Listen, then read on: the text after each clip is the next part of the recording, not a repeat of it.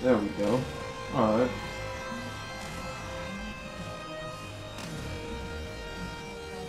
Wondering about that. What's up, y'all? We live? How you doing? How you doing? How you feeling today? You doing good? You know me. I don't never have no plans, right?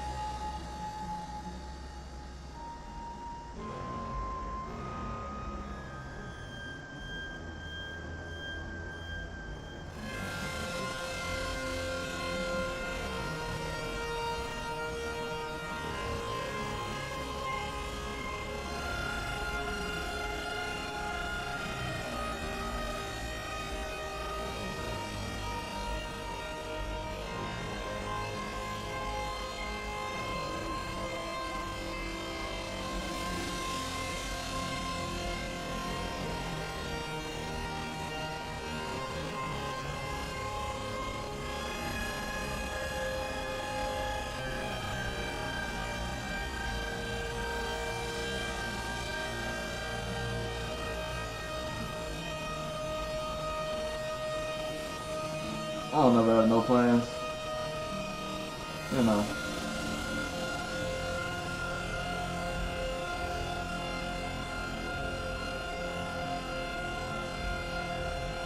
Oh, where we go? What are you doing? Get over here.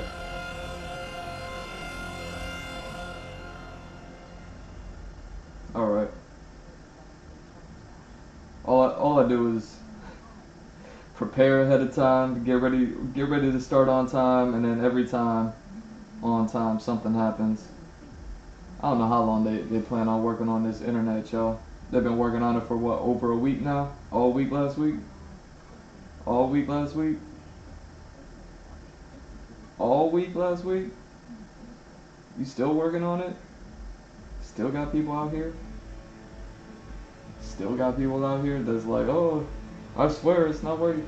Man, are you kidding me? Are you kidding me? Same thing that was like only affecting my stream, but not anything else. Is that the report? Is that what we're reporting? Is that why I keep getting notifications from my internet provider every single day? Exactly when I'm gonna go live? This is what we're doing? I don't have no plans, y'all. Y'all know how I do it. I just come out here, I draw pictures. You know what I'm saying? Lovely. Lovely. I gotta sit here.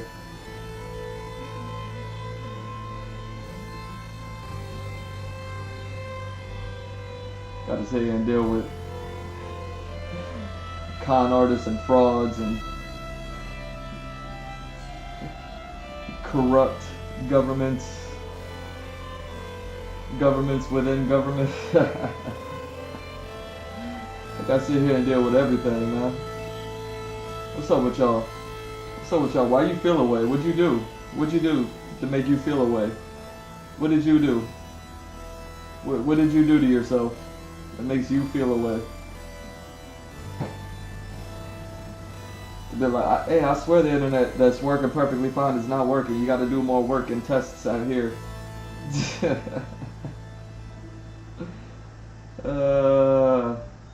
Either way, it's gonna be that kind of stream, y'all. Everybody else, all of you watching on the VOD, you know I get most of my views on the VODs. I love y'all. What's up, you? What's up to the VOD watchers? You know what I'm saying? What's up, y'all? You know me. I gotta be out here dealing with all this craziness. But y'all respond to that. all the live viewers, respond to that notification, follow, subscribe. You know what I'm saying? Especially if you want to comment. You know what I mean? It makes the stream a lot more interesting when you actually comment. You know, you just got to be a verified account. Why? Accounts are free. Why wouldn't you want to verify yourself? You know what I'm saying? Person on the internet. You mean all you gotta do is just be like, oh yeah, I'm having problems, and then they gotta come out here, run tests, and click it.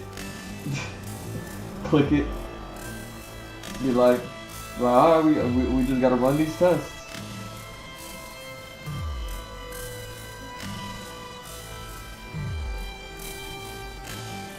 Why wouldn't you want a verified account?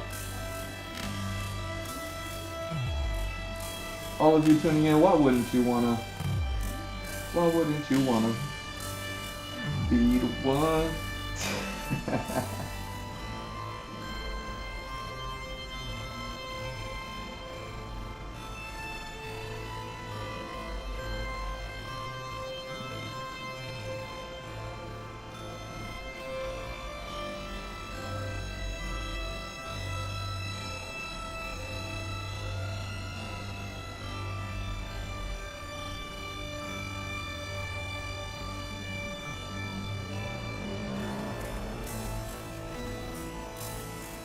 Either way, respond to that notification.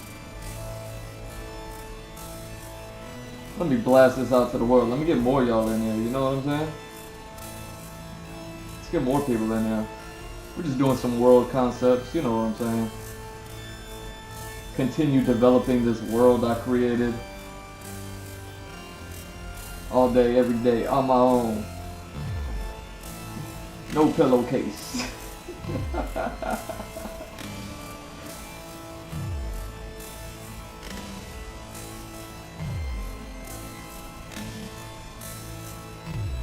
Ain't nobody help me. Ain't nobody help me with this.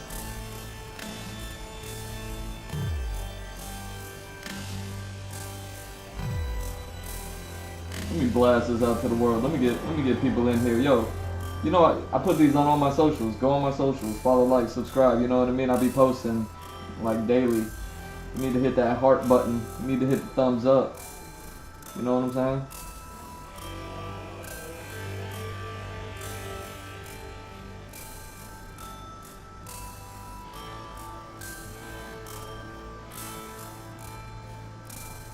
You know what I mean? Especially since it don't stop. Especially since it don't stop.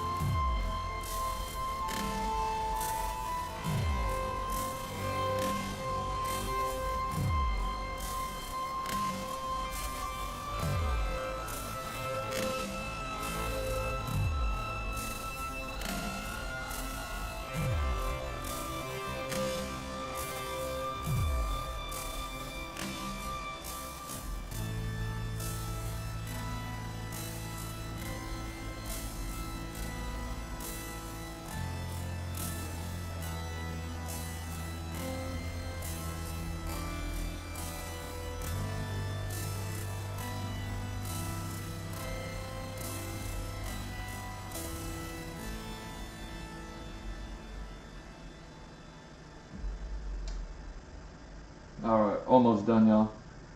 Did you go and follow all my stuff? Did you join all the socials? You know what I mean? Everything.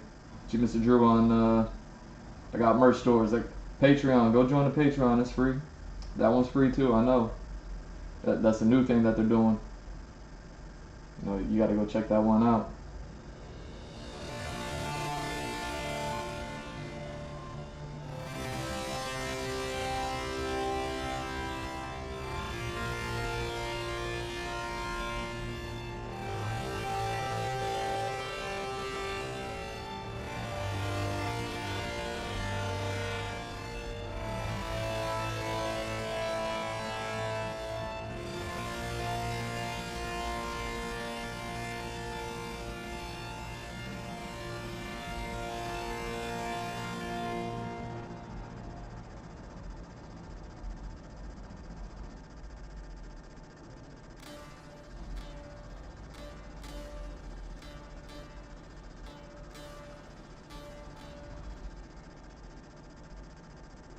All right.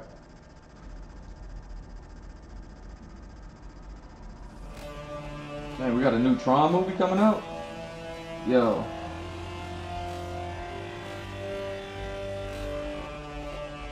Tron trying to come out.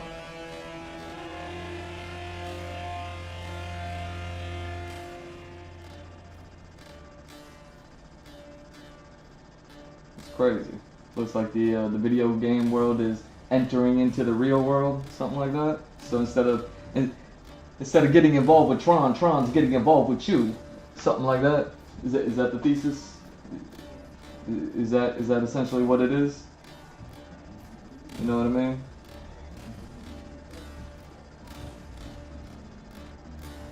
Tron is like Tron says, yo, street takeovers. Hold on. Hold my beer.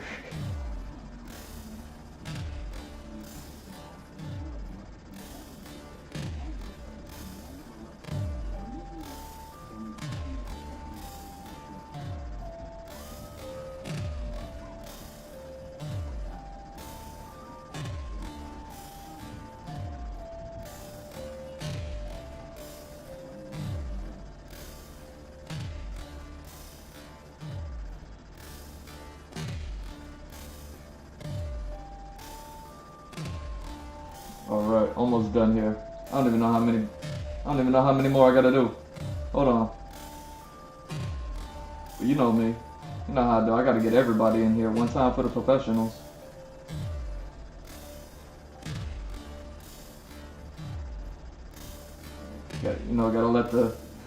Gotta let the corpos know there's a renegade artist out here.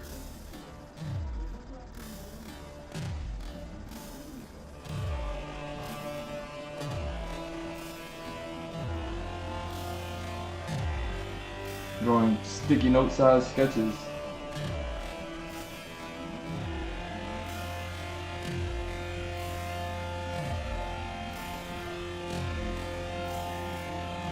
Alright, last one, y'all. You know what it is, last one.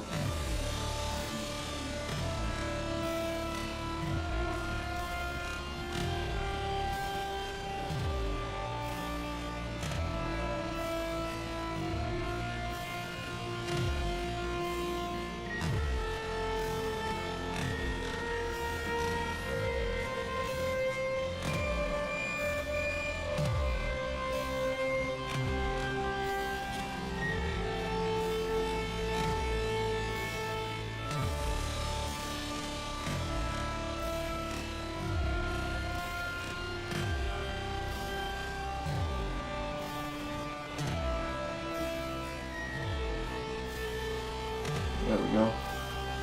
There we go.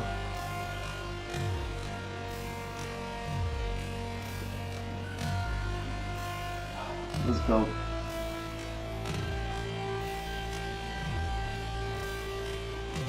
And boom, we are live. What's up, everybody? It's G Mr. Drew welcoming you to another episode of the Andrew Blaszewski Experience. This is going to be episode 710. What I call this one?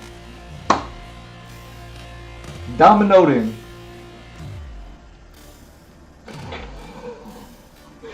Dominoting. You know what I'm saying? I can't make these things up, even though I do. Like, what are we doing? We're focusing. Oh, that's neat. That actually made it? That actually made it. Oh, that's neat. Yo, I love this. I love this.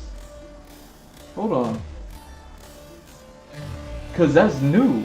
That's new that's there. I always like to say something. You know me, I don't never say nothing. I always like to say something on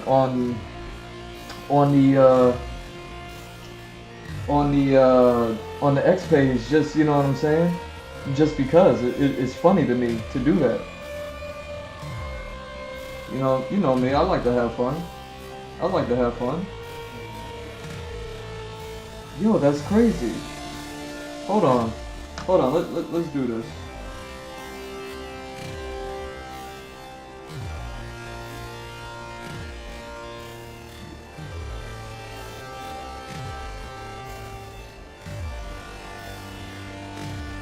Hold on, yo, I gotta do this because this is a new development.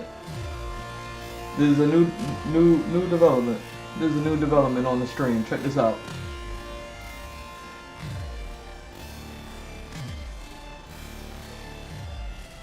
Boom. Yo, what are we doing? And how about you? Are you working?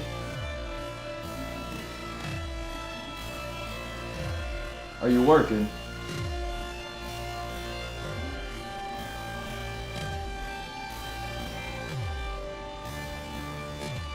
Hold on.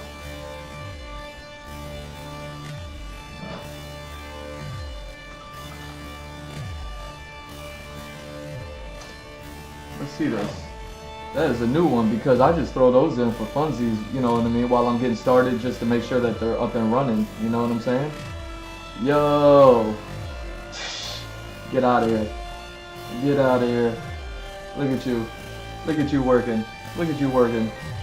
Yo, man, we are working on planes, trains, automobiles, murals, environments. I don't know, I'm just kind of working things out with, you know what I mean, trains, train yards, the train stations, you know what I mean. I've been looking them up. Like I said, I get ready ahead of time. Yeah, I'm always still like just slightly late. I went from being just slightly late to being like, hey, your internet, to like, hey, like, can I just get started now, please? And yeah, so here we are. But before all of that, I was checking out like train yards and train things and train stations and just trying to understand them. Like look at that anatomy of a train yard, train station, when you know what I mean, like Final Fantasy VII, when they're in the train station, all the carts are parked like this and they're like that. Or if you're playing a fighting game and you're in a train station for some reason in a back street alley fight, something like that, a game of craps is going on and you just like scuffleupagus over here, you know what I'm saying? Like that, all of that is going on. And then you know what I mean. Look at this. Look at what we got going on. I mean, we even got Inosuke trying to jump out the train. You know what I mean?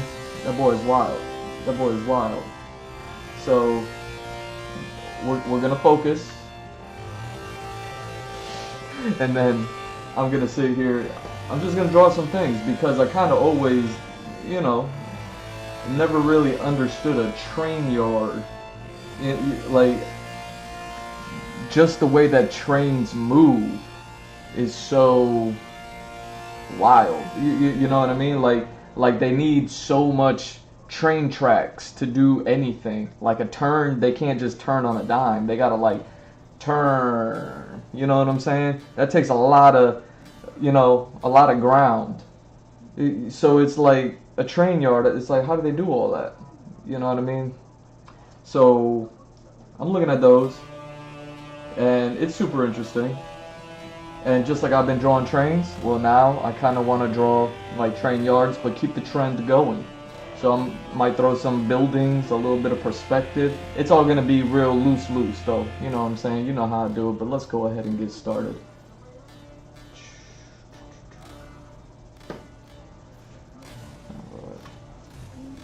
My bad, see, like, cause I'm coming in here late. Oh dang.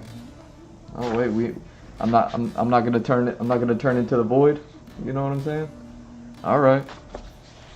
Nice. You know what I'm saying? The camera liked me. The camera liked me today. Is that what it is? The camera just didn't like me before. It was like, psh, cut him out. And now it's like, no, we like him. The laws of physics and lighting cease to exist. We're gonna not make him appear backlit. Well, to be honest, if you were here watching the workout stream earlier, I don't know how many people that follow me are into the workout stuff, because I get them. And then I got people that are into the art stuff, and then I get them, and it's cool. And every now and then they cross over, and they be like, "Whoa, you over here?" And I'll be like, "Yeah." You know what I mean? It's funny, it's cool. I get it.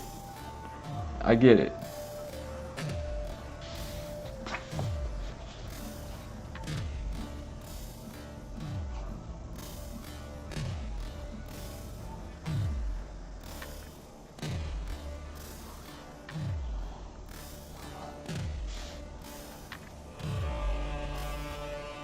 But yeah, so if you were watching the workout video, then you know what I mean, you already know that it was already raining. You know, the weather, like kind of rainy weather. You know what I mean? Like kind of rainy weather type stuff.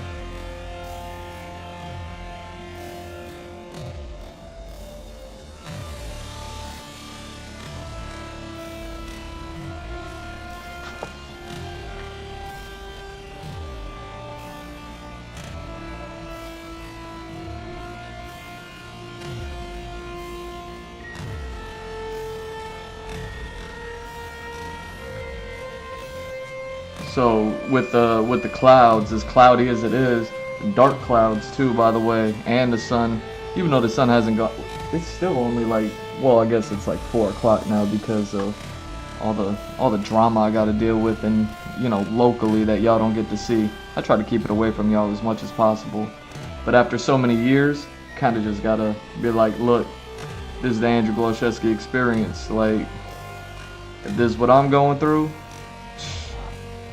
you gonna know it. You gonna know it. Who knows it? You do. So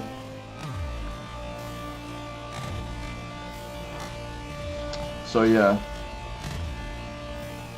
Even though the sun's not down, the sun will be going down, and then it's already got some thick old clouds out there. Them clouds are so thick. I almost hollered at one of them clouds out there.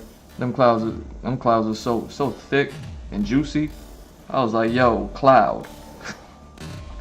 That sounds so crazy. Being a Final Fantasy VII fan. Yo, cloud. Cloud, what you doing looking like an angel cake to me, yo? That sounds crazy. Hold on, man. That sounds crazy being a Final Fantasy VII fan. Hold on, man. I can't holler at clouds no more. You know what I mean? What do you think happens after you go from cloud watching? What comes next? You know what I mean?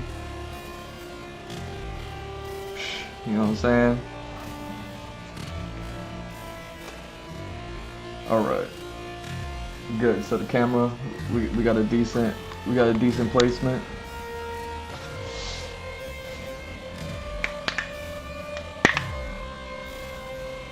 Let's go.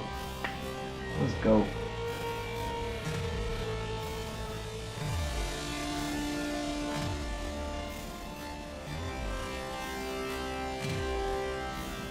That's crazy though. I'm super excited that my whatchamacallit,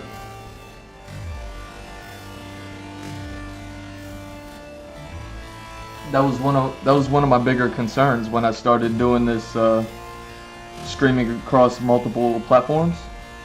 I was kind of concerned about uh, being able to see the chats, because it's like how you going, you know what I'm saying, like how they, I see some people like YouTubers, streamers, whatever. I see some of them, they got all these fancy setups, they got all these things, they got these little hardwares that have like all of the social media logos on them. I imagine that's for like multi-platform streaming, perhaps, maybe, but it has like 20 different like social platform logos on them, and that's to just be like, all right, you know what I mean, where this is the hardware controlling that stuff. Like hey, I'm not like that.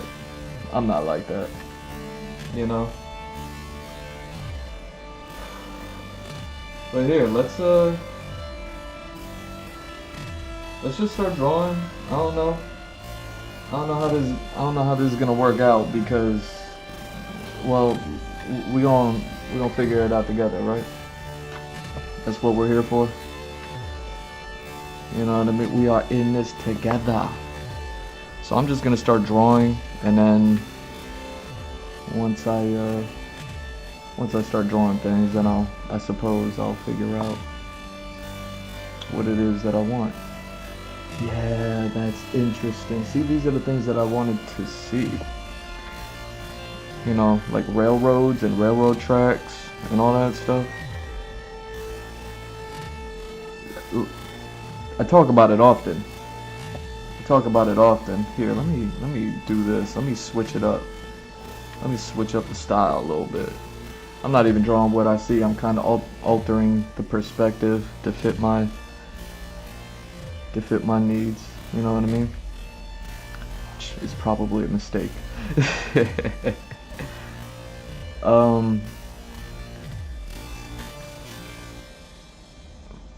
But this, like I was saying in the beginning of the stream, like train carts need so much to move because they're already big. Like a train cart on its own, it's already really big. So in order for it to move, it can only move on railroad tracks. You know what I mean? Like a cruise ship is really big and it moves slow. And it needs a lot of space to be able to move and turn and do all those things, right? But it don't need train tracks. A city bus, same thing. You know what I mean? A limousine, same thing. 18-wheeler, same thing. You know what I mean? Like, these are big vehicles. You know, think about like a sports car to an 18-wheeler, a fighter jet to a jumbo jet. You know what I mean? Man, if you don't get out of here. Same thing. So you think about trains, and it's like, the only experience I have trains is like hitting up the club and being like, come and ride the train and ride it. Like that's all I got. That's all I got for you. They were like, yo, draw a train. I just draw, you know what I mean, a club out here. You know what I mean, with a DJ and a bunch of people. And, you know what I mean? What was that, Space Jam? Did Space Jam have it? Was that one of the Space Jam joints? If you feel like dancing, well, come on. Watch G Mr. Drew.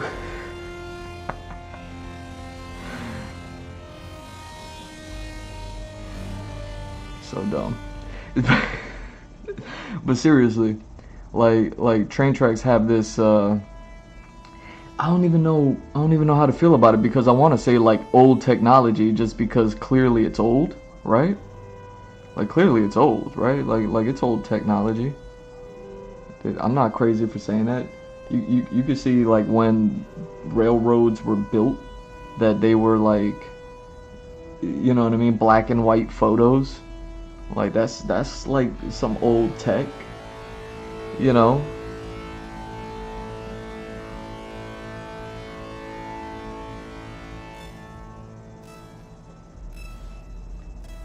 So it's like, okay, we got some old tech. What else we got? We got some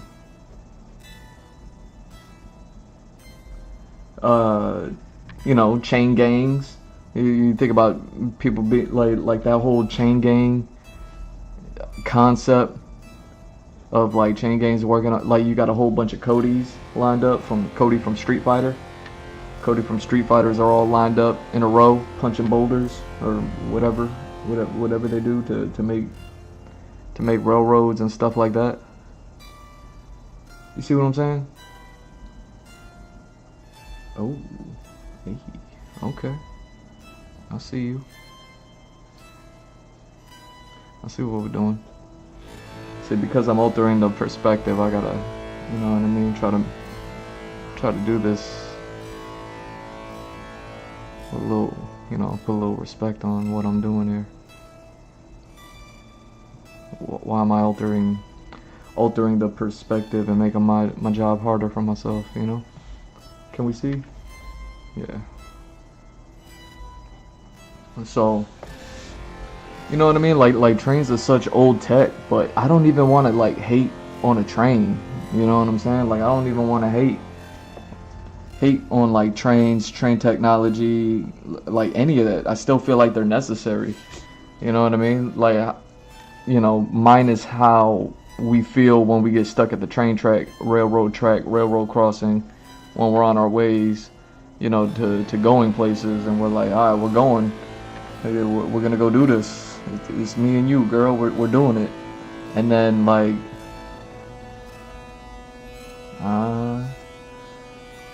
it's like, we're doing this, girl. We're going. And then ting ting ting ting ting ting ting. Like besides that, like what experience do people really have with trains? Like they're just riding them, like the ones to travel. But I feel like, yeah, that train travel for people is so useful. And then I feel like the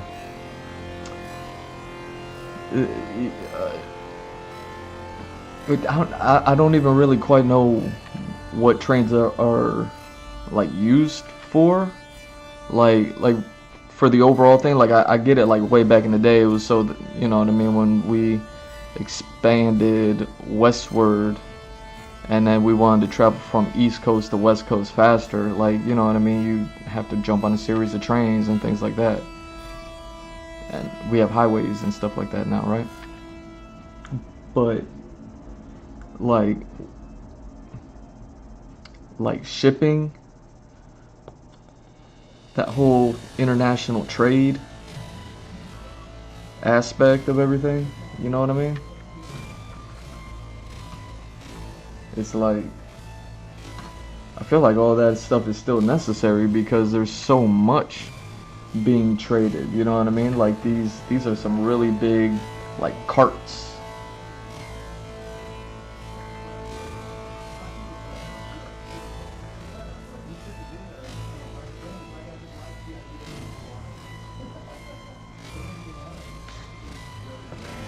So it's like, okay.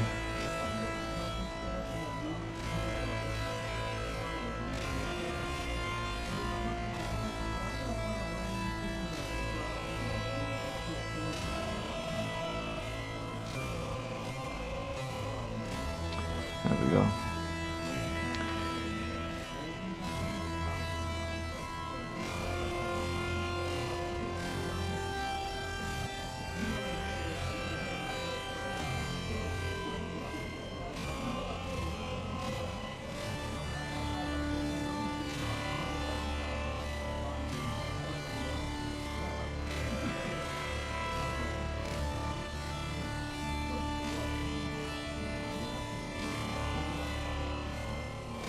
So, you know what I mean? We're shipping in so much stuff. These containers are so big. Like, fortunately, I've done some concept art of like some like boat yards, things like that. So I've begun to like kind of see and understand these things. And one of them that I did specifically had like, you know, a big carrier ship that was like a cruise, not a cruise ship as like a luxury line, but more of like an excursion. Man, what would you even call that? Just basically getting people from point A to point B, like a voyage. Even voyage sounds fancy, but you know what I'm trying to say. Like you get on a boat and you go from here to there over the water, You know what I mean? It's like one of those. It's not necessarily like a leisurely one because it's also including the shipping. You know what I mean? Where if you see like those big shipping boats and you see like a cruise liner, like they're two really completely different things. Like, I don't know about y'all out here in Florida, like we see them a lot. You know what I mean? Especially if you're living out here on the coast and stuff like that. You go to the beach often, like you'll see them every day. You'll see a cruise liner.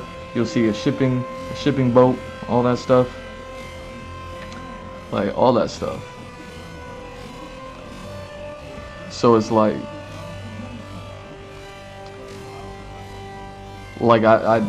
I've begun to, when I was drawing those things, I was drawing like boats and dockings and you know what I mean, those little crane machines to lift all the big carts that arrive on those boats for international trade and whatnot.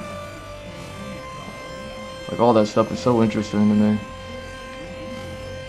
Right? So doing all this concept art has like led me to like kind of not even know about it, but like be aware of it a bit more than I was previously.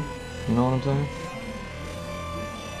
So now that I'm aware of it a little bit more than I was previously,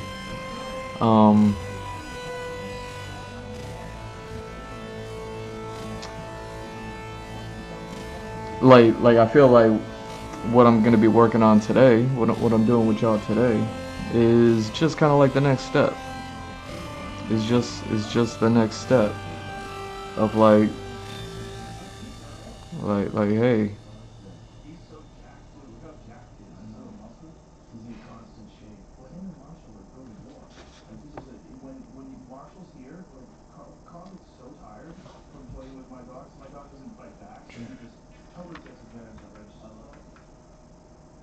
There we go.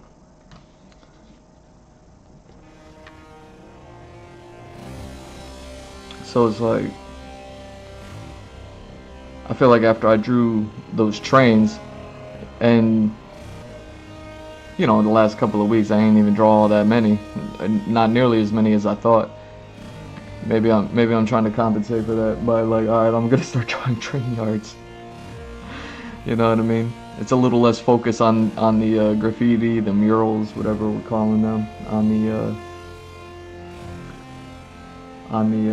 whatchamacallits.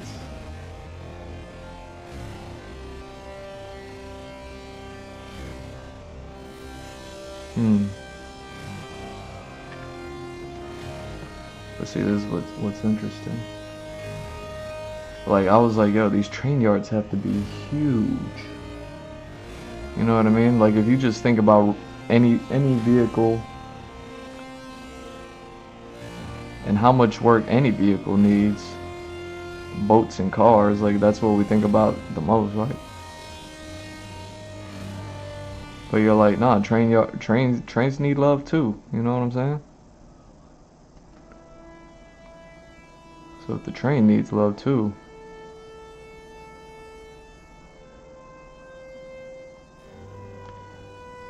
it's like, man, I guess that's what all those train yards are for.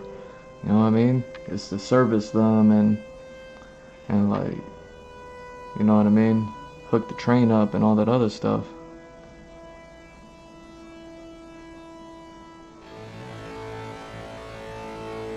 But it's like, you know, the trains still have to keep on moving, so you got to kind of like move all the train cars around, like a whole train system, right? You know what I'm saying? Like I don't know about you, but I don't ever think about that kind of stuff.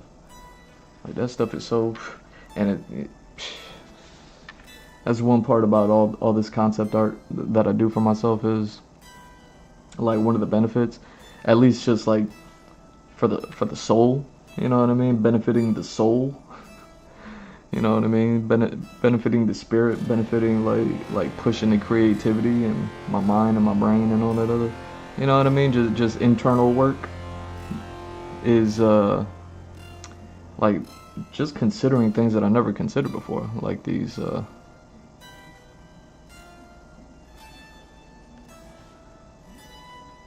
like the whole culture that's developed around trains.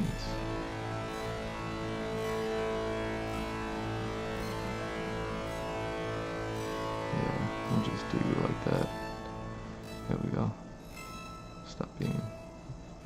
See, I messed with the perspective, so now I'm trying to like really redevelop what it is I'm drawing here, which is funny.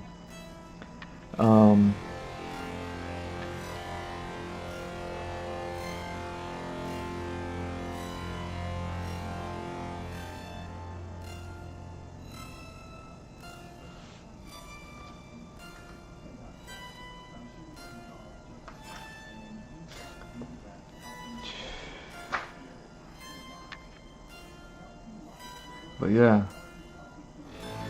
so besides the song and the club, like the only other experience I had were like train yards and trains, anything like that. Besides like maybe I rode a train sometimes. Was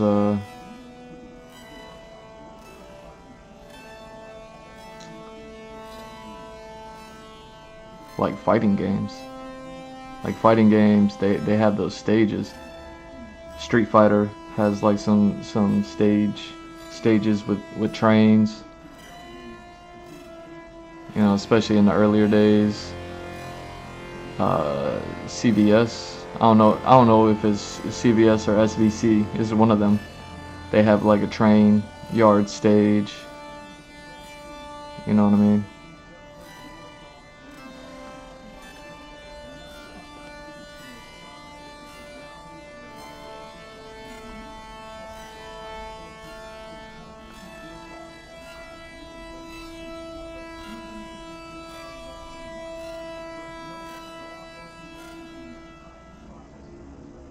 And it's just wild.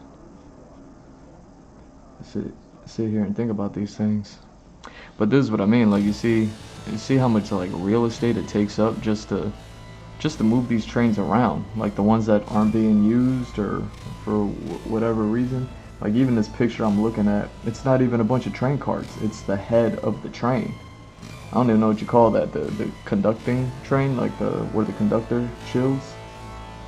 The conductor conducts. Like it's a whole gang of them just sitting, chilling in a row, and it's like, well, you know what I mean? Like you don't need but one of them in the front. I feel like, right?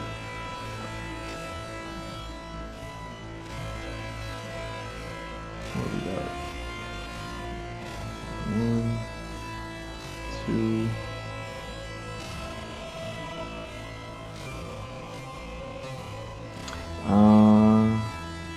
Is that what happened? Is that what happened? That is what happened. Oh, I'm tripping. That's my fault.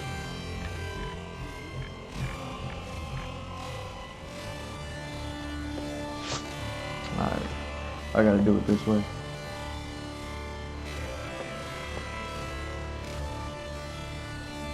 So I gotta do 1, 2, 1, 2, 3.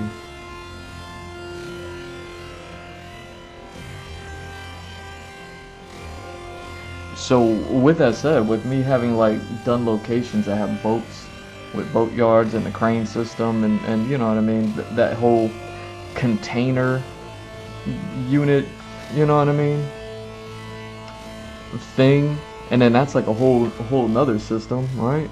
That's like a whole nother system just to have to organize those containers and not lose track of them because you don't, you know what I mean, those containers belong to somebody, right?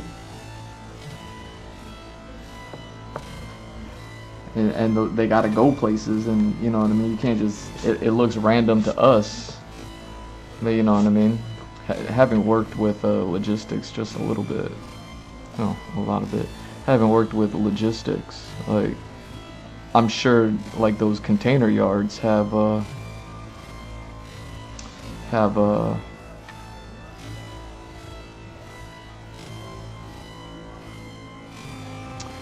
you know what I mean, their own means to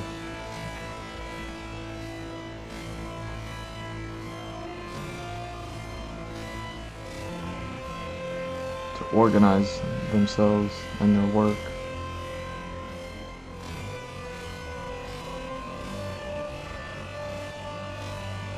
Alright, what are we doing? 1, 2, 3, 4, 5. 6, 7. Wow. Okay. That's crazy. Okay. That's what we gotta do. 1, 2, 3, 4, 5.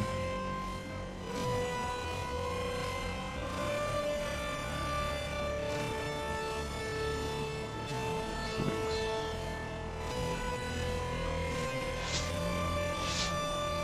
Huh.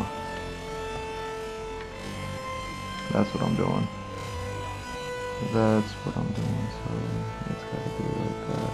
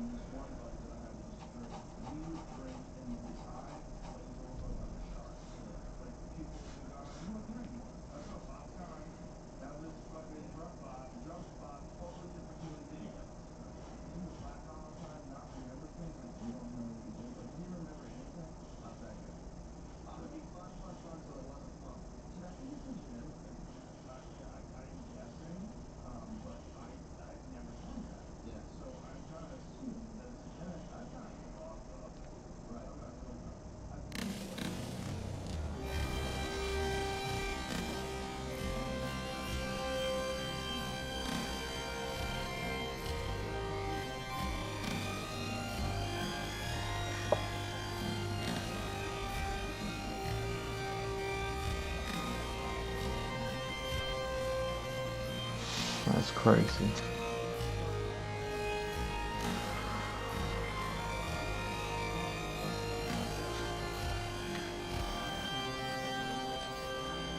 But I don't want to do that.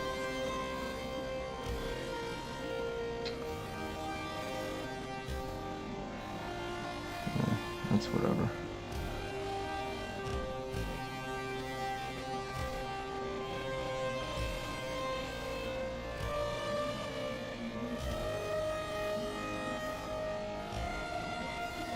We just got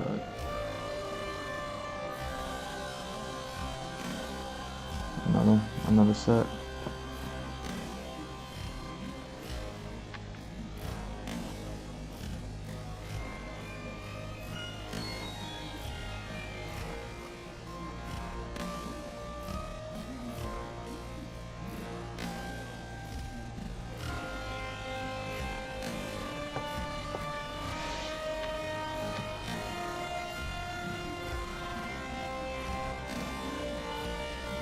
Now what do we got?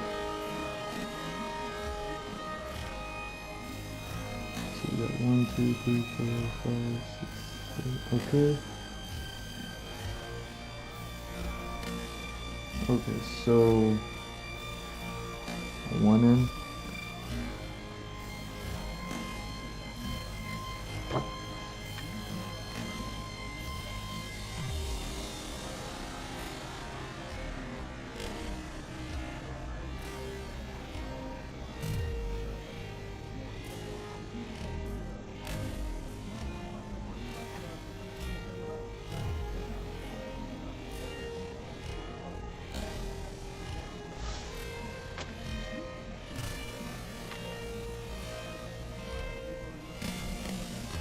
Alright, here we go.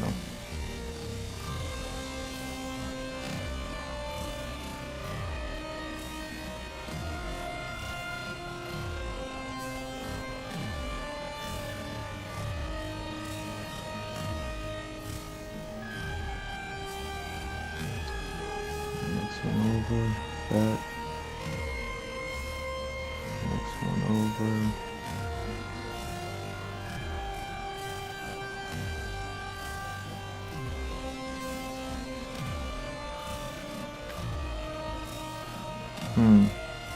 Interesting. Yeah, I'm like, these train cars should only be able to turn like so many angles, you know what I mean?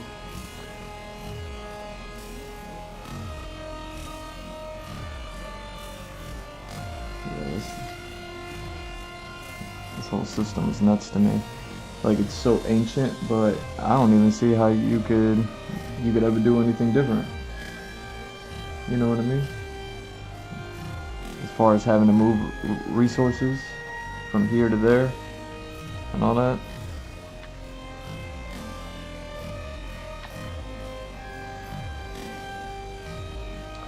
Okay.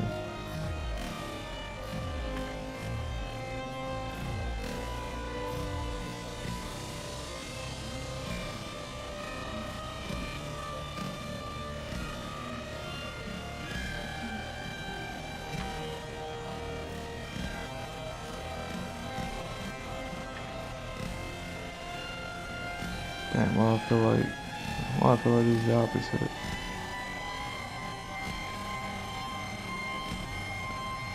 Alright. 2, 3. So yeah, now this is 1,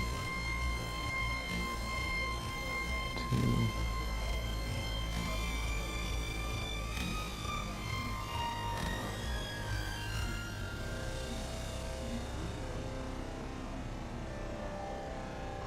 There we go.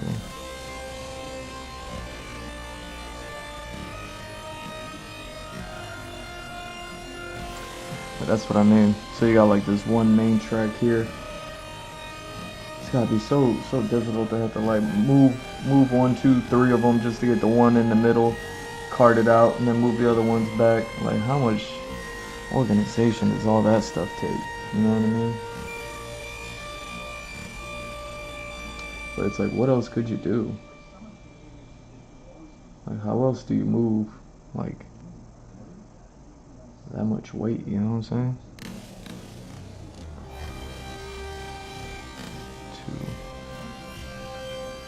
3.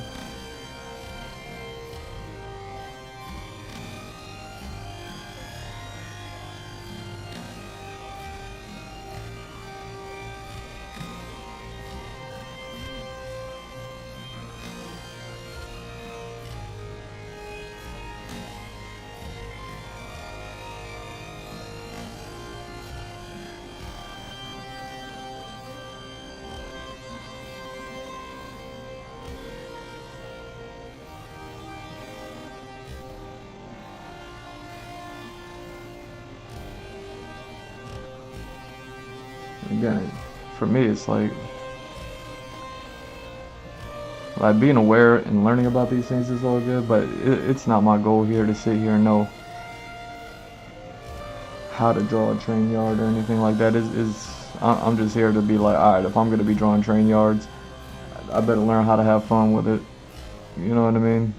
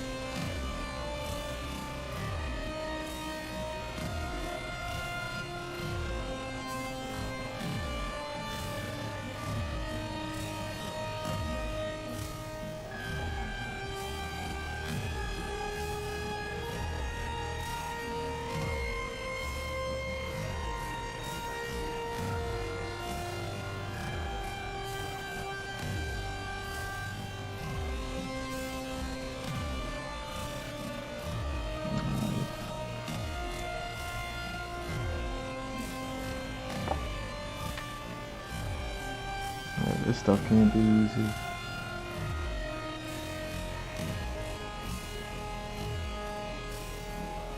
So why is there even this many like train heads? You know what I'm saying? Just like parked chilling, waiting. Like why are there even this many heads just chilling and waiting for like all the train carts to come in and go?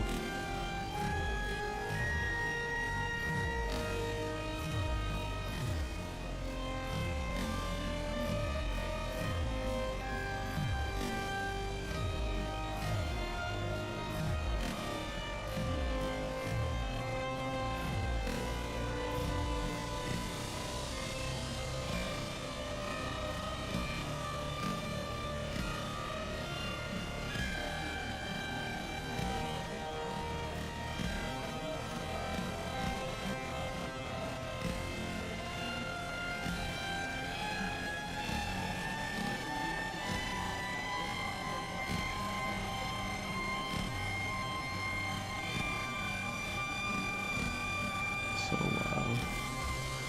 So wild to me.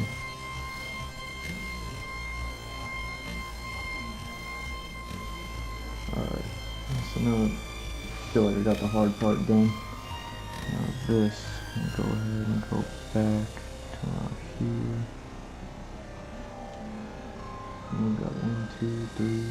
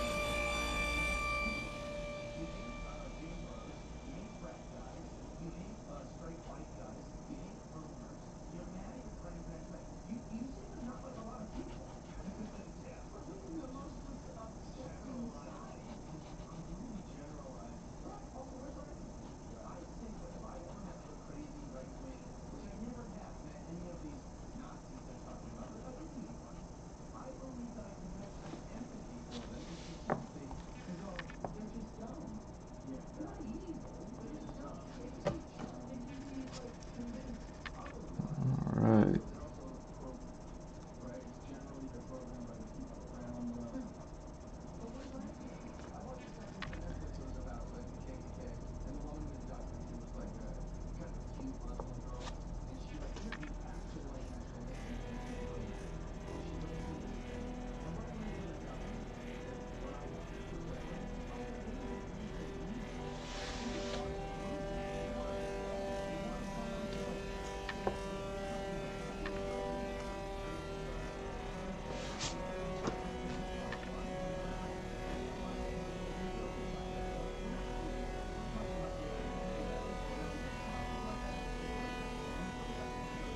Nice.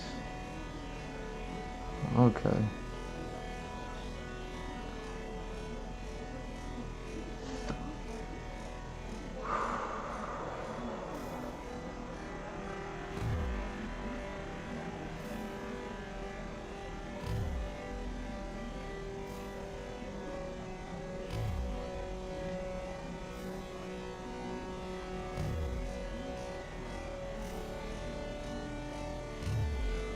Hmm.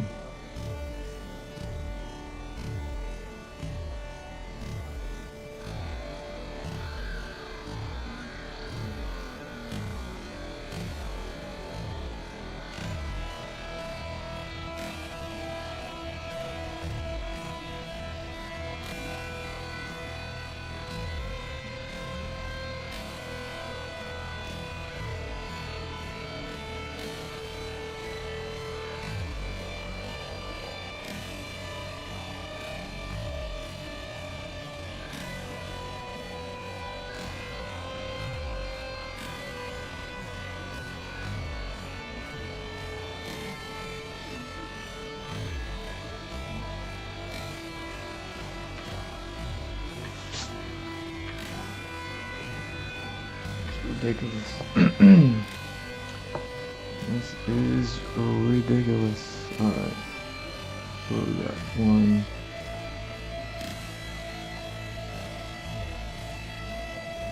One. And another one right here. So then that's you. Well, more like this, right? And see, because nothing can turn on a... Man, I wonder what the angles are for a train. Like, what the degree of turn that it's capable of. You gotta think, these things are like super heavy, massive clunks of metal. There's like really... And they're riding on these railroads. These railings that are just all massive, heavy, massive clunks of metal. It's like there's no real give, you know what I mean? Where they say like where the rubber meets the road, where even the road is kind of forgiving and the tires are a little bit forgiving, but they're a little less, you know what I mean, durable than like a train or train tracks.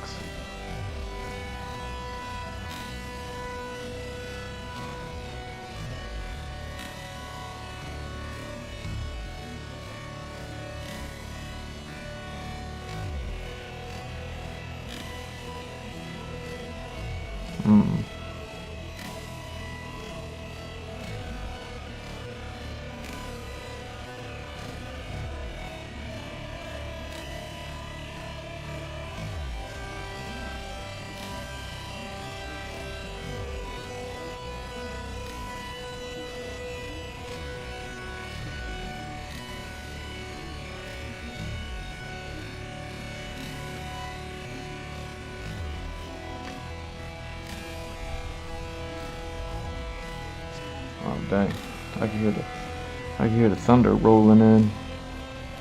So who knows what's gonna happen with today's stream, with all the reports about the internet already in my area and stuff like that. For the past week, I get a text every day at 3 as I'm about to go live. It's like I'm literally picking up my phone to be like, alright, let me set up all this live. And then it's like, boom, oh, you're trying to go live? Read this message. Read this message about how oh, we don't want that.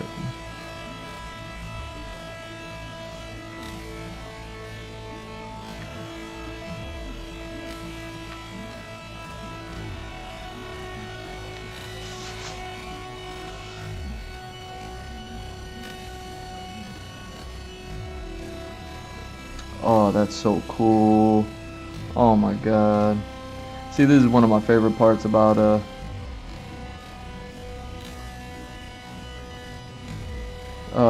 doing all this concept art and creating this world and everything like that. When it comes to doing like the lettering, even though I kind of like really just mashed potatoes it up, where even I won't be able to read it tomorrow, I'll be like, what did I write? But in the moment when I'm creating these things, I just be like, alright, you know what I mean, just making it up as I go. I don't even know how many years, 10, 15 years of experience branding companies and things like that. So it's like, yeah, let's just call it 10. 10 years experience of like branding, you know what I mean? And it's all about just rattling ideas, right? You know what I mean? And making them work, and then landing on one that the person that's going to be like running the company is like, all right, cool, we're going to go with that. And then there's like everything else that's involved. So, you know what I mean? As easy as I'm making it sound like it may be, there's more to it. But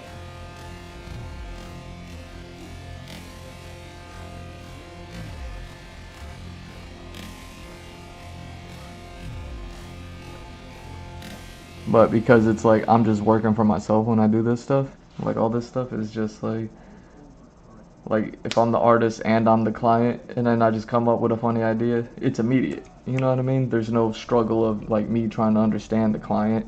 It's like all of this is already just like within me. And it's some of the fun stuff when it's like, oh wait, I get to just make something up right here. Oh, nice. Wait, I get to just You know what I'm saying? You know what I mean?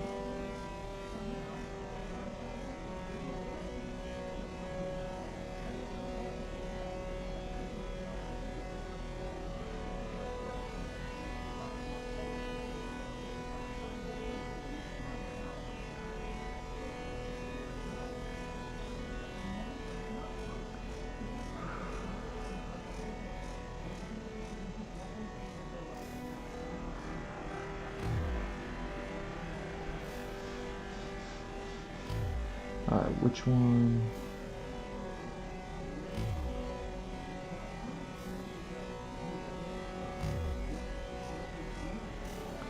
So yeah, by the time I start getting here, it's already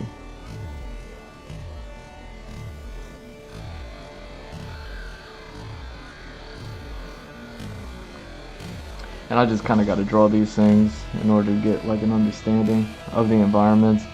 Once I get an understanding of things, then I can go ahead and like start having the fun part. The other day I was working on some vehicles on a previous stream. I mean, you know what I mean. I was working on some vehicles, and I was like really hitting like a struggle with them because it was towards the end of the stream. You know, running out of energy, yada yada, all that good stuff, right? But you know what I mean. I caught a second wind, and I started like actually enjoying something. There's like just the slightest breakthrough, right, in the work. And that's why sometimes I'll just come on here and be like, yo, I'm just gonna start drawing. Like, I don't even necessarily really care for it. It's like, let me look for the thing that I need to care for. Let's see what grabs my attention. What do I need to, like, you know what I mean, find essential in here. You know, essential enough to be like,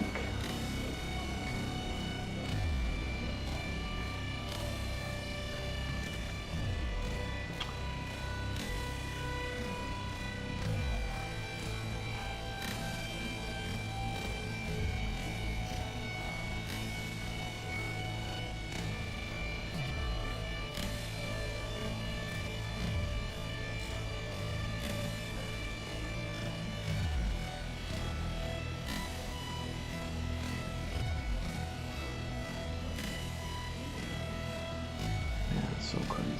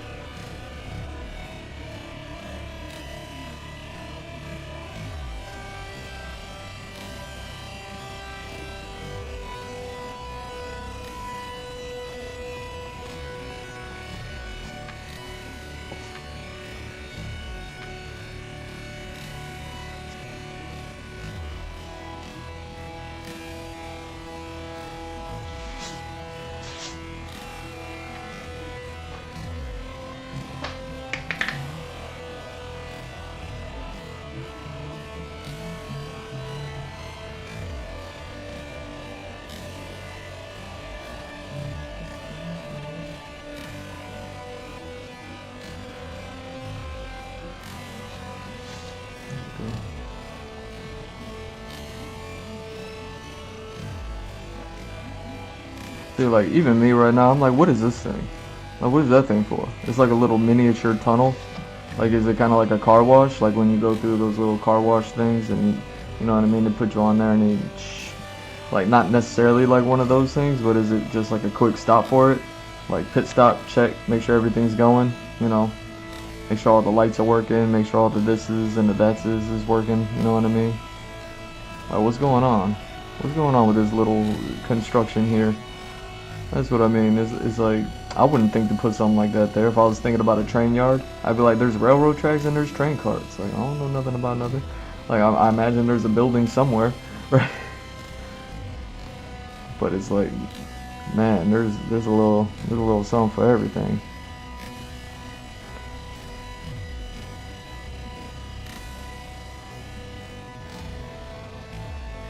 I imagine train yard could be quite exciting.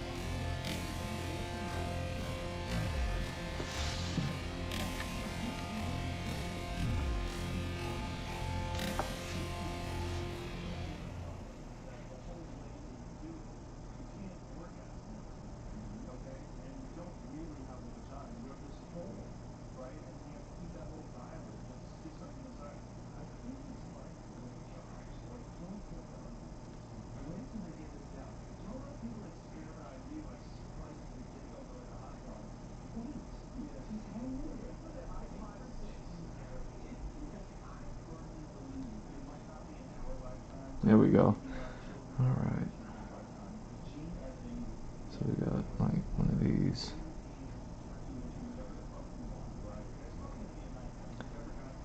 And that's another thing. Oh man. Darkstalkers has that train stage. Darkstalkers has a train stage. You ride a train going all the way to the HE double hockey sticks. Oh no. Oh no. Don't do that. How cool is that train? And that's what I mean. You know what I mean? Like I'm sure whoever worked on that tried to understand the train enough to try to like take it and then have fun with it. Let me pull that up. That's gotta be in that book, right?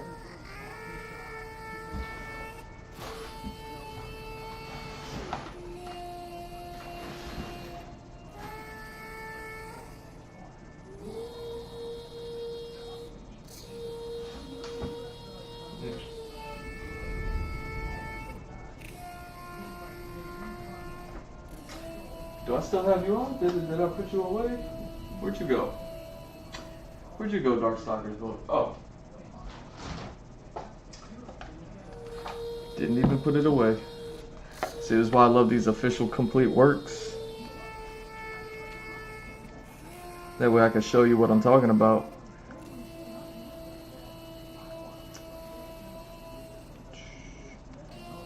So they have like, ooh, sorry about that. Here we go. So we got some stage. There it is.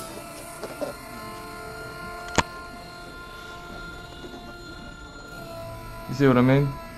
Like they have this train stage that you get to fight on. Like how cool is this? How much fun does this look like? Like I'm sure they had to draw a train. They probably, you know what I mean? Probably got somebody who like kind of understands them. Like, hey, you drew a train on that Street Fighter 1, didn't you? Be like, I guess so. Like, draw this. So they probably had like a little bit of knowledge of working and drawing train yards and whatever. And then they just kind of had fun with it.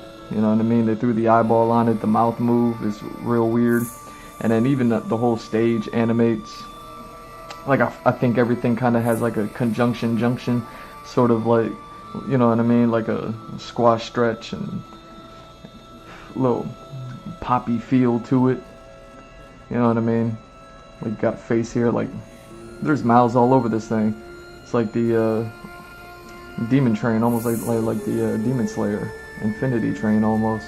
But see, different thing, different demon train. You know what I mean? Like the train in Demon Slayer never, even though the insides turned into like intestines that were like digesting everyone in it or something crazy like that. the outside of the train always looked the same. Where this one is like, nah, this is a characterized train. Ooh, you know what game? I wonder if this game. I bet it does. And they call it Iron Horse. Iron Horse, Iron Terror. I like it. So, like, this is what I mean, though. Like, taking something that's simple and then having fun with it. That's something that I'm, like been learning on this journey, is to learn to have fun with drawing things that I otherwise, like, my brain, just my entire life was always just blank. Think about a dungeon. It's like, okay, it's dark, it's stank. How do you draw stank? I don't know. You know what I mean? It's mildewy. Alright, draw mildewy. I never drew that before. Like, you see what I'm saying? Like, there's all sorts of things that happen. You know what I mean? I think this is the only train stage that I'm aware of that I have within my but I got a concept art book. I have yet to open it because I have yet to watch a playthrough. I don't know anything about this game, but, you know, it naturally spoke to me, and I just don't have the time or the reference, or, you know what I mean, of any of the people that I follow and things like that, whose gaming I watch. I don't think any of them have ever played the game. And you know what I mean, it's probably because the game came out before I was even, like, really into it. It was probably, like, during the years that I was writing, so I kind of just saw the game exist, but I never sat down and watched it. And then yeah, I don't know anybody who's ever played it, and I've tried to watch playthroughs of it, but I'll sit there and work and miss the entire playthrough, and I'll be like, alright, I didn't see a thing. And it's like, this is one of those games that I really wanna sit there and really get. Let me grab this book, because even I haven't really looked at it. You know what I mean? Like, I got me a library, I got me some books, you know what I mean? And I'll go through a lot of them a lot, especially ones that I've already read, like, because I've already read them, I can go back and read them. But there's a handful I haven't touched, and this is one of them. So I bet there's something in here, though.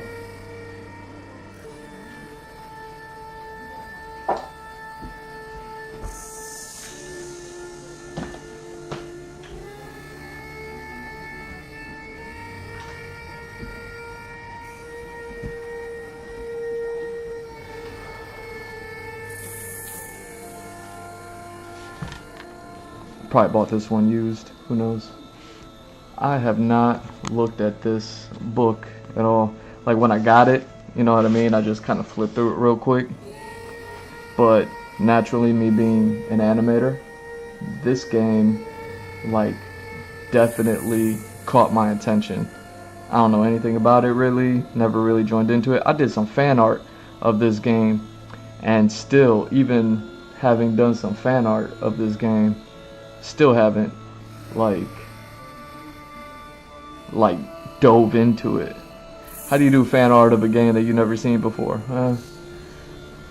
It's actually a really cool piece. I wonder if I can find that real quick, because I feel like it should be in one of these books. Nope.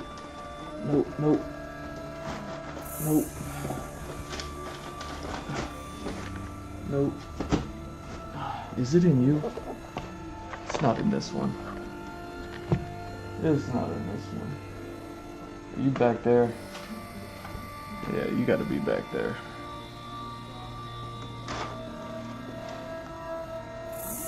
I wonder if it's in this book. It can't be, right? No.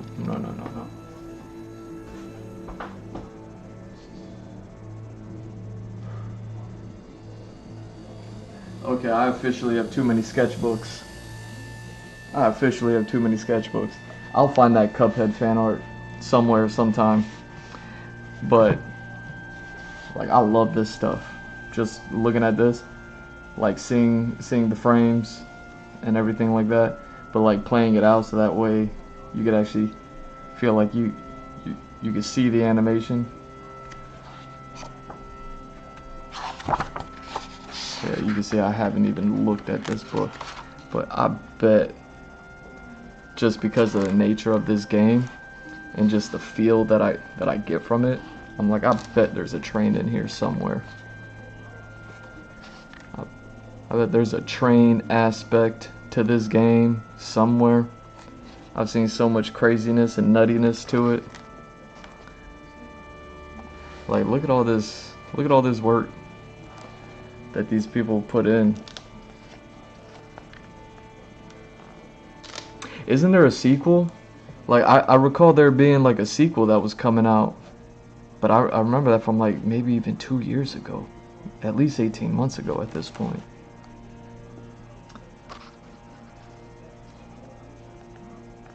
Yeah, but this game spoke to me. Just me being an animator.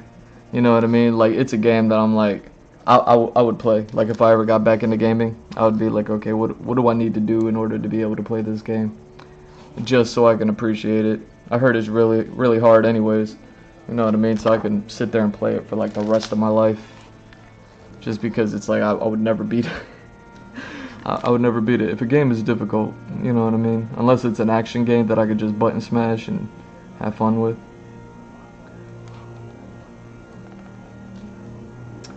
Alright. Let's go a little bit faster. I'm still not seeing any trains. Don't tell me there's no trains.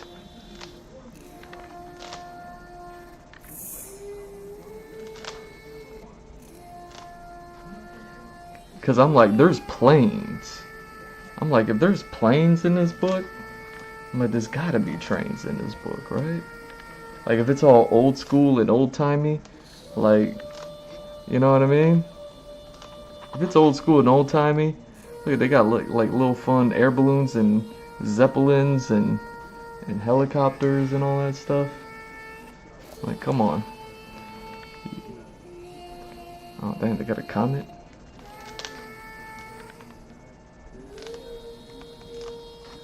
Yeah, see, you can hear the stiffness in this book just from, like, I've never gone through, because this is one that I kind of want to give some, you know what I mean, put some respect on, and actually, when I get to it, and I just have not gotten to it. Yo, don't tell me there's a train. If I find out there's not a train in here, I'll be like, yo, it's gonna be in the sequel. Oh wow. So I imagine these are like stages and worlds and whatnot. Nice. Yo, don't tell me there's no. See, with theme parks, okay, a little bit something like a train. You know what I mean? Right here, it's a little bit of on rails, a little bit. Okay, got a little bit of a track system, but it's more roller coaster based. Oh my god. Oh. Oh. Oh. Oh.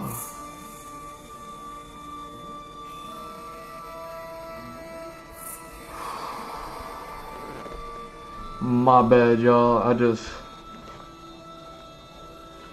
just figured something out. Hold on. Okay. Idea just hit me. Idea just kicked me in my head. You know what I'm saying? Alright. Alright. Look at this. Looking like an Icarus. Alright. Really? We got roller coasters? But no trains?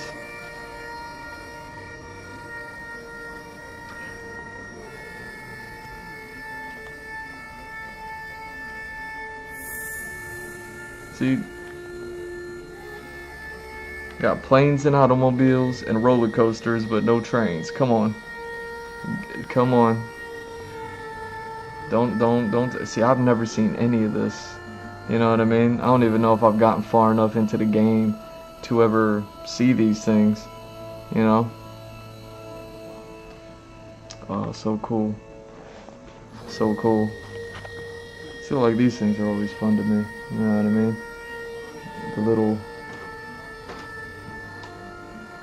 little bullet times, you know what I'm saying? I love that stuff.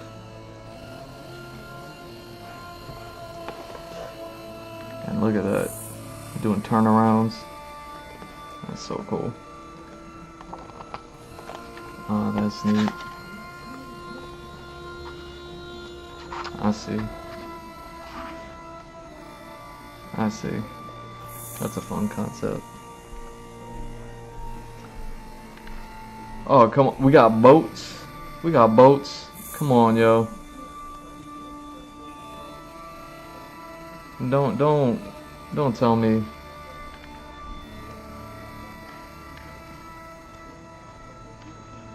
Don't tell me we got all that.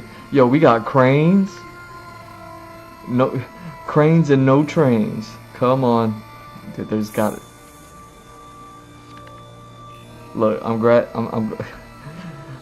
I got that idea kicked upside my head going through this book just now, but like I felt it.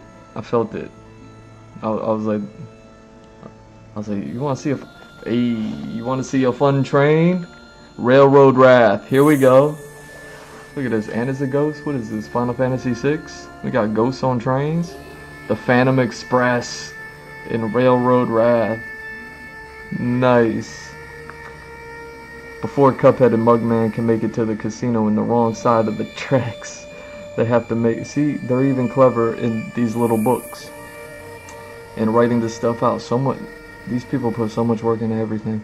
They have to make it past the spooky Phantom train and the tracks themselves, while coming late in our hero's journey. That's why I haven't seen it. I've never made it late into the journey. I'm always like, you know what I mean? We're focusing on working rather than watching it. It's something I need to just sit down and watch. Anyways, late into our hero's journey across the aisles, the Phantom Train was one of the earlier boss fights developed for the game as a homage to the Ghost Train from Final Fantasy VI.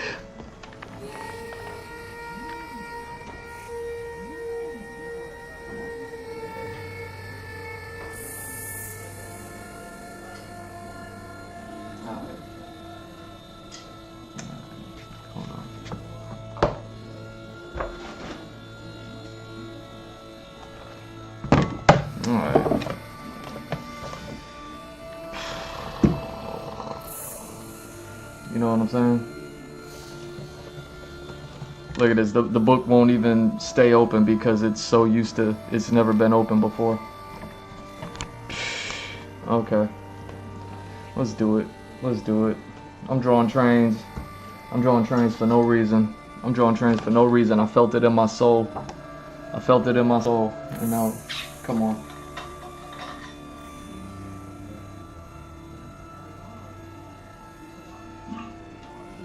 Let me refill this water. I'm gonna be talking. You know what I'm saying?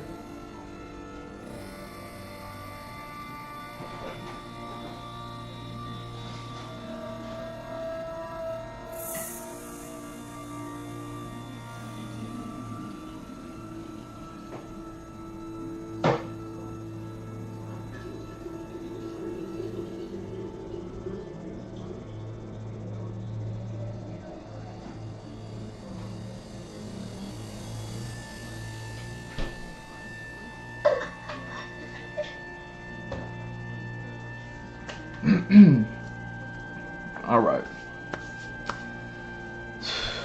You know, sometimes you just gotta listen. Oof. Sometimes you just gotta listen. You know what I'm saying? Okay.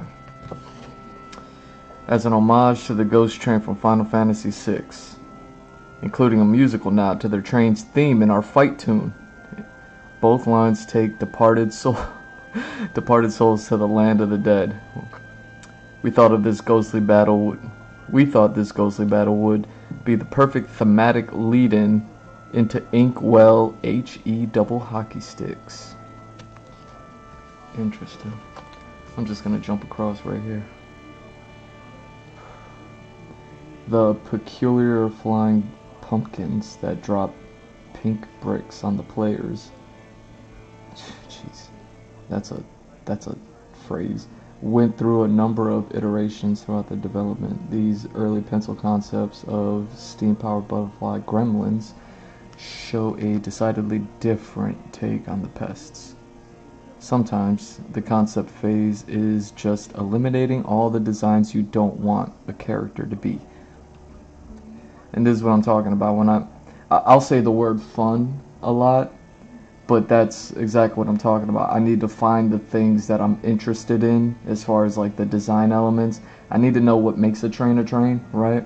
But then once I know what makes a train, it's like, okay, now what can I make not a train, so that way I can like kind of just do my thing. You know what I mean? Think about that train stage on Darkstalkers, and it's like, yeah, it's a train, but they had a little bit of fun with it. And if you watch the stage like in action, in gameplay, then it's really fun. You know what I mean? The background is flying by, the train is kind of like bumping and moving, and you can hear the tracks chicka chicka chicka. You know what I mean? On top of the the fighting sound effects and the characters and the music and all that other stuff going on. But then the animations, like the eyes blinking, the mouths moving, stuff like that. Like there's you got to find the fun in things, but that's exactly what it is. I'll read that again. These early pencil concepts of steam-powered butterfly gremlins shows a decidedly different take on these pests. Sometimes the concept phase is just eliminating all of the designs you don't want a character to be. See, like, I don't want to just, today for instance, I don't just want to draw trains and train stages, and that's not what I'm doing. You know what I mean? It's like, but because I have like very limited experience with trying to understand this and what to make it, it's like I gotta go through that, and I gotta draw a bunch of stuff that I don't wanna, you know what I mean? Like they wouldn't want you to see these, but you know what I mean? Bought a book, and then they're like, alright, let's throw them a bone, right? So, alright, Blind Spectre. As a contrast to the usual single bosses morphing into different forms, we wanted the entirety of the Phantom Train to be a series of fights against individual different monsters instead. So many descriptors here. For the intro to the train, players cut their teeth against the Pan's Labyrinth inspired Blind Spectre. See how I pick up on the Final Fantasy stuff, but I didn't pick up on the Guillermo del Toro movie, even though I've seen it like maybe twice, 3 times, who knows. Anyway, I was just like, that's a funny cartoon. With a simple bouncing eyeball pattern and goofy theatrics, we wanted to set the stage for the battle to come by giving players time to adjust to the parry-controlled train cart movement system unique to this fight. Much like the mouse spirits from the Werner Wormans fight, which I don't know what that is, we chose to make the ghostly form of the Blind Spectre blue, based off of the ghosts in the 1937 Disney cartoon Lonesome Ghosts. And see, this is how it goes, man. Final Fantasy VI, Pan's Labyrinth, Disney, the 1937 Disney cartoon. You got those 3 elements that are all taking place, and they're not even getting started. Like, they're just getting started. They're like, all right, how are we gonna do this? You know what I mean? I remember the ghost figure from Pan's Labyrinth, not too much, but I'm pretty sure he didn't ascend from the ceiling, or you know what I mean, be from the top down. I'm pretty sure he had feet and he walked. You know what I mean? So they're taking that. I recall Final Fantasy VI ghosts. They were also blue. They were white, but their shades were blue. So they were like white and black, but in between the white and the black, they were blue. And then I guess like this which I'm guessing they would have like really researched like really old-timey cartoons for everything here to try to see like what was done. Like that would have been their research naturally. Like them seeing that stuff, which I'm not familiar with that cartoon. It'd be weird if I was trying to be like, oh yeah, I've seen that one. Like total hack style. But yeah, but you see how it's like boom, boom, boom. Like they're pulling from the juggernauts to be like, all right, now we made this, and it's fun and it's cool, and I mean, shoots from radioactive energy hands. You see what I mean? The conductor. That's what's up. I like it. I like it. See these concepts? Like if this is what they ended up with, at one point they were going with like the Kiss, the Kiss meets It sort of look over here, and they were like, nah, that's too crazy. Conductor. One may not expect to find the conductor of a train in the middle. But where else could a skeleton of this size fit? With his trusty conductor hat in tow, this towering set of bones was designed to test the player's ability to move around the train cart in a rapid speed while watching out for bricks dropping, pumpkin flying. Again, with the... Come on. Cart... I'm gonna read... Damn, that is a long sentence too. Why are you gonna throw big tongue twisters at the end of a really long sentence? With its trusty conductor at in tow, this towering set of bones was designed to test players' ability to move around their train cart at rapid speed while watching out for the brick-dropping pumpkins flying overhead. What do they call them up here? The peculiar flying pumpkins that drop pink bricks on players went through a number of iterations throughout development.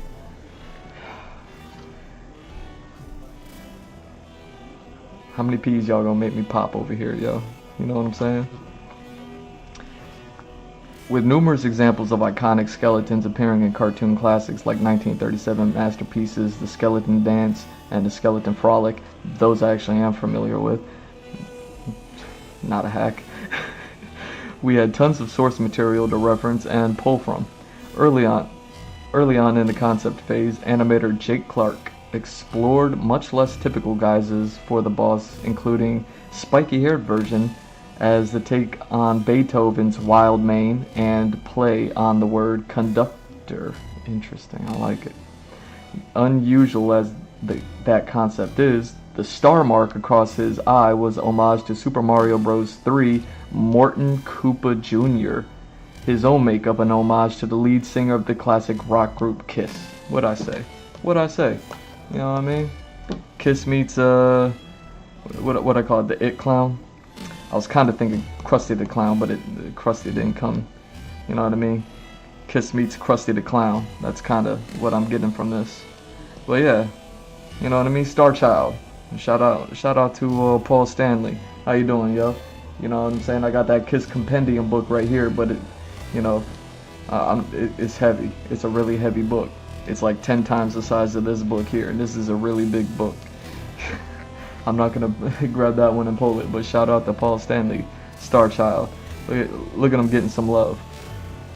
I'm not familiar with the Koopa Jr. Like I'm sure I've seen him for sure, but you know what I mean.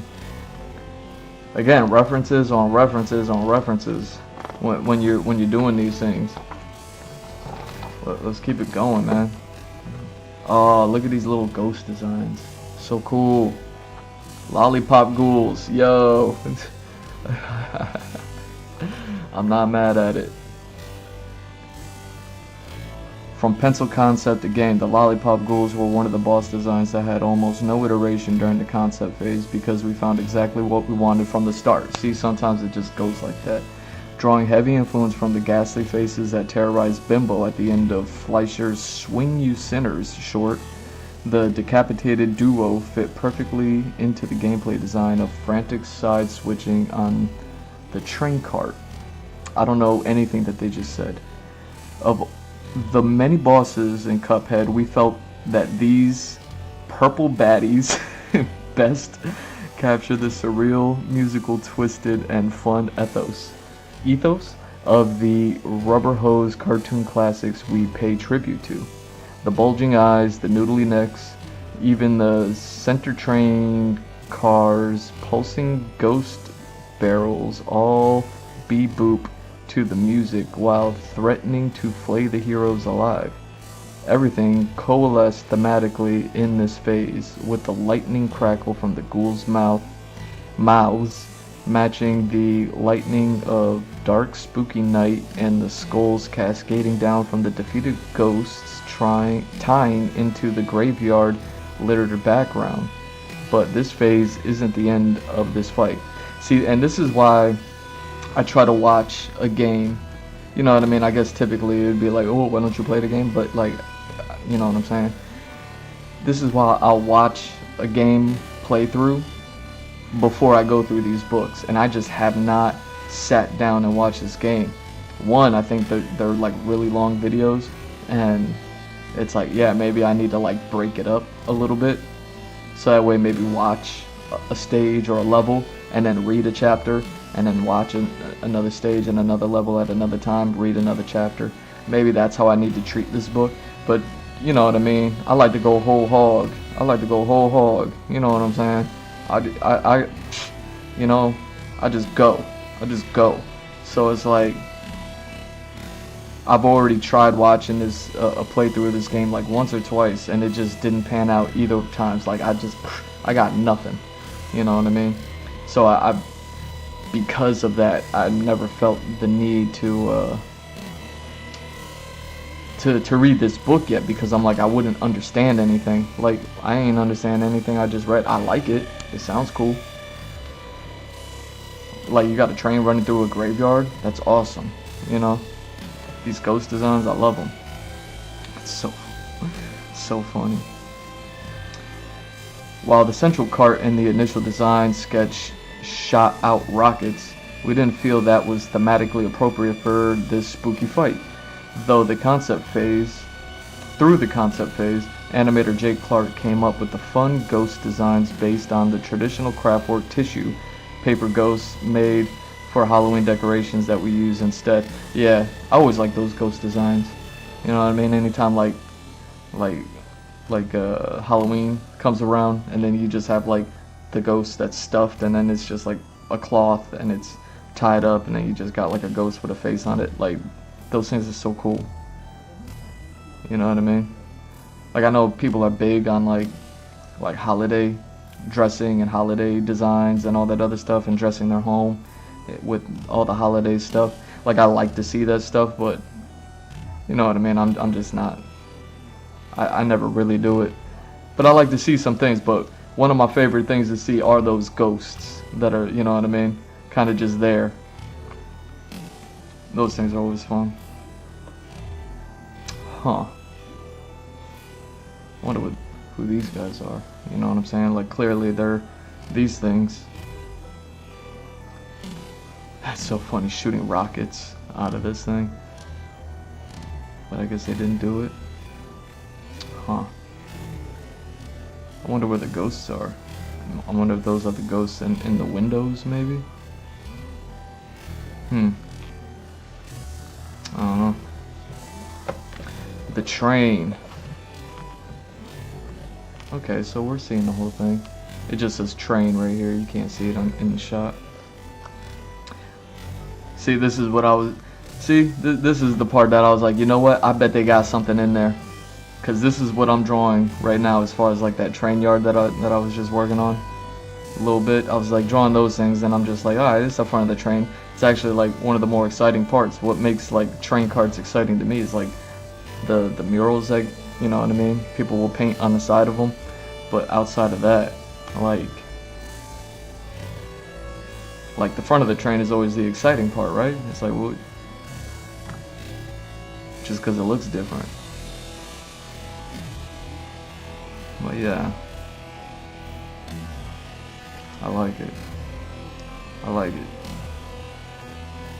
It's not like I'm trying to draw this old-timey style now all of a sudden today, or draw faces and all, you know, demonic trains or anything like that. But I do want to be able to like stylize it so that way I can enjoy it and make it fit into the world and everything like that. Either way, train. After facing all manner of ghosts and ghouls, Cuphead finally comes face to face with the head of the Phantom Express. Attempting to push players to the limit, this uncommon fourth phase was designed to be a more strategic test to use their parrying skills to find a way to target the literal beating heart of the engine. Ah, that's what's happening. I was like, what is that in there? Having a bob and weave through diabolical bone wheels and blistering fireballs, the parry slap the light bulb tail to open the door to his only vulnerable spot, created an encounter unlike any other in Cuphead. Okay, having to bob and weave through diabolical bone wheels and blistering fireballs, the parry slap the light bulb tail to open up the door. Okay. Huh. That is funny. That is funny.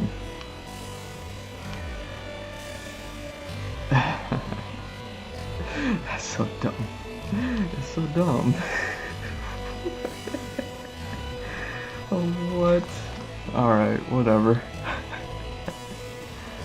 That's neat. Due to the gameplay design of this phase requiring the boss form to be higher on the screen, early concepts explored how we could raise the train engine above the tracks in a funny way. I want to see how this game plays out then. Because there's something I'm not understanding. Like, looking at this, I wonder if you're riding a cart beside the train. So the train's running on rails and you're running on a second set of rails that's next to the train perhaps, and your character's on the floor. I thought you'd be on the train. That's interesting. But if they're trying to get the train to lift off the ground and you have to slap this light bulb and stuff like that, like, I feel like maybe you'd be playing on a second set of rails in order to be able to still be below the train when it goes up, because that's what it sounds like it's saying. Is alright, whatever. How we could raise the engine above the tracks in a fun way, and again, there goes that's what it's all about.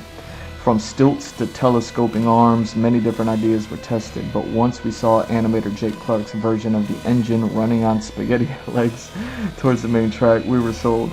Yeah, see? And that's what I mean. See how I gravitated towards all these drawings? I was just like, that's funny. Like, that's funny right there. Like, that's what it is. Sometimes you just see something, you're like, alright, we going with that. And I'm guessing this was the final thing. So instead of giving us skeleton bone legs, even though I'm sure there was like some skeleton stuff involved, they were saying something about bone wheels, having to bob and weave through diabolical bone wheels. Yeah. So those bone wheels can turn into bone legs, like, who knows? But yeah, this is what they ended up with. Maybe they ended up with wheels instead of bone legs. Ah, okay. Two railroad tracks. I'm guessing this is the enemy track and this is the U track. Interesting. Details. Put a face on the cake. It's not like the most unique detail, but still, you know what I mean? I appreciate that they're... And this is why I always wanted to watch this game and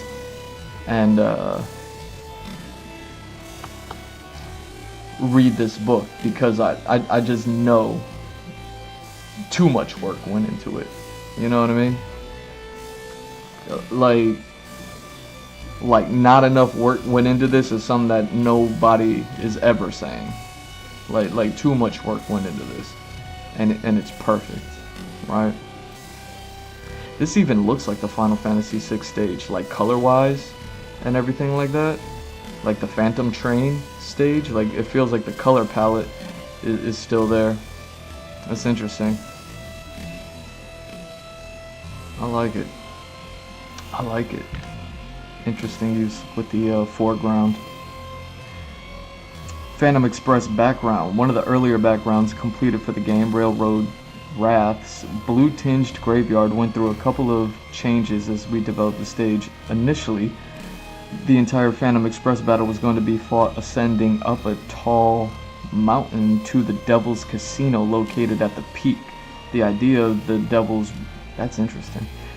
The idea of the Devil's residence not being pitched below the earth didn't make much sense to us, so we scrapped the idea and decided to use the trek through the endless spooky graveyard instead. Let me read that again, because that's why I was saying it was interesting that the Devil's anything being at the top of a mountain is, like at a mountain peak, is interesting. You know, famously, I'm Salvadoran, you know, half, and in El Salvador we have a mountain, and on this mountain it gets really foggy. Well, there's a lot of mountains, right? But one particular mountain has this area, and they call it the Devil's Door, and I guess they've kind of built around it now, so it's a little bit safer. But when I was a kid, we visited it once or twice, and like I said, it gets really foggy. You can barely see the cliff's edge and all that stuff. You know what I mean? You're on a mountain and all that. Not extra dangerous. It's not like mountain climbing or anything. Like we're just walking and talking. But yeah, there was a part that would have just a small sign, and it was like Devil's Door, and you're just like, dang, like that's a name right there. And you feel like it because you're just like way up on this mountain. You can't see nothing. It's all fog and clouds, and you're just like, all right, like it's dangerous. But I guess now they've built around it because it's an attraction, and you know what I mean. They're developing and all that, so they made it safer for people to be able to visit the Devil's Door in El Salvador. That's on a mountain. Again, the devil being associated with a mountain is interesting to me. So let me read that one again. One of the earlier backgrounds completed for the game. Really? Railroad Wrath's blue-tinged graveyard went through a couple of changes as we developed the stage. Initially, the entire Phantom Express battle was going to be fought ascending up a tall mountain to the Devil's Casino located at the peak. The idea of the Devil's residence not being pitched below the earth didn't make much sense to us. That's a double negative right there. The idea of the Devil's residence not being pitched below the earth didn't make much sense to us. So what they're saying is the idea of the Devil's residence being pitched below the earth made sense to us. Yeah, okay. So we scrapped that idea and decided to use the trek through the endless spooky graveyard instead. Wow. Yeah, so you can see, like, here's like I guess like a forest graveyard type scene. But then, like, here's the mountains. I guess they didn't go with it. Here's another with the mountains. I guess they didn't go with it. Huh. Who knows? Maybe they did. I don't know. I don't know what I'm looking at. I've never seen the game. Background painter. Can we still see? Let me let y'all see the pretty pictures more than the words, right? Background painter Caitlin Russell referenced landscapes in the Skeleton Frolic and the Silly Symphony short. These words, yo. Background painter Caitlin Russell referenced landscapes in the Skeleton Frolic and the Silly Symphony short. Flowers and trees sketched out a variety of spooky earthen features, from rolling hills to dirty swamps. Individually painted them, then recycled those parts in the background throughout the fight. But one thing we found was that the more disparate the background chunks were, the more obvious it was that the same ones were repeated over and over again. Okay. We found that simplifying and unifying the component parts made the endless cycle of elements much less noticeable. Unfortunately, along with the other larger chunks, that didn't visually work. We had to lose the spooky cave mouth shown to the right as well. No! No! Come on, I started with the compliment. See, sometimes you gotta... Sometimes, you know what I mean, you throw out some bath water and then you're like, oh no, the baby. Like... Oh man. It's terrible. That's terrible. I was just talking about this. Oh, maybe I could bring up that book. You know what I mean? Just look at that for a second. We can see the difference. You know, the dichotomy of having like a really fun, you know, fantastical setting for a train as well as one that's a little bit more realistic. Because recently I was just talking about, oh yeah, when I busted out the PlayStation 3 games that I had, and Nathan Drake 2, Uncharted 2, there we go. They had a train stage on that one, and I was talking about how the train stage was so, the way that they programmed it was that it was on rails, but it seemed to be on rails in sections, so those sections would repeat, but you wouldn't notice the repetition in it.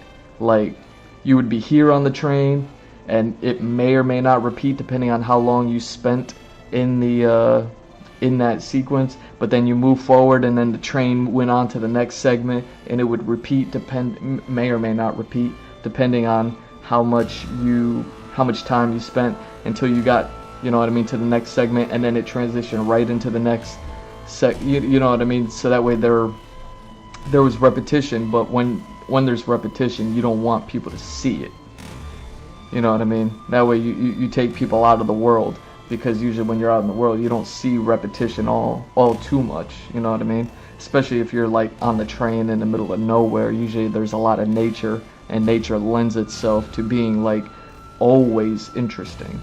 Like there's always something different going on. You know what I mean? If you ever go for like nature walks or just walking or anything like that outside, you know, away from buildings, you know what I mean, more or less. Like you get to see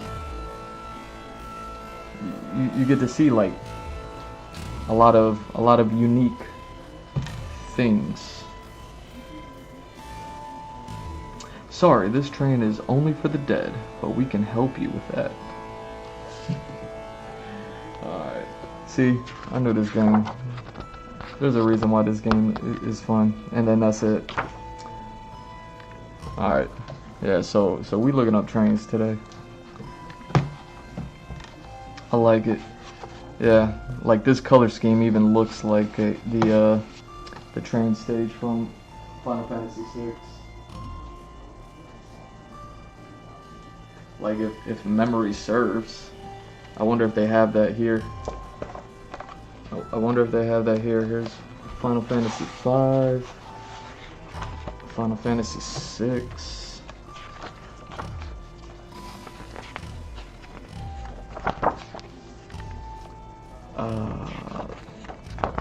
I remember the train stage being super popular too, just because Sabin's character like body slams the train, so the train always like is oh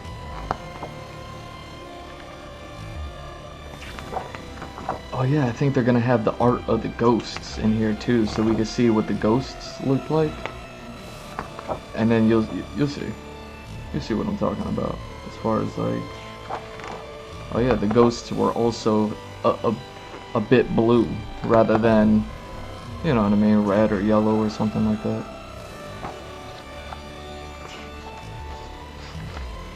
I just want to make sure I don't miss any screenshot of the train stage.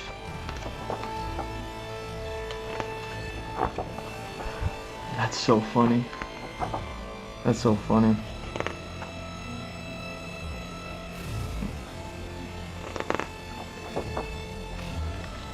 So many characters in this game. Jeez. No wonder. No wonder it's so good. And that's what I mean. This game just needs to be saved for last as far as like all those remakes that I was talking about doing. Yeah, see, so here's the Ghost concept art. Could you imagine you're on a phantom train and you got some you're recreating a Mono's art and then you got ghosts and they look like this? You know what I'm saying? Like how gangsta is this ghost? You know what I'm saying? Like think about the ghosts that were in Final Fantasy VII. You know what I mean? Like they were just they looked like bleached burlap sacks with some of them had drawings on them and they kind of glowed a little bit. Like this looks like a specter, like a, you know what I mean? This looks like a ghost, a spirit of someone or something. You know what I mean? And then it still has all the ghostly aspects to it and everything like that. You know, if you know anything about the Ghost Train section, like these guys kind of just shuffle along anyways. So, you know what I mean? It'd be interesting to see like that they wouldn't have any like feet, like you wouldn't see their feet kicking and touching the ground, kind of like the eyeball ghost from Pan's Labyrinth, but just see like this ghostly curtain thing, whatever we're calling that, kind of like drag along the floor. You know what I mean? Even though they have like an upper body still. But yeah, that's their icon, and that's what I remember. I remember the blue coloring to it. So cool. And this is inside the train cart. You know what I mean? But I was looking for outside the train cart so I could see the color scheme to see if I remember it.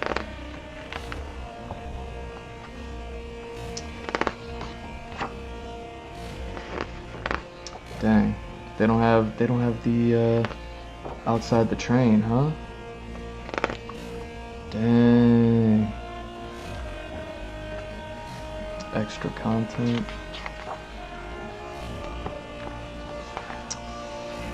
Nope. Nope. Wow. See, I love seeing this stuff. You know what I mean? Oh, that's funny. I actually have something like this for my world map. The way that the world map is broken down. Well, essentially, I have this whole thing kind of squared off locations and whatnot. It looks a lot like this, just more colorful. Because that's how I organize things, is with color coding.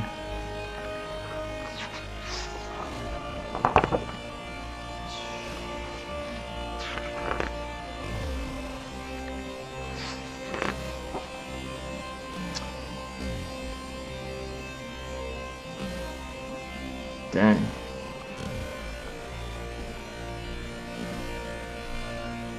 Phantom train. Yeah, see? I was looking at it, I was like, is this it? But I don't see the train. This is like the end of the train, I suppose. Or maybe when they're just getting on. But you can see here and see here, like they look similar, you know? But obviously when you're on the Phantom train, like the train is taking up this whole bit. So you only see like this top portion. And yeah, this top portion looks a lot like this. And they already said that they were thinking about Final Fantasy VI as a bit of the inspiration when they were creating this stuff. See what I'm saying?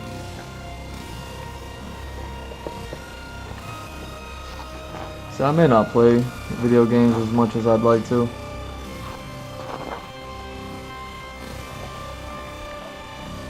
know what I'm saying? But I'd be on these joints. Like,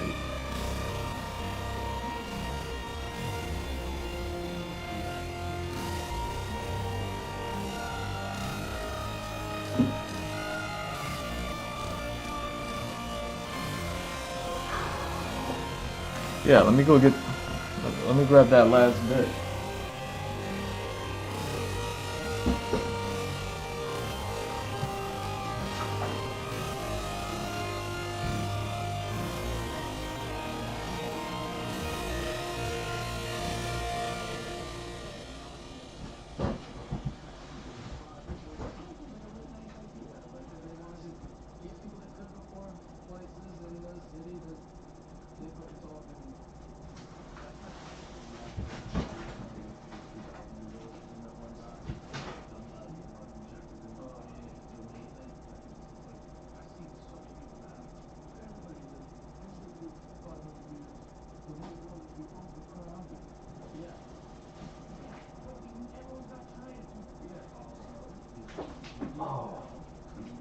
My bad.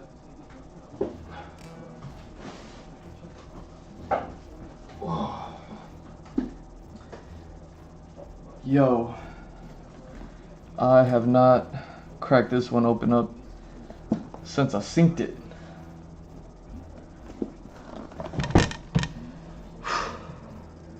I was sitting there looking directly at it. I'm like, it should be right here.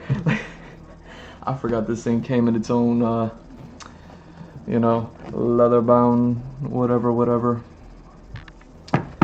Is this is supposed to be all of them? Uncharted 4, Uncharted Trilogy. There we go. So yeah.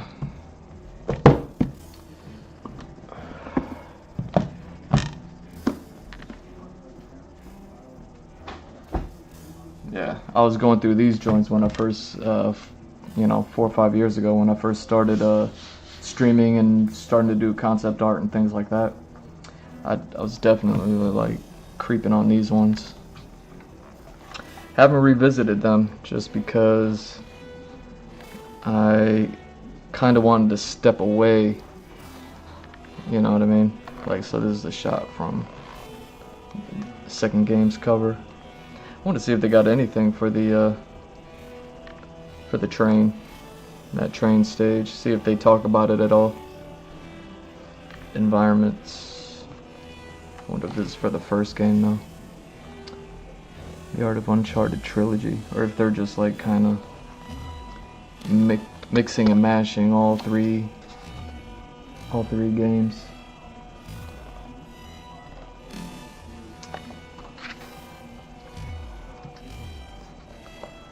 But yeah, I was definitely like going through these things and,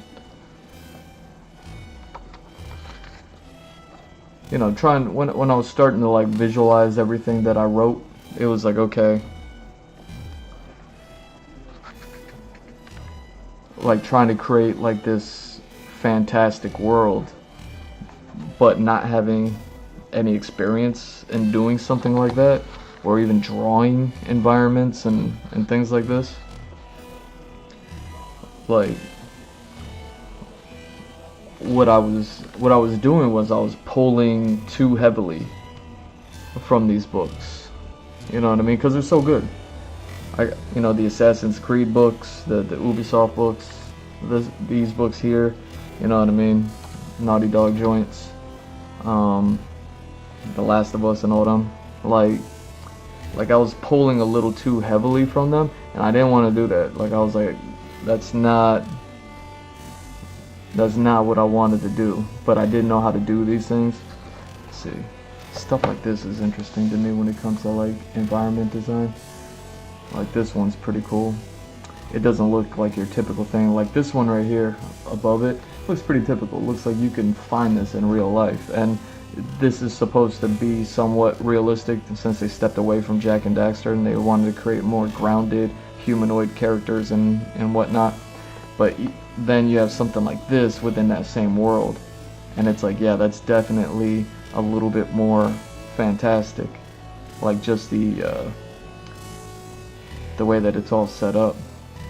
Now, I guess maybe this lends itself to platforming a bit. You know what I mean? Him having to be like, you know, a climber and a jumper and doing all this stuff and hide here, duck there, hang off the side over there. Like, you know what I mean? So, because those are the mechanics to the game, like developing around that stuff was always interesting to me.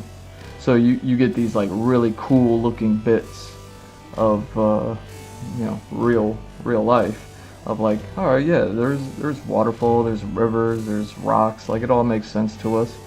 And then, you know what I mean, there's a bridge, the bridge is broken, of course, so now we gotta kind of go around and do the thing.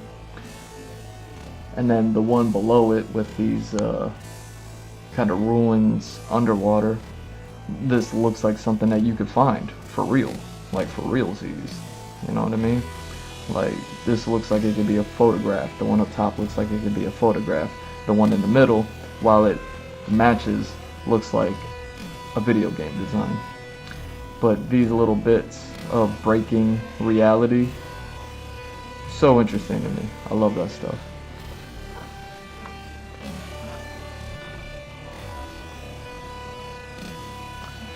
What are we doing? Oh yeah, trying to see. Oh, this is still Drake's Fortune. Alright, so if I'm gonna find...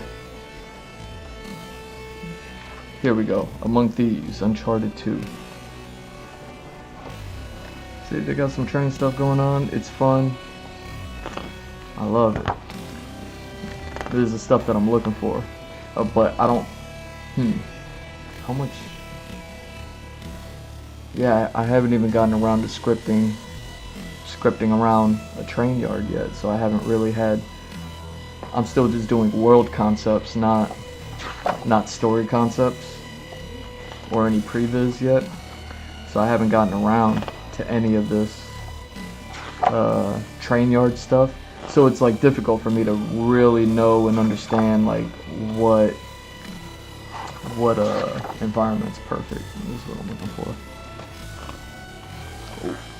What it is I'm looking for with these train yards, but that's exactly it. That's why I'm kind of happy I cracked these books open, find a little bit of something that's going on with them.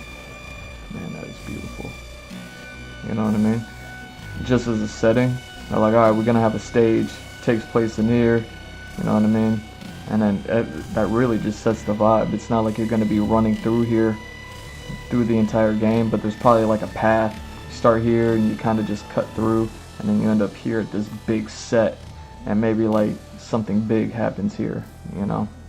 But you get to see all this in the background, you know, night scene, orange lights, blue haze. Yeah.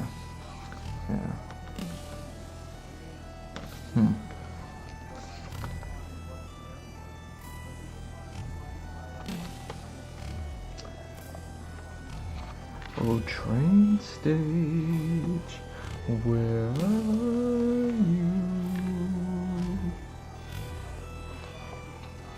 Dang, don't tell me we don't have a train stage up in here. But yeah, see, I love this stuff. Like, not necessarily the destruction, but the involvement of... I was just talking about it when I was drawing vines the other day. Like plant life existing, like coexisting with buildings and structures, like nature and civilization kind of being together.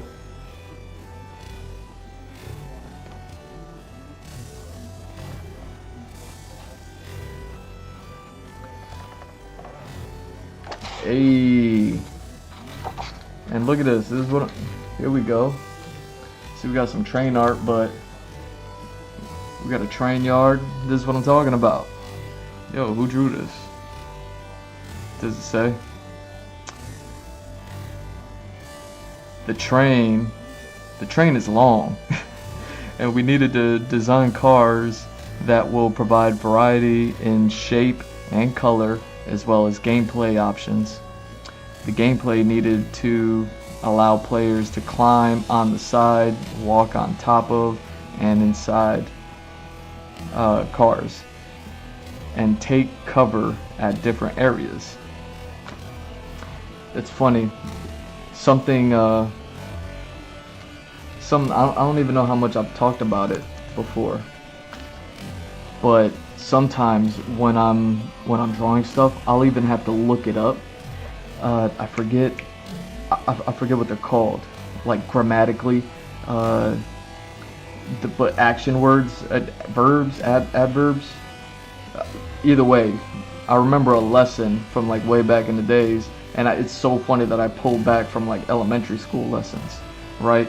To be like, what were those things? You know what I mean? That way I can look them up, and then I can get a list of adverbs, or you know what I mean, something like that.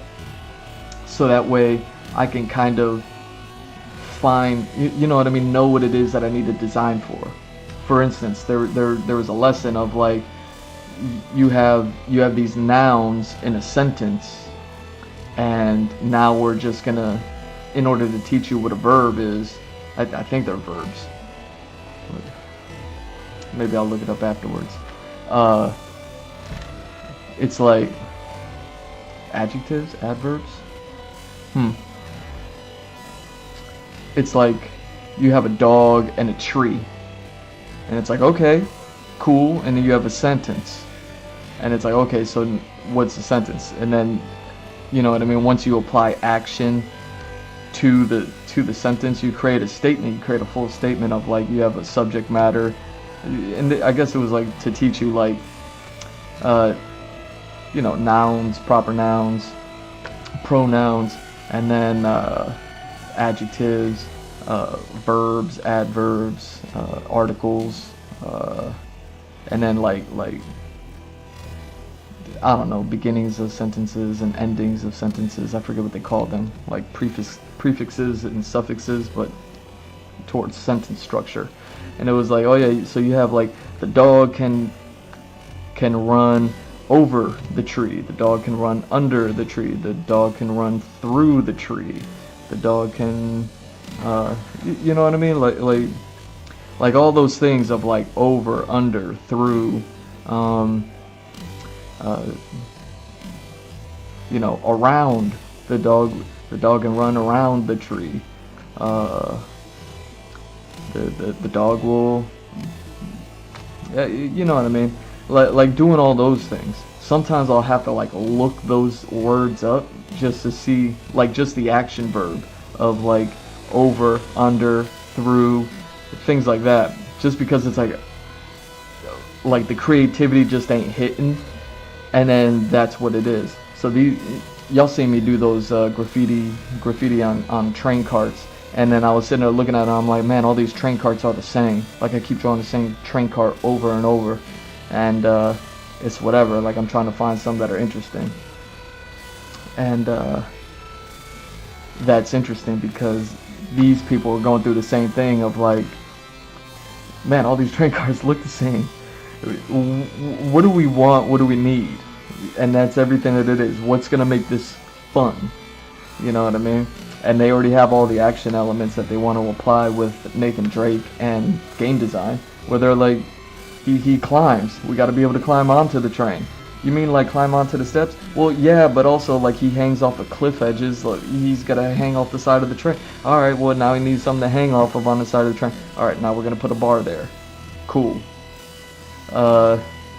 You know, maybe we have some design where the bar is here, but then it cuts down to here, so he has to like drop down while the train is running, and then he has to jump back up to a higher bar to climb back up, so that way he can pull himself and then be on top of the train. Okay, so now we got to be cool about what's on top of the train. Like they said, he has to like duck and hide behind things, so now the train has to have like things on top of it, like these little things. Well, you know what I mean, whatever we're calling them, but he could probably like duck behind some of those and then make them look different. You see, like some of these are in the middle, but then you got some on the sides. You know what I mean? Like, this is exactly all the stuff that I'm talking about. Like I'm currently with these world concepts, and this is everything that I started before I started writing the script within these past few years.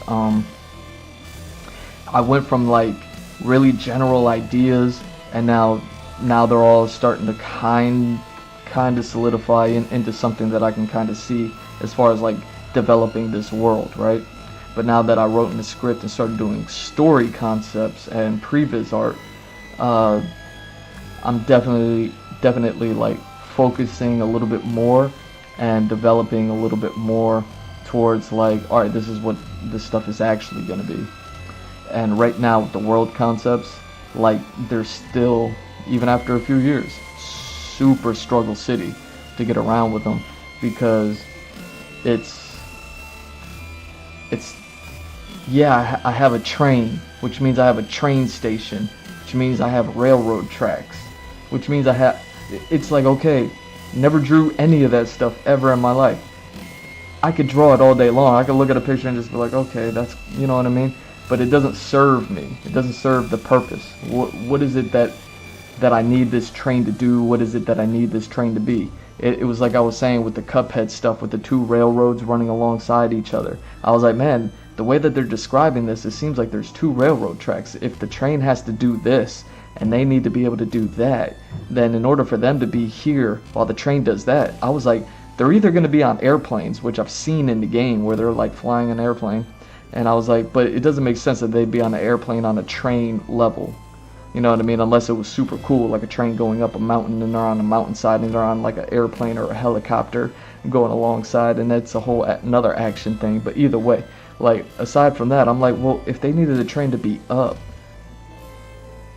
I was like, they need to be down but still going with the train. I was like, there's got to be another set of railroad tracks in order for them to be on a cart. You know what I mean? Especially if this train is shooting rockets up, even though they got rid of that one, that concept. But if the train is shooting rockets up and those rockets are coming down to crash on you, like, the train wouldn't want to crash rockets onto itself to attack you. So you got to be on a separate thing. But if you're on a separate thing with a railroad track, there's got to be two tracks. Like how those concepts kind of come together. You know what I mean? Maybe when they first thought about it, they were just like, no, they're going to be on a train, like Nathan Drake. You know what I mean? They're climbing up it, they're hanging off the side of it, da-da-da-da-da. They're like, well, now we want the train to go like this. And you're like, what? Yeah, it's cartoon world. It's not Nathan Drake world. All right? We went beyond Jack and Daxter cartoon. We went full 1930s cartoons on them. Like, we need the train to go like this. And it's like, you can never have a train go like this on Nathan Drake. No train is ever gonna lift up its skirt and start tiptoeing on the railroad tracks. You know what I mean? While it looks back with a light bulb like this, that Nathan Drake's gonna have to hit. Like these are the things. It's like you see how everybody is always like kind of looking for that thing that's going to serve them and their project and what they need.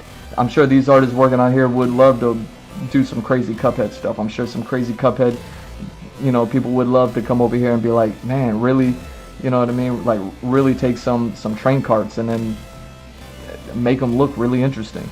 I'm sure there's some concepts in Cuphead that would look really interesting with the Uncharted paint over. I'm sure there's these Nathan Drake carts right here, cars. I guess they call them cars. I thought they were called carts with a T. These cars here would be interesting to draw in Cuphead's world. And what does that look like? And then what do these things do when they're the Cuphead verse? You know what I mean?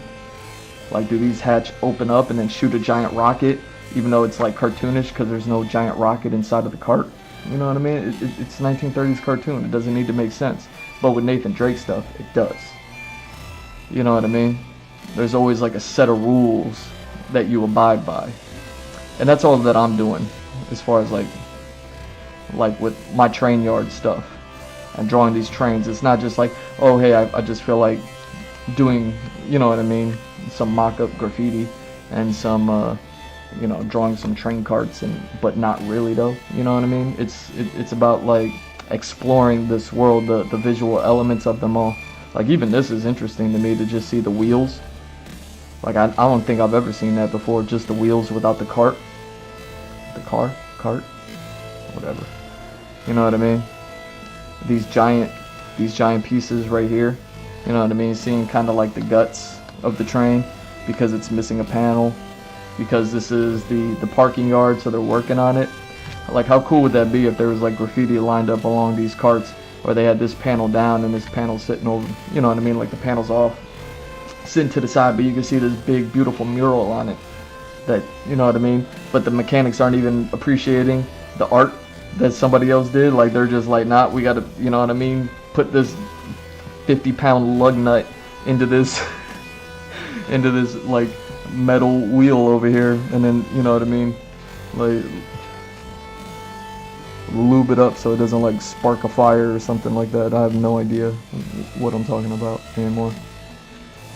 Even stuff like this, I remember Final Fantasy VII when you're in the train yard, there was like the crane game in the train yard where they like lifted up the cart and then like went through, and the ghosts were all, you know what I mean, going crazy.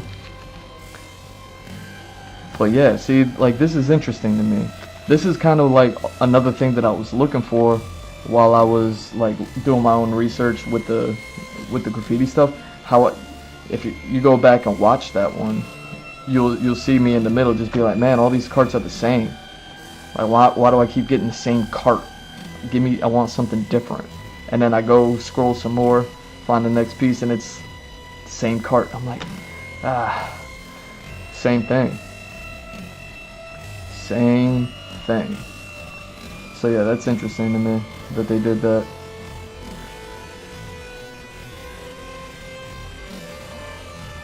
And see, even this train yard, like, that's super wild. Like looking at the way these tracks are laid down, how they're all like crazy different directions like this. Like, this is the part, like, if I was looking at this, I would be like, I don't know what goes on in the train yard. That's why I got to do like the research on my own and be like, all right, what happens? What's actually going on here? Especially if I want to have like a lot of trains and a lot of murals and a lot of like something like an art gallery, but it's like this rusty, dusty, you know, half broken down bits of train in a warehouse that doesn't look like it's had any like upkeep in 50 years. These are kind of the things. Or maybe it does look like it's super clean. Again, I don't want to like poo-poo on trains. I started the stream talking about like I don't even know what to say about trains other than I feel like they're still necessary even though they're this ancient technology. I don't want to say ancient, it's not ancient, but still, it's hundreds of years old, right? And it still just does what it needs to do, and I don't see any other alternative. Like, even if we think about like current day trains and where technology has come, as far as like gravity trains, you know, bullet trains, things like that, like, you know what I mean? Japan, like in recent years, in the past 5-10 years, like Japan has like this train that operates off of gravity somehow, like, so the rails kind of keep it in place. Like, I don't even know. And then it's like super fast on top of it because it utilizes gravity, G-force. I don't know. But I don't feel like something like that is even applicable to like the latest and greatest train tech. I don't know if that is still even applicable when it comes to like international trade with those giant, you know, those giant boats with the carts on top that have to go park in a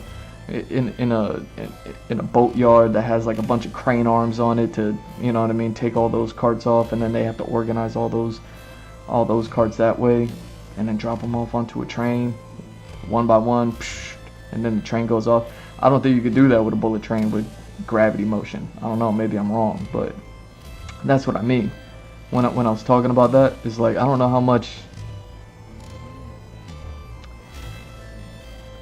like trains seem to have been figured out, and it's just figured out. It's like sliced bread. Like, not much we could do about that. Maybe there's like the power used to power them things. I don't know.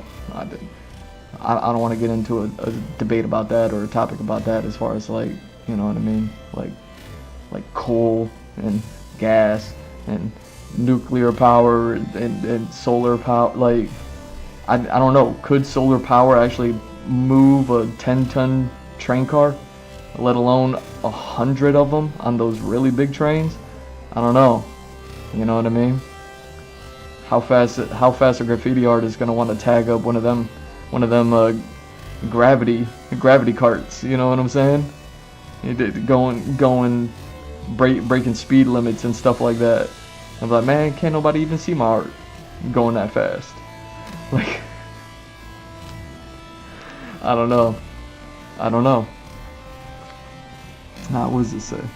Let me drink some. That's what I'm saying. I am so disinterested in trains, and it's interesting to me as to why I'm so disinterested. You know? So it's like, okay, let me explore that. Why don't I like it?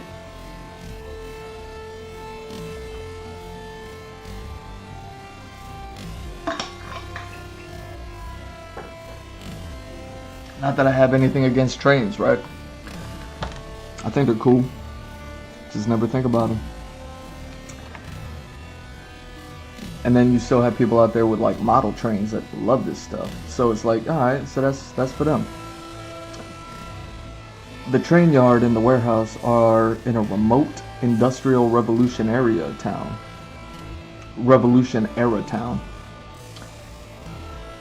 That once held many manufacturing plants and factories. We looked at several train yards from Middle America and the former Soviet Union. We wanted to make this area as cold and hard surfaced as possible, to contrast it with the beautiful natural landscapes encountered on the following level. Because that stage that I was talking about, as far as like that repetition and all that stuff, I kind of remember that taking place in the jungle.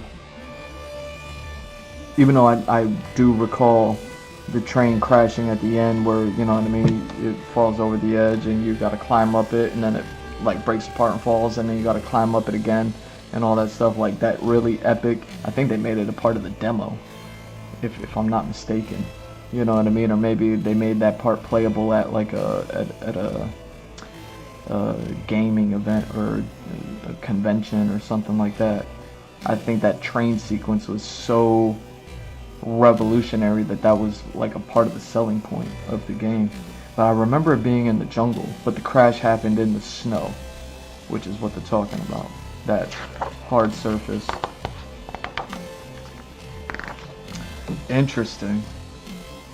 Nice. We got a whole lot more. We got a whole lot more. Huh. Wow. The Art of Uncharted trilogy.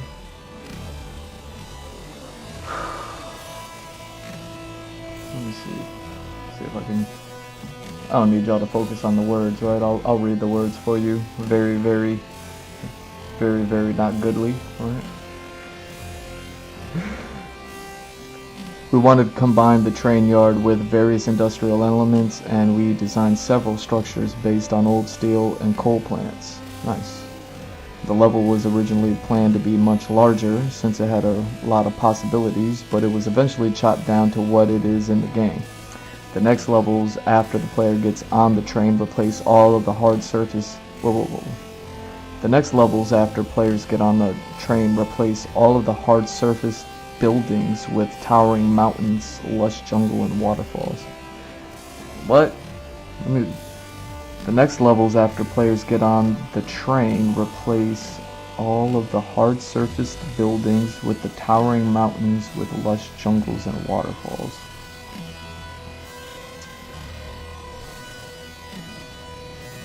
The next levels after players get on the train. See, there's no like commas or periods or anything, so I'm just like, what is this sentence saying? The next levels after the players get on the train replace all of the hard surfaced buildings with towering mountains. Okay. See, that's what I remember as far as like the train stage goes, is that while you were progressing through the train stage, like you had like a mountainside on one side and then trees on the other side. So maybe they were saying like it almost went through like a city at first, but then they were like, nah, we can't have it go through a city. And I bet part of that was, one, they didn't want to have to build that many items, and they also didn't want to run into having those items be repeated in the background, much like the Cuphead stage. The Cuphead stage kind of talked about how they were like, oh, we had these assets, but then we noticed like the assets repeating more and more and more, so they had to kind of like do whatever to get rid of that. Same thing. I imagine they probably did away with all of the buildings and the civilization part of the train, and then just made it out in nature. Because that's what I remember, is like it took place in the jungle, but it crashed in the ice, which is interesting. Maybe I'm getting two different levels mixed up, perhaps, mayhaps. Okay. The next levels replace all the hard surface buildings with towering mountains, lush jungles, and waterfalls. Yeah, yeah, because there definitely wasn't any buildings in there. Like you crashed in the ice, but it was a mountain setting with snow. And then when you were doing all the fighting and the climbing and all that stuff, you were in a jungle setting, more or less. Or maybe it wasn't a jungle, but there was trees and mountains, you know? So yeah, they did all this concept art where you could see like, you know, water towers, buildings, construction, sand, like you know what I mean? It looks like a train station, a coal station, like they were saying. And this is what I mean, like look at this. Like this ain't nothing but like train carts, kind of like what I'm talking about. I'm like, why does this even exist? How did they get these carts there? You know what I mean? Without just a crane. Like they gotta have like railroads lined up in order for those things to roll into place like that, which means they have railroads riding right next to each other. And it's like, oh, they do.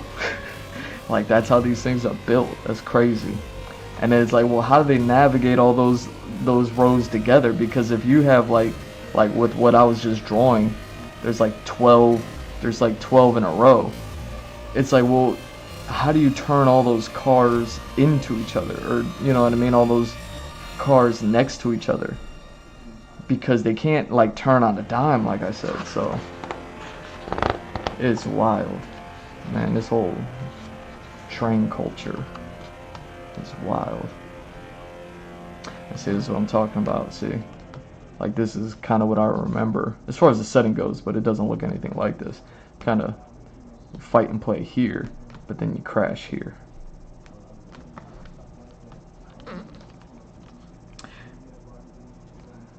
There we go.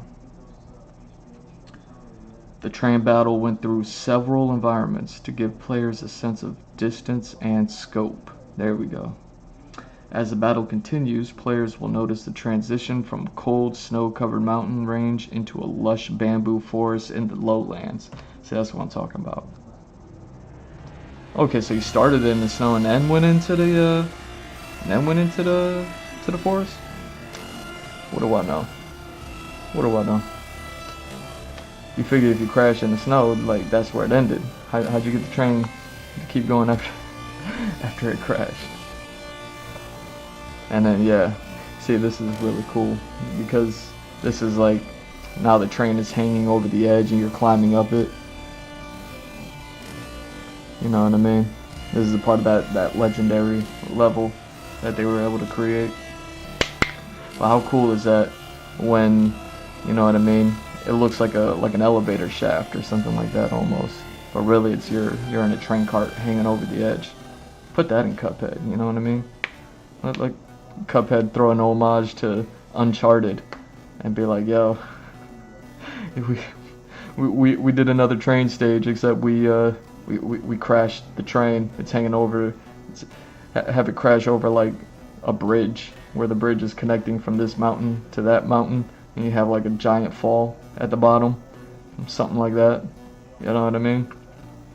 I'm sure Cuphead could do a lot with that as far as like parachutes, helicopters, airplanes, train. You know what I mean? Dangling off of a railroad track into a canyon. Like, anyways, we experimented with several gameplay scenarios, like a trailer full of logs being shot loose,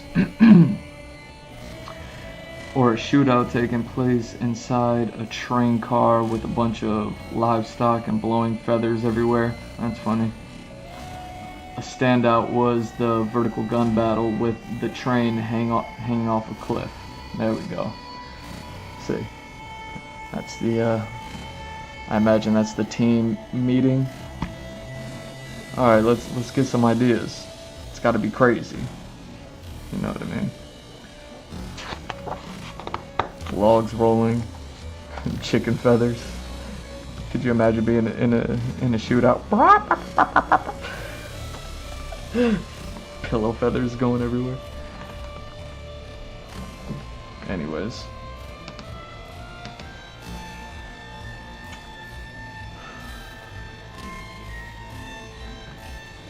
But yeah. See, this is the part that I remember also. So you climb up this and then through here. Really interesting.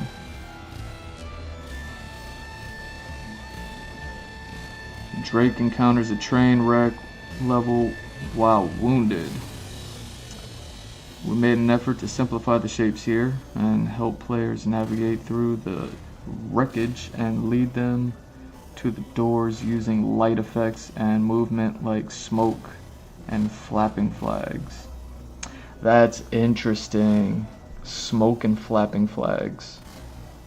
See, video games have had this really interesting use of yellow paint everywhere. Final Fantasy Rebirth actually addressed it by having a character be the character who said like, oh, I'm the one that's been going around painting everything yellow. And it's like, okay, I got you, I hear you. But there's so many games that have been doing that, and one is because yellow's like a really pop out color. It's like stands out, it catches your attention. It's like a light, you know what I mean? It's a light color.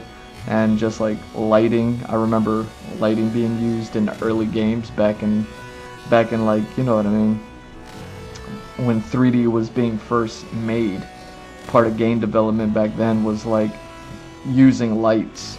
I remember even when I was in college, like even though I didn't go to college for gaming, like we still had like 3D modeling and environment modeling, and then within there we learned about how like games utilize light and light sources in order to guide and direct your player. Games have become so complex and convoluted, and you know what I mean, they've become so complex, you know what I mean, with like making it look more real, making the environments more designed. We could have more polygons, more information, more of this. So it's so busy that you can kind of get lost as to like where to go, you know what I mean. And they'll always like, lately within recent years, there's been this use of like yellow paint. And it's just like, yeah, just slap yellow paint on it. The character will know, or the player will know that the character can climb that or jump to that, or that's the direction that they want to go. It looks interactive, you know what I mean? Just because there's random yellow paint everywhere, you know what I mean? Like some games do it interestingly, where they'll use like, well, I don't even want to talk about it, but you know what I mean, they won't use yellow paint, but they'll use other things, you know what I mean, that are similar to yellow paint to highlight a cliff edge or anything like that. And it's like, I see what they did, you know what I mean? It's more natural than yellow paint, but it's a little crazy. But here they were saying we made an effort to simplify the shapes here to help players navigate through the wreckage. And because, you know what I mean, it's a wrecked train, so everything is all crazy, right? The train carts within the train carts itself is going to be crazy, and then just all the entire train is going to be crazy, right? You know what I mean? Because everything is just wrecked. And again, it goes to that like convolution of just like there's so much information going on, like where do I go? And that's part of like the whole gaming thing. And it's like, okay, we could just, since we don't know how to guide or direct them, we'll just put like yellow paint. Like they might as well just have like, you know what I mean, some old lady character laying down like candy for you to follow, you know what I mean? So that way you could just go, ooh, piece of candy, ooh, piece of candy, ooh, piece of candy, ooh, piece of candy, until you get to wherever it is that you need to go. And you're like, who's laying down all this candy? Anyway, to help players navigate through the wreckage and lead them to the two doors using light effects and movement like smoke and flapping flags. So the light effects was something that I was aware of, right? But what's cool here is the smoke and flapping flags part. Because flags are a signifier of civilization or people, or that there's, you know what I mean? Like flags don't just exist in nature, but you could find a flag anywhere. You know what I mean? Especially if it's like a random flag, not necessarily like, you know, this is the American flag on top of the embassy building. Like, I'm not talking about that. Oh, this is the flag that I put on my car so when I drive you can see. Like, I'm not talking about that. I'm talking about just like flags that you see like out when you're climbing mountains, when you're, you know what I mean? It's just something that people put out. It's almost like an advertisement or like a billboard or something like that, but it's a flag instead. It was like pre-billboard tech, pre-lights and pre all this and that, and even lighting effects. The use of smoke, you know, where there's smoke, there's fire. So the use of smoke, and then suggesting like, oh yeah, there's fire. Fire is a light. Fire is a light source. It's, you know what I mean, a little bit more of a natural thing within the elements to be there as a signifier of like, all right, go here. You know what I mean? Not that you necessarily want to go into the fire, but maybe go towards the fire. You know what I mean? It's the only light source. It's the only thing I see. I guess I got to go that way. You know, it's like the end of Silent Hill 2 when you're on the rowboat and you're rowing to the island.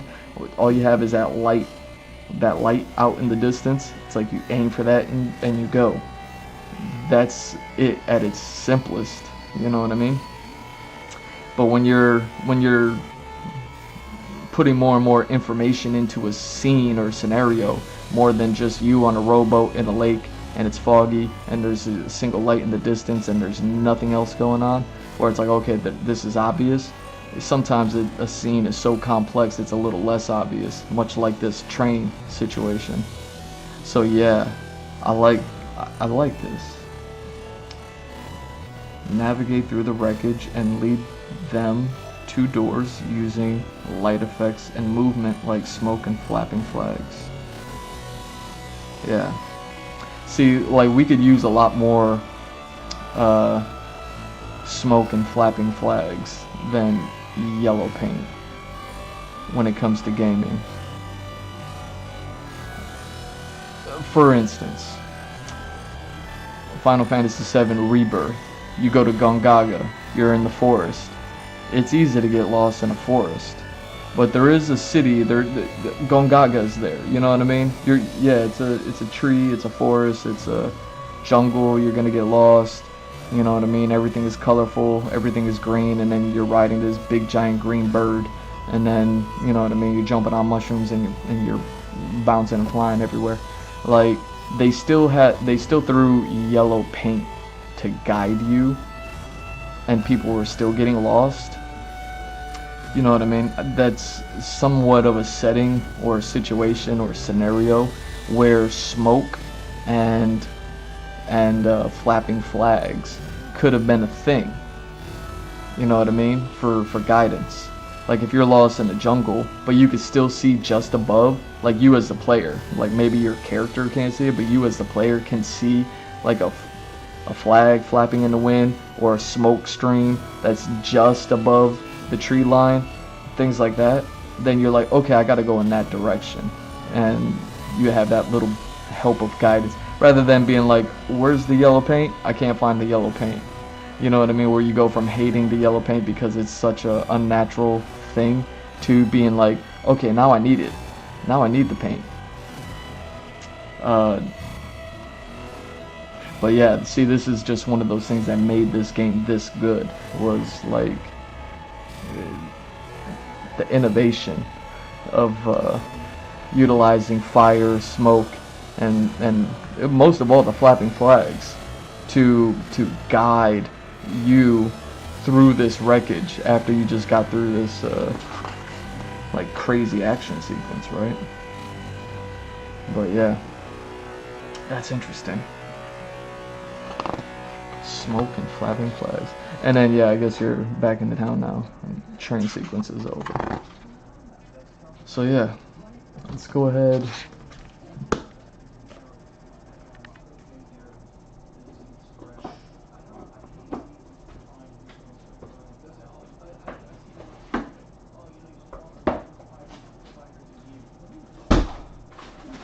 Let me put away my many leather-bound books, and the smell of rich mahogany.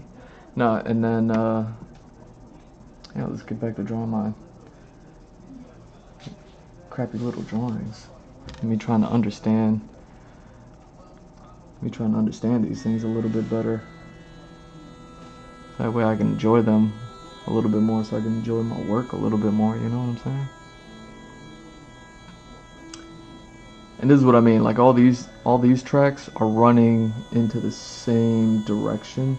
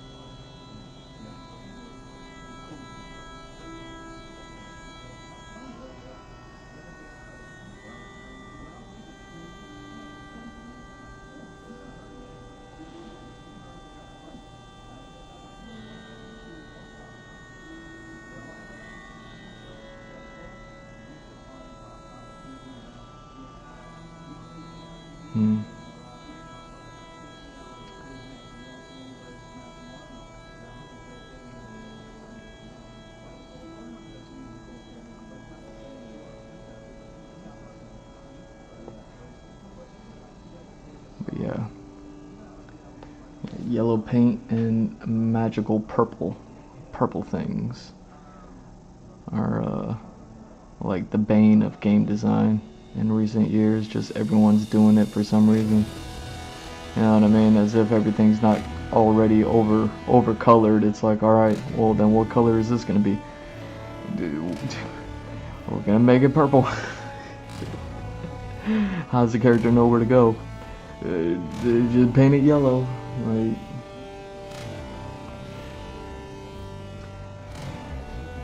you know, one game that should be able to shut it down. You know what I mean? One game that should be able to capitalize and just like finally say, like, you know what I mean, putting painting yellow paint as directory is whatever the sequel to Lies of P is gonna be, with their integration with Dorothy and everything like that. The whole Wizard of Oz aspect that's within that game. I don't know how much the Yellow Brick Road like has a part in it. I know the color yellow, as far as like checkpoints and guidance, does exist in there. I think I remember watching a thing that talked about, like, you have your checkpoints, and your checkpoints are blue, but then there are these yellow ones, but you can't interact with them, but they're there, and it's like suggestive of the whole Dorothy aspect. So maybe her stuff is like yellow, or just like characters within like the Dorothy verse are gonna be like, you know what I mean, like utilizing that stuff. But yeah, like, what's more, what could you do that's a little bit more guiding, and you know what I mean, just shut down the gaming industry as far as like guiding players with the color yellow.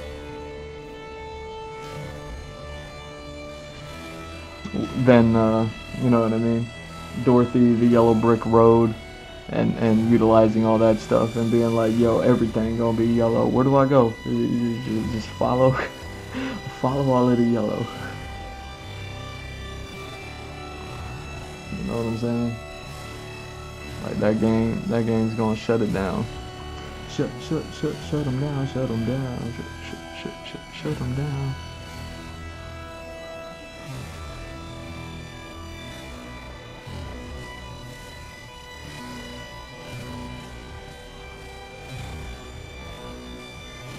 Yeah. So it seems like, with like my understanding of these railroad whatevers, is that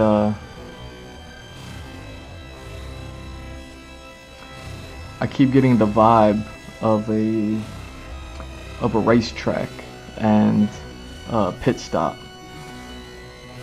where you have you have the racetrack, and then you have like that offshoot ramp to get to the pit stop, so that way your crew can go ahead and change out your tires, whatever, and then you know what I mean, they're like go go go go, and then they take off and all that stuff. Take off, like they go and do all that.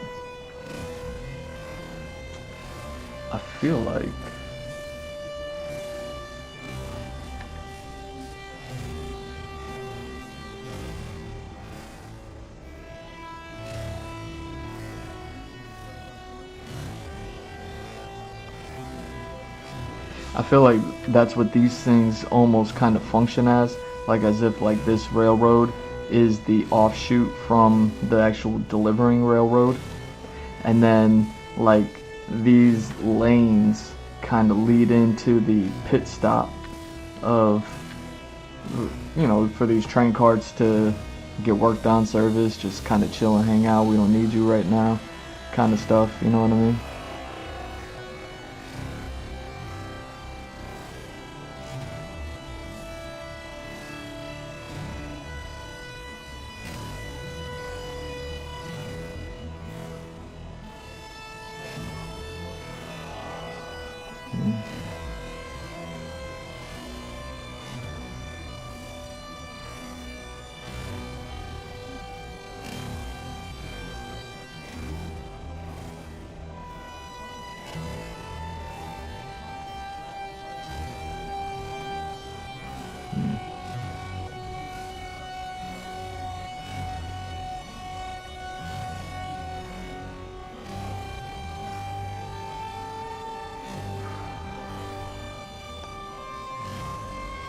Oh wow.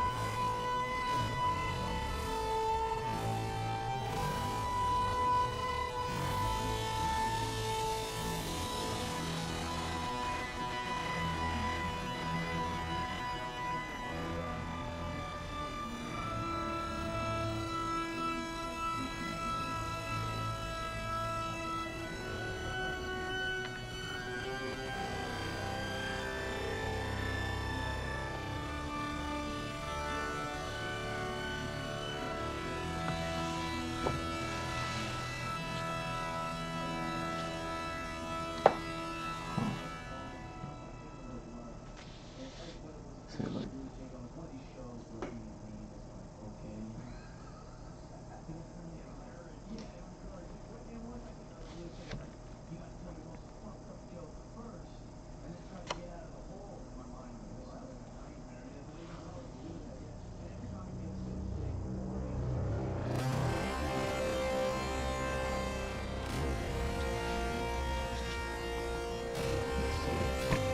are we good? Are we good here? I don't know if I moved the camera for them books or what.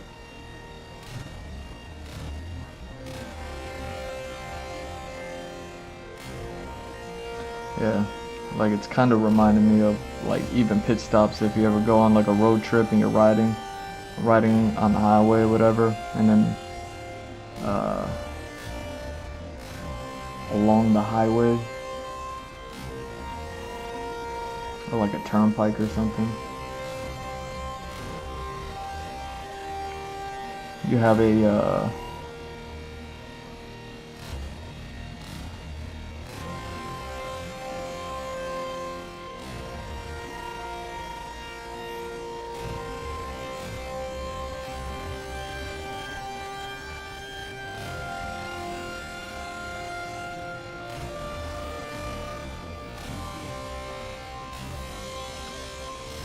you know, like again, a pit stop, like it's a gas station, you know what I mean? A place you can get like food, snacks, like just out in the middle of nowhere.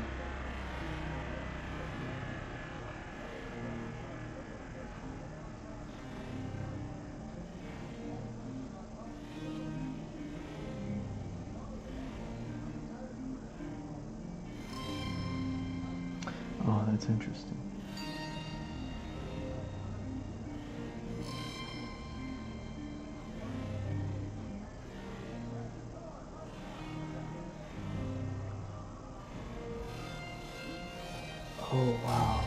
That's how they do it? That's insane. See, like, this is what I mean.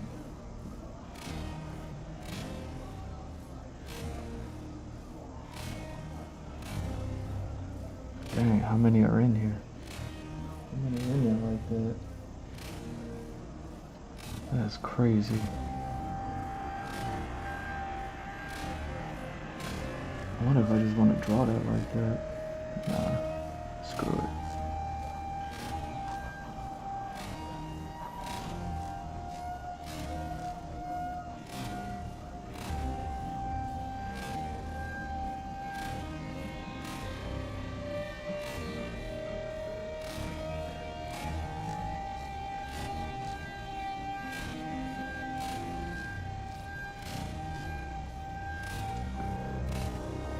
Yeah, so then this one kind of goes this way. And this is what I mean, because they can't turn like on crazy angles. I was like, how did they get them to line up next to each other? And it's just, they just have that railroad system of like flip the switch and then change the track. You see what I'm saying? Like they have that whole thing.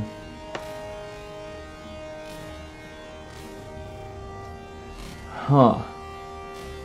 That's wild. It kind of reminds me of like a jukebox, you know what I mean? So, like literally changing the track, like when you have the hand pick up the disc, drop it back off into its spot, pick up the next one, drop it in, crane it in, whatever. Wow. And then they branch off. And how many branch offs do they do? They split into 2 and then they split into 4.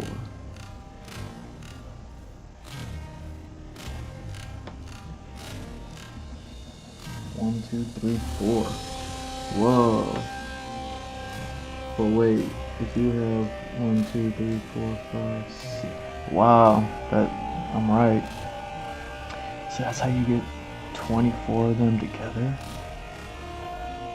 That's crazy. So 1, and then that, and then split, and then samesies.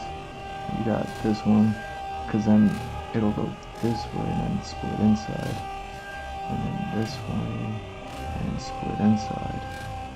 Whoa. Whoa. And then this one, and those can continue to go out in that direction. And see, you just gotta change tracks.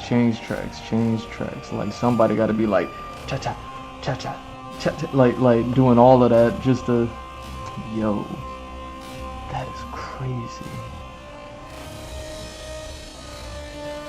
See, now this is where my brain immediately went when I was like thinking about the jukebox. This is kind of like the stuff I don't like to talk about because it's not fully thought through. It's not a fully formed thought, but also like, you know what I mean? So I don't want to like really speak too much about something like that, but since I just broke down those concept books for you, and you know what I mean, I've been talking about how to make something a little bit more interesting for me to understand. Like, yeah, this is interesting to me because it's like, oh, it's like a tree. You know what I mean? Like I could see it. Like I could see the system now. I can understand this system.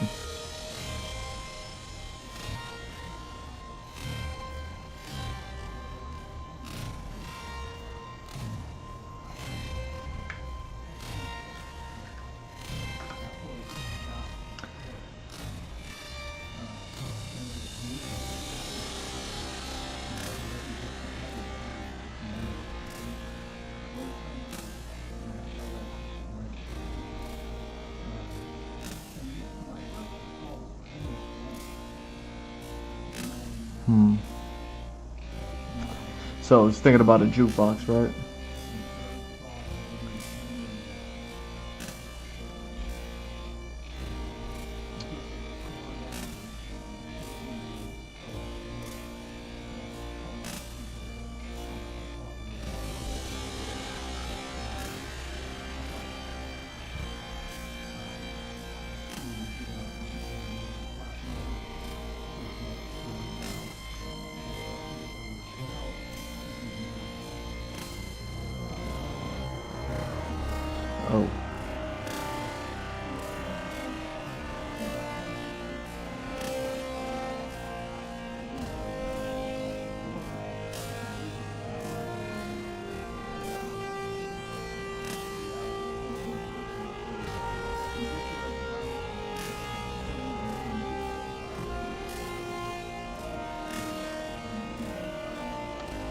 Mm.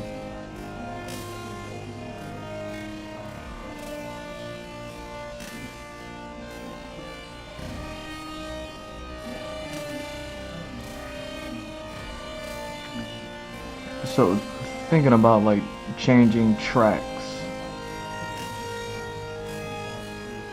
I'm trying to understand where the misconnection is, where something like this can't happen. But thinking about a jukebox, thinking about changing tracks, and thinking about like the relation between a jukebox and, let's say, a railroad yard. Um,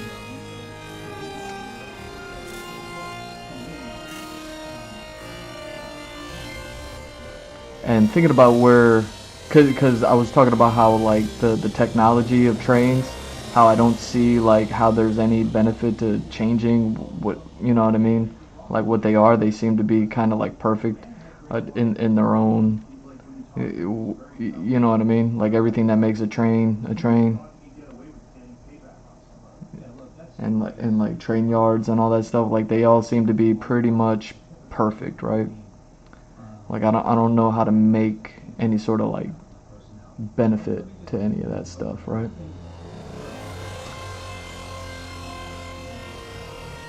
So what I'm thinking about is like, well, we did away with jukeboxes for the most part. Like we still enjoy them. Like I like a jukebox. I still like to see it.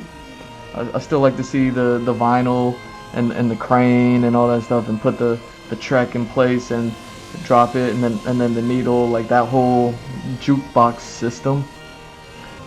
Like that whole thing like is cool to me, right?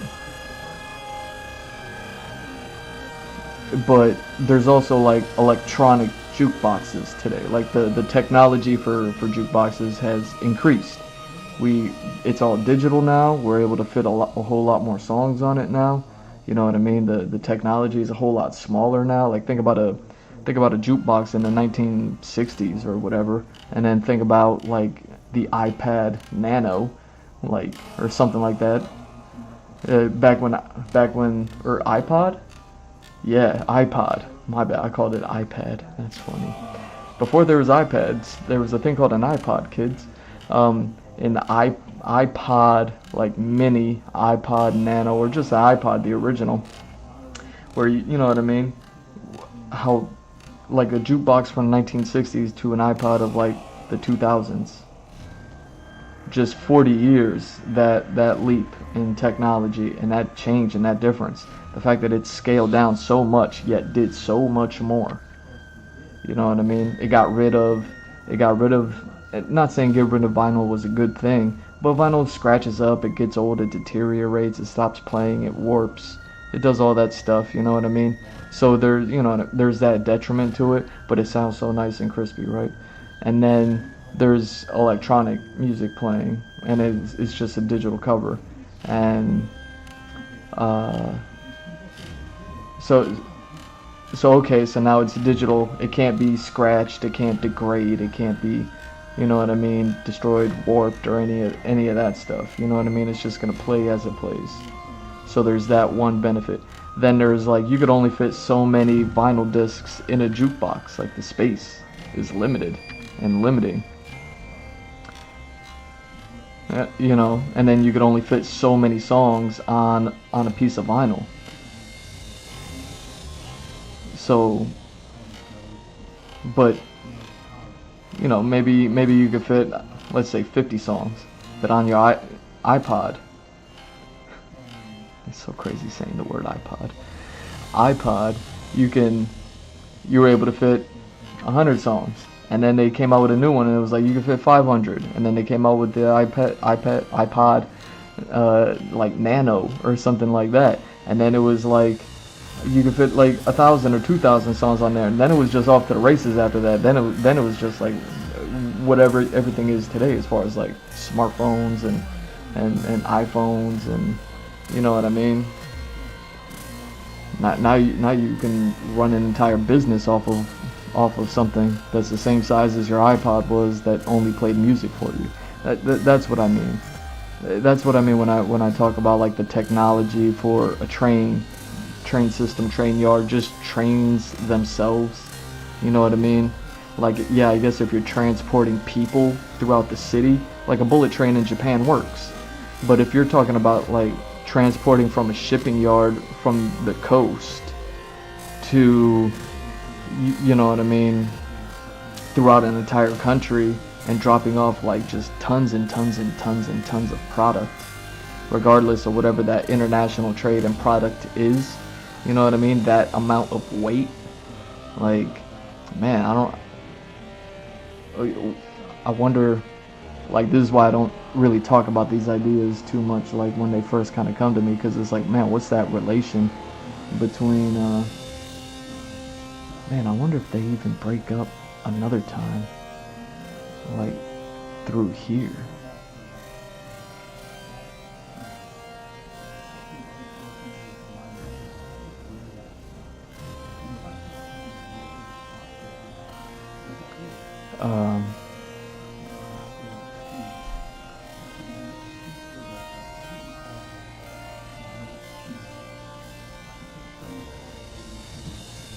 But yeah, like what's the technological translation between a jukebox and a train yard? You know what I mean? Like, I don't know if there's a way to digitally ship physical goods and services.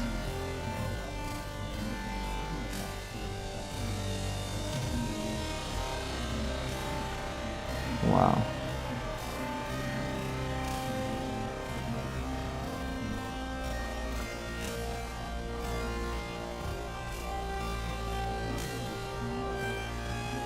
You know what I mean? Especially on the scale of like a jukebox in the 1960s to an iPod in 2000. You know what I mean? Huh.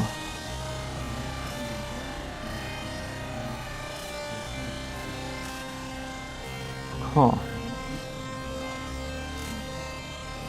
There we go. So now they got a train track running like this.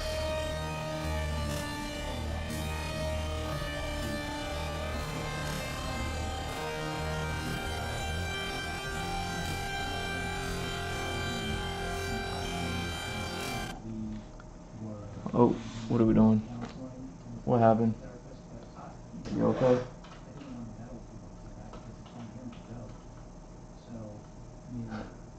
Dang, that one just cuts out, huh?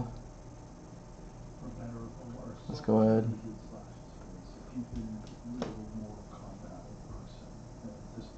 There we go. You gonna go ahead and do this?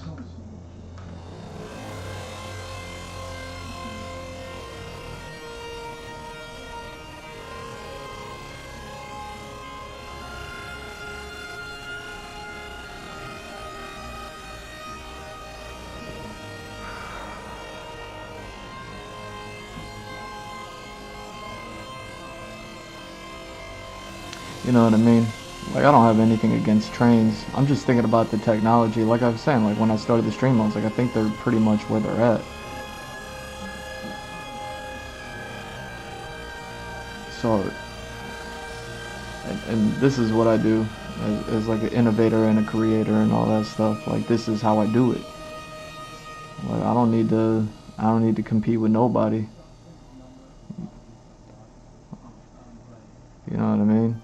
Just cut me a check because you're stealing my idea right now. You know, relating a jukebox to a train station, or you know what I mean, to a train yard, and seeing how we can maximize the potential of shipping goods and services. Because I imagine, like, what are these train yards for? You know what I mean? Obviously, they're housing train cars, right? Train carts? Train cars? Is it train cars or train carts?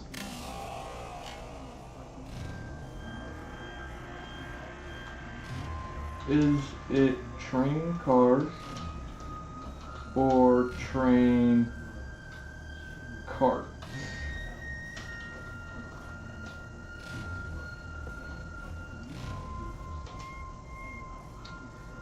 Train cars, no T. The correct term is train cars. A train cart is not a standard term in English. The term train car refers to a self-propelled vehicle used for transporting passengers or cargo on a rail transport network. And that's what I mean. That's the only thing I was thinking about trains before. You can move people and then you can move goods or cargo, you know what I mean? And then I can't really think of any other reason why we would need them. So maybe, you know what I mean, like yeah, we have like the bullet train or whatever. Is that what it's called, the bullet train in Japan?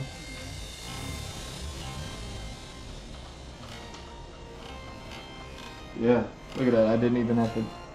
I just typed in Japan's BU and then it filled in the rest for me. Shinkansen.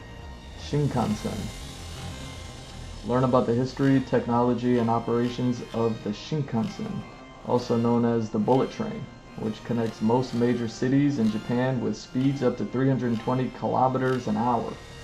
Whew. Whoa.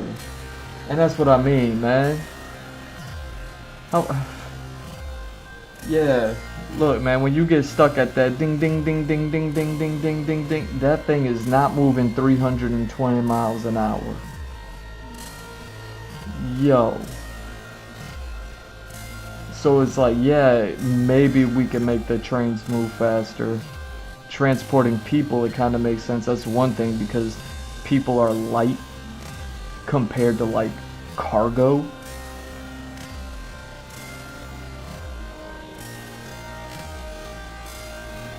But yeah, I don't know if anybody wants to have like a cargo train and then like have that thing wreck and then all that material is wrecked. But then again, like, yeah, I wonder if it's a weight thing or what. So it's train car, no T. Good to know. I've been saying train cart my whole life. I'll probably still say it.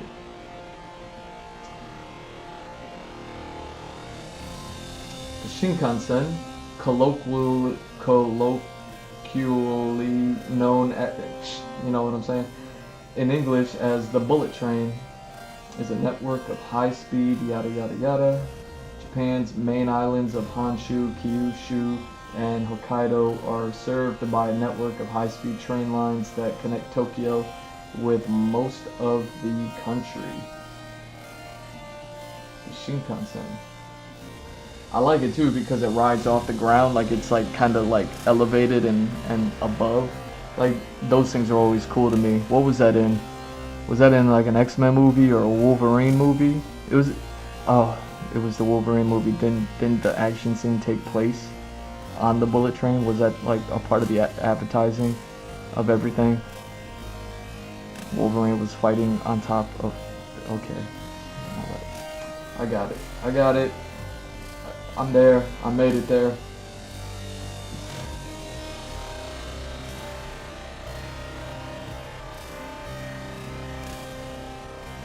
Yeah, so it's just like, can we get there faster and how with, you know what I mean? So I wonder if there's another way to look at it. See, and this is what I mean when it comes to like innovation. You don't need to compete with nobody. Like you could just like kind of like think about things. And you know what I mean, coming across an idea of likening a train yard to a jukebox, and seeing if we're trying to like innovate with trains, it's like, is there any way to have like that technological leap within 40 years from today with a train yard and all these trains just sitting there, supposedly, and then you know what I mean, innovated to the point where in 40 years we have essentially the iPod of train yards. You know what I mean? I guess speaking of cargo, and you know what I mean, speaking of the nature of of electronic devices and the iPod being like, we were able to take music and turn it into this electronic format, and then, you know what I mean, make it so that way you can listen to a million songs on something the size of your thumbnail.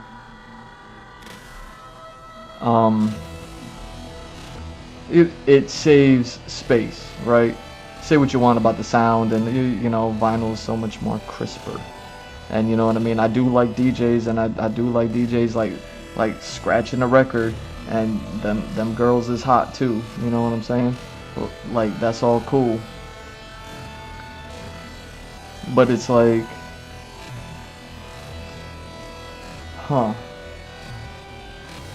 something that I talk about often in video games.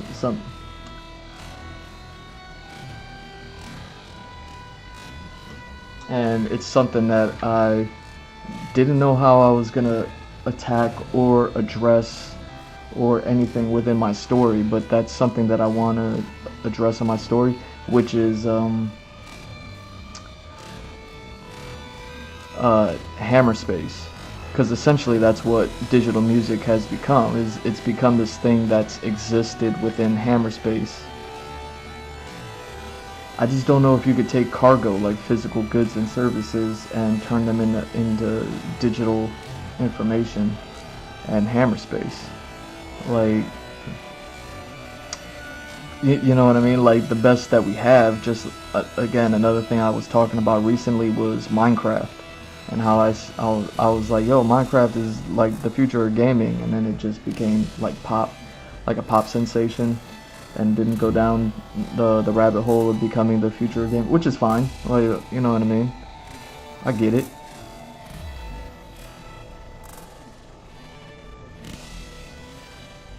But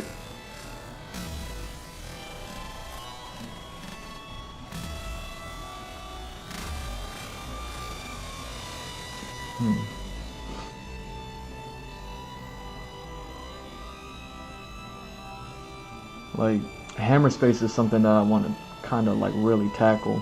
Like, some video games, they'll do it by just weighing your character down, applying a weight to a certain item. That way, if you have that item on your character's person, then that character weighs as much as they do plus that item, and then there's a coded threshold of like in the FromSoft games, like, you know, the term fat rolling came about because, like, oh, you're weighed down with everything that you have on you.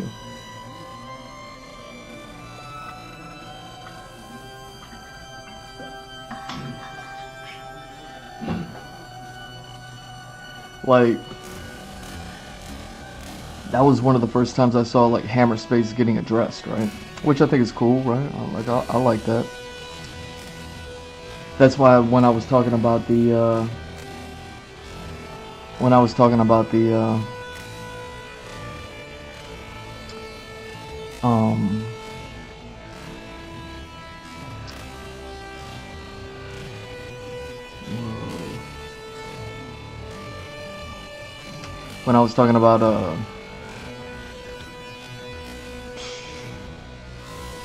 Final Fantasy games and the remakes and remaking Amano's art and whatnot, but more so putting the items on the characters, and you know what I mean, just letting the items be as they are, because with Amano's style there's going to be like clipping and all that stuff.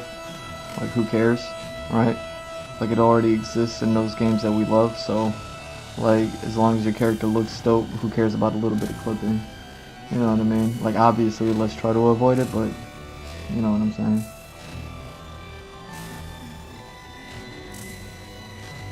So there's all that.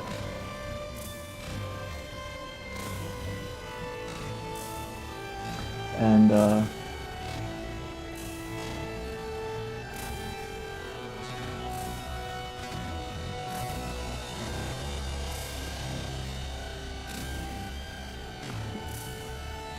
you know, I talked about, like, if you change out an item, like in RPGs, for instance, like, you'll wear a set of earrings, and then those earrings will get you a certain power up or a boost or a special, you know what I mean, something something.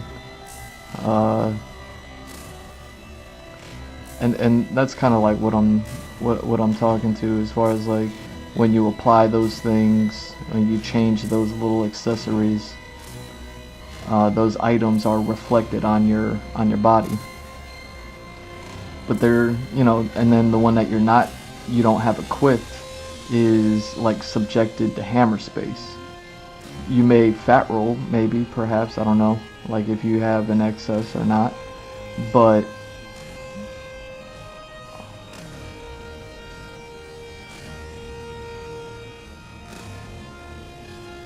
I don't know, hammer space is this weird thing.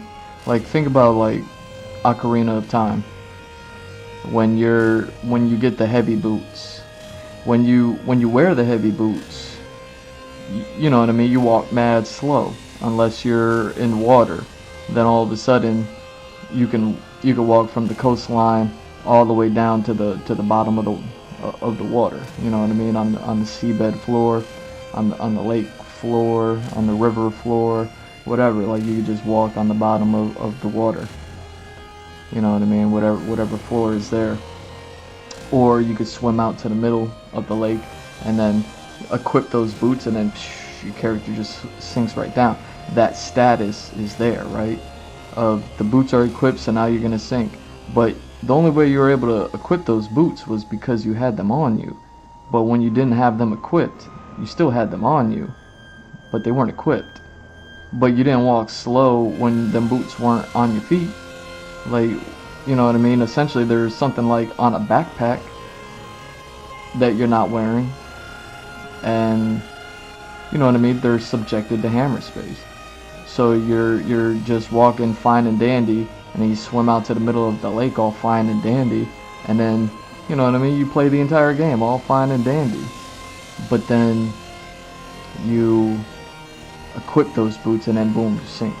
Or you could walk underwater and all that.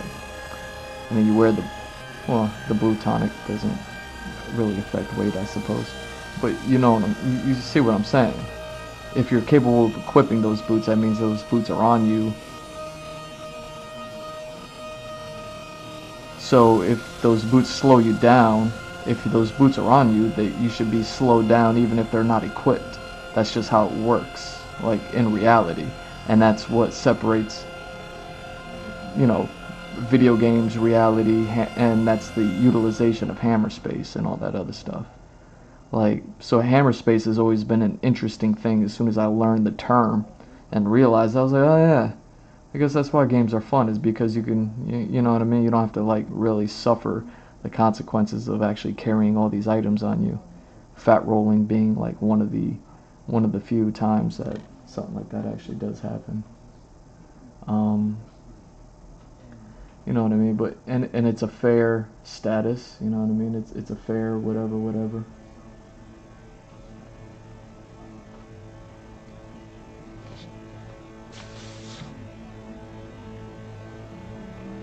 So yeah.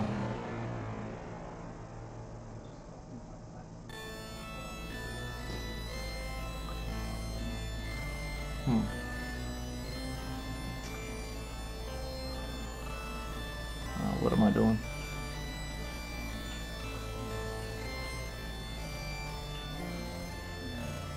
There we go.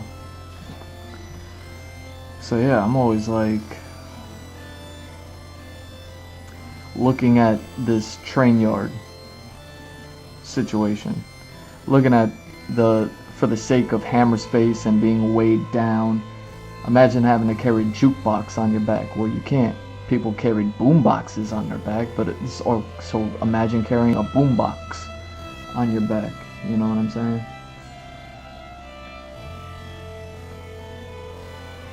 As opposed to having an iPod on you. First of all, you only had like one person with a boombox that everybody would enjoy. You'd be the boombox guy. You know what I'm saying?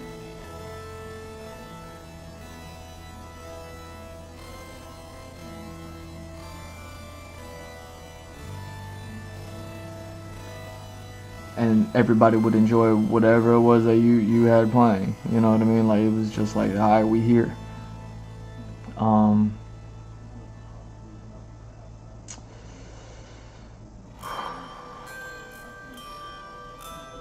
Yeah,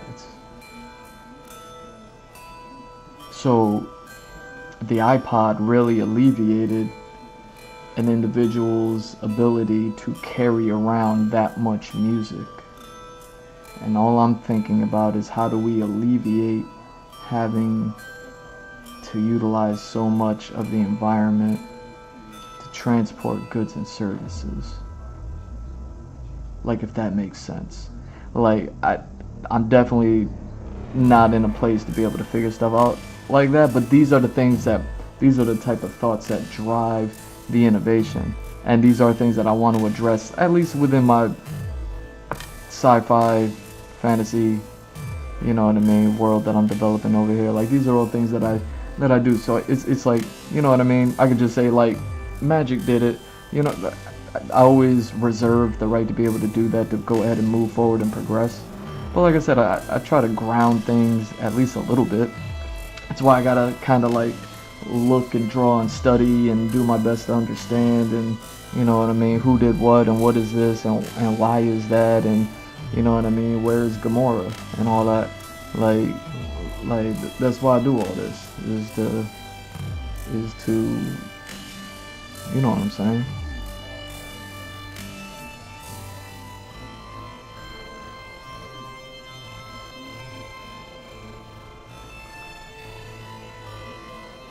So yeah, because of all that, like, I get to draw things. So I kind of like sit through having to draw things that I don't really like, I don't really care for.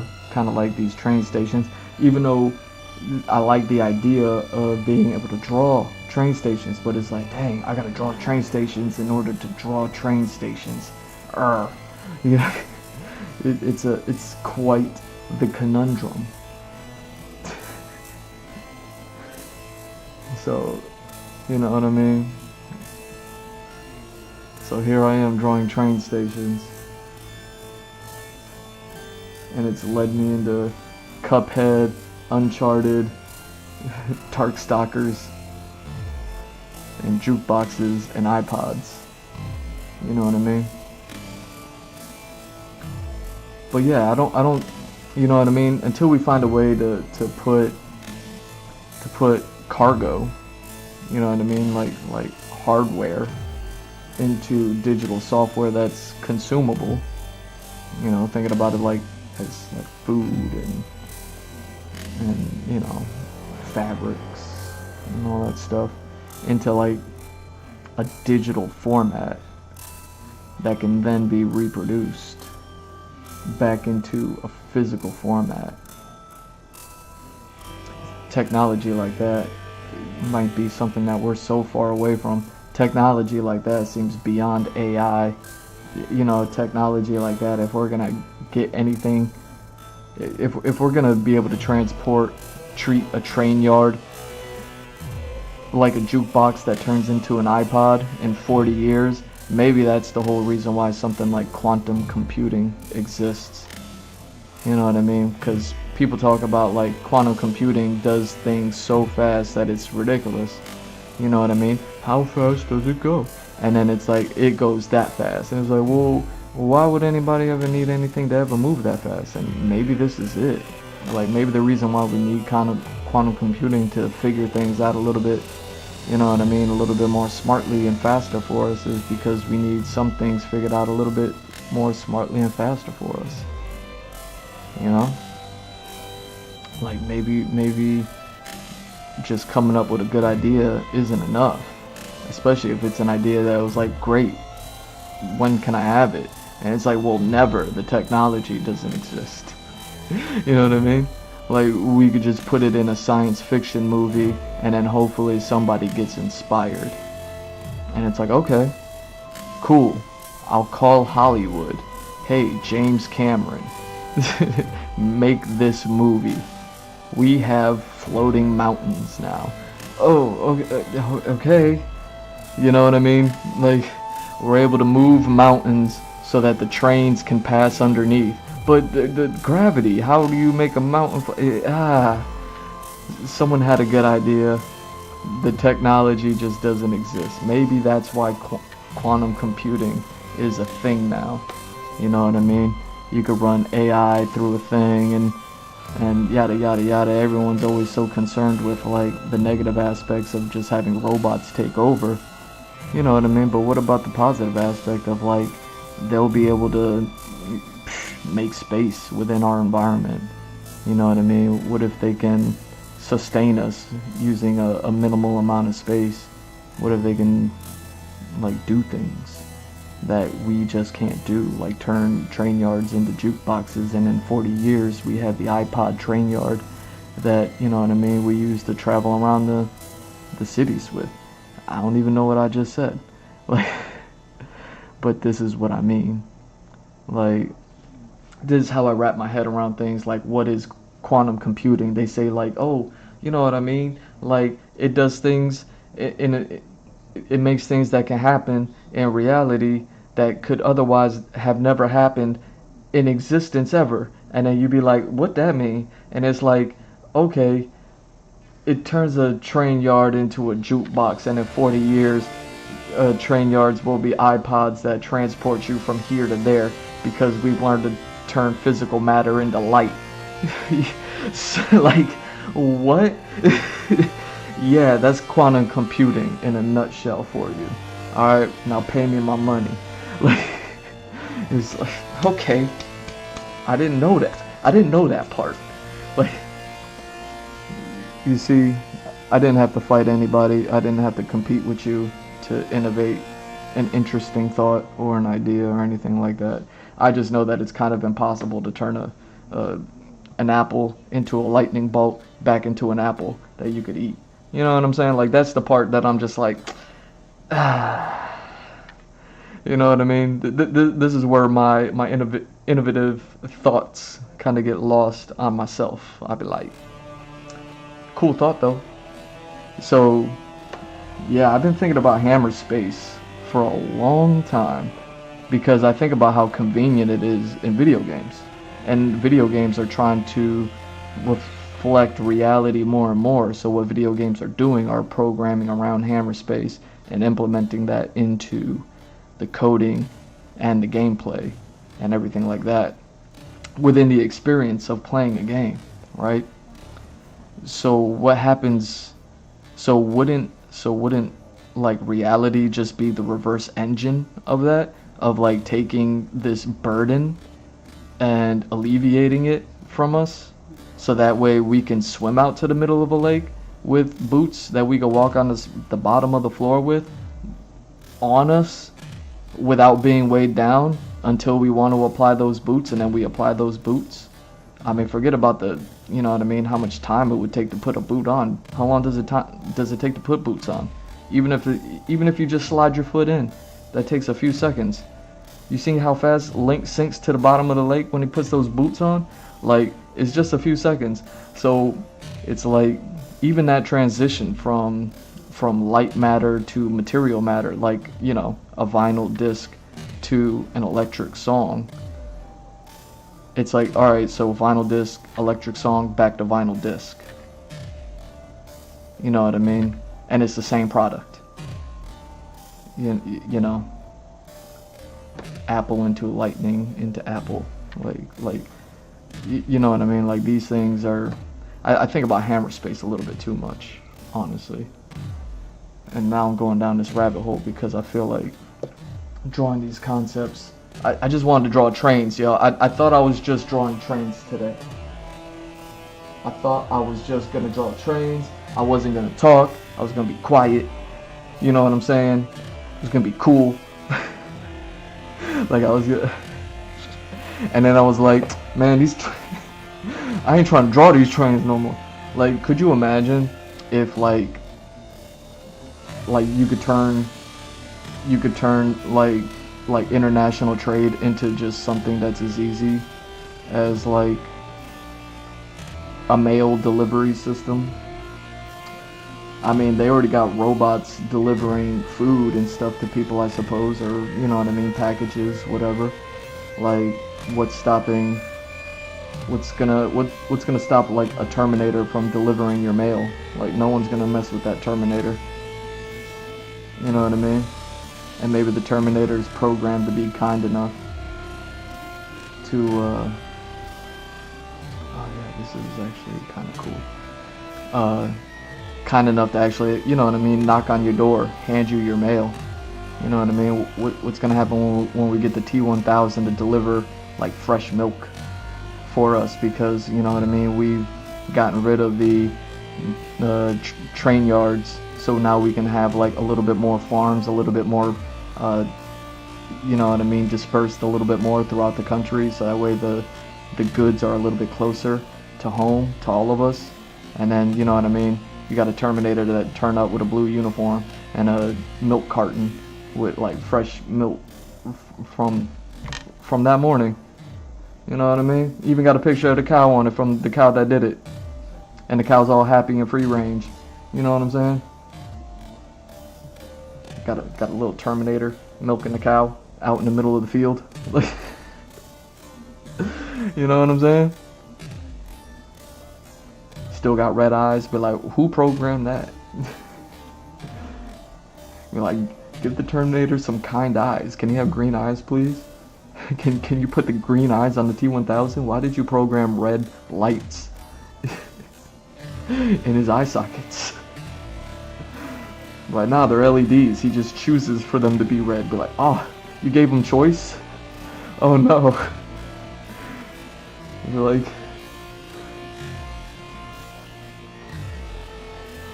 either way, I think about Hammer Space a lot, and it's because it's something that I will eventually get around to tackling within my science fiction, fantasy, not real stuff here, but you know what I mean, just working on this real stuff here like this, it kind of puts me in a place where my brain starts thinking about things that it would have never thought about.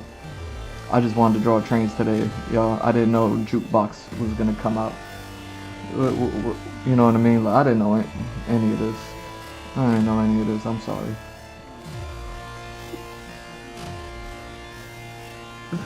You know what I mean? Just cut me a check, because you just stole my idea. You know what I'm saying? Just cut me a check. Just put my name in there and be like, alright, you know what? Fair enough. You did talk about this on this day and I did watch it. And you know what? He is the man. He's the greatest. He does deserve, you know, what, 1% of $1 billion?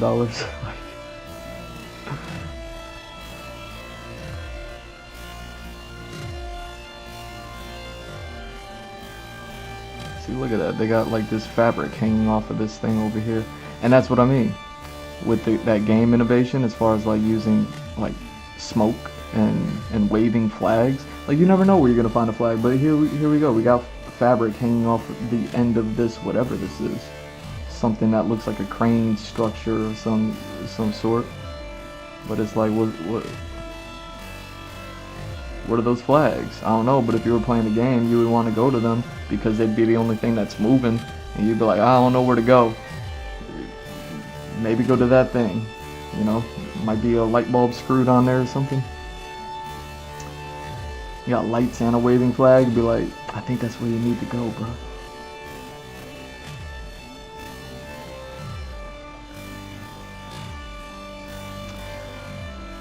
So yeah, the concept of reverse engineering the programming in video games to real life, so that way we can live reality with just a little bit less burden, like we do in those early video games where hammer space is everything.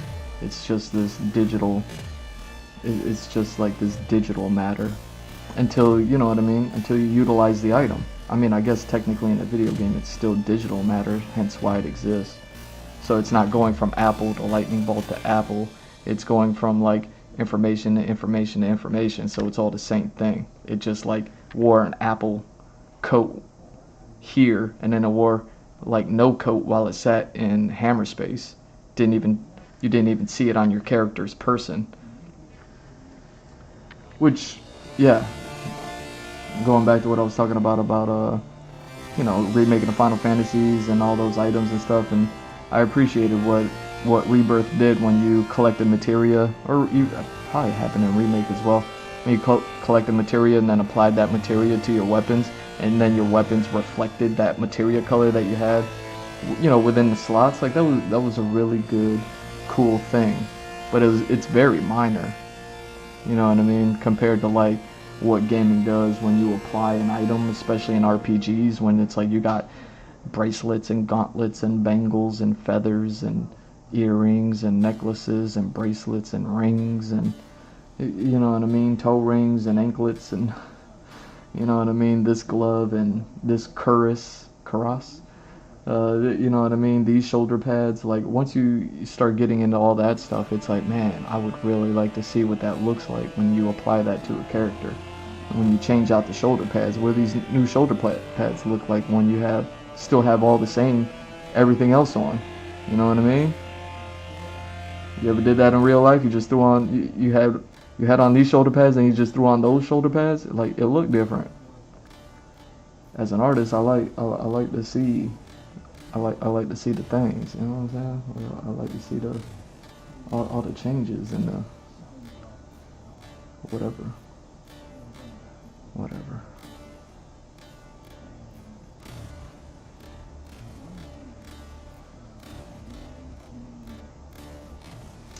Look at me innovating. Look at me being an innovator. Yo, G Mr. Drew on all socials. Follow, like, subscribe. gmrdrew.art, the website. Check it out. Links everywhere there. You know what I mean? Check out those links. Follow, like, subscribe. Merch stores, they be on sale. Check out those sales. 50% off, 25% off, 50% off. And then Patreon, you can join for free. Don't even cost you nothing. You know what I mean? Holla at your boy. You know what I'm saying? This is what I do. This is what I do.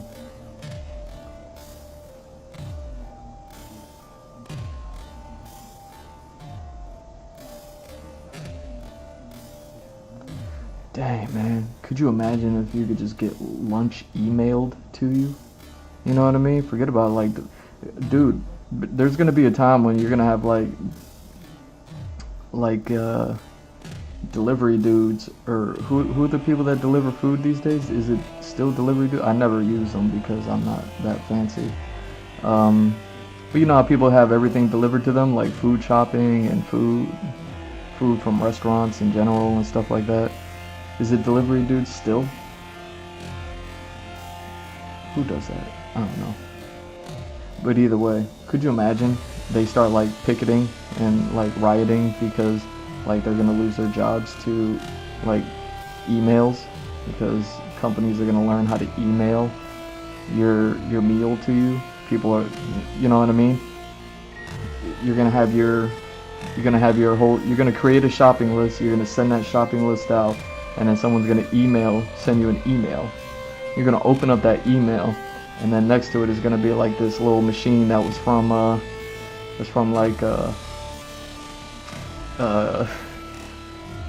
The Fifth Element, and it's gonna be like boop, psst, and then it's like, here are your groceries. You know what I mean? They come to you in like pill format, like capsule corp.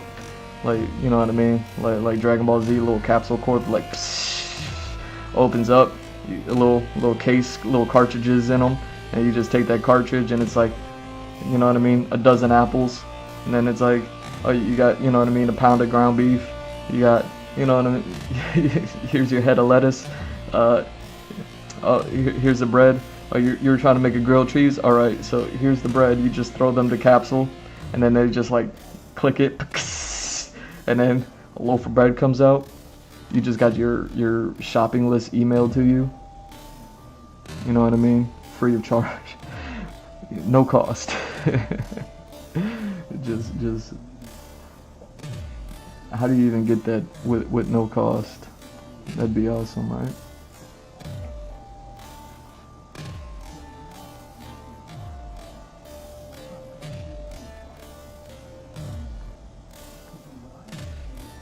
I always laugh at that one scene in Cowboy Bebop. It's not one of my favorite episodes, but it does have its moments.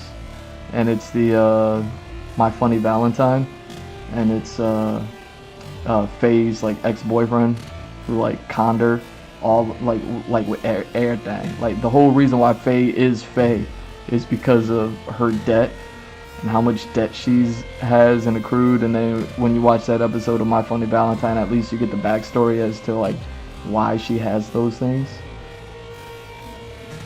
and like where it all came from and whatever. And then they get like they have to get like what's his name, Haggis Matsumoto or something like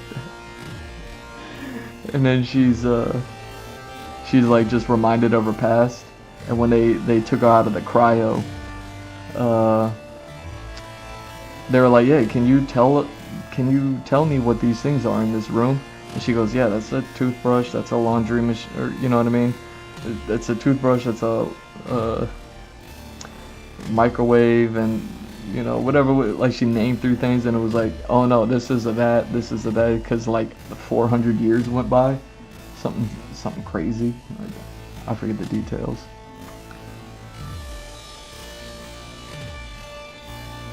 Like I often think about that. It's like, yeah, just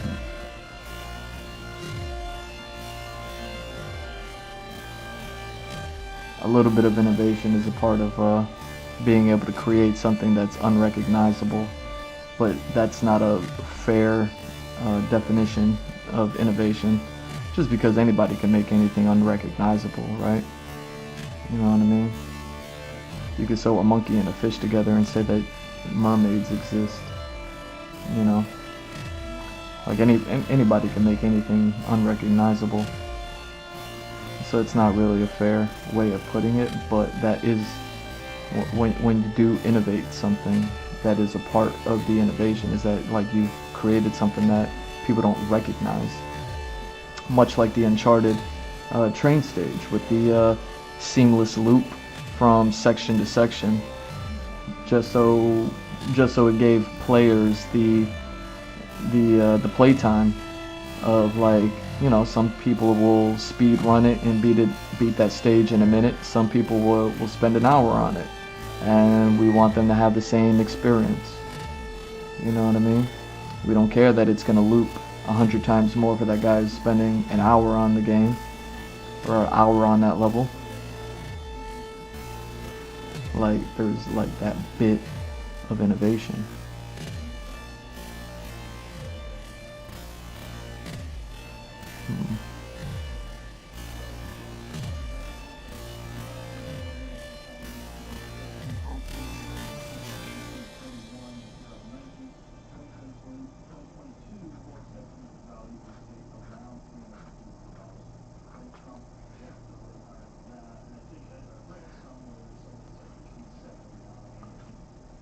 Like, they innovated in that game design, in that gameplay, and all that stuff, in that level design.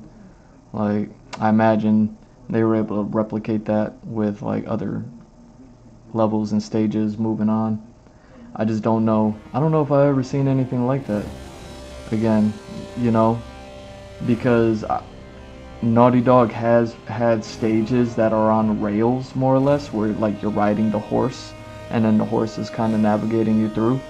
But I think that is still less, like, more typical gaming industry stuff than it is like them utilizing whatever they did with that train stage in Drake's Fortune 2, which is wild to me, because it's like, man, you developed this incredibly insane design aspect where people can seamlessly play a stage, whether they want to play it fast or slow. It's the same experience for them. Like, that is a wild design aspect to not like rinse and repeat, and better, You know what I mean? Because I think in like ever since Drake 2, like as good as like the narratives are, and maybe Drake 3 and maybe Drake 4, and then you know what I mean, however you feel about the stories in The Last of Us 1 and 2, like 1 is a masterpiece and 2, you know what I mean, we feel how we feel. Despite the stories, yeah, I don't like the stories are great. Like the stories have definitely like been worked on. You know what I mean? As far as like their storytelling in the games, but like as far as like gameplay goes, and I'm not even saying that they need to like innovate beyond what they did with that train sequence, but man, that was, you know what I mean, the type of genius that it takes to be able to put something like that together.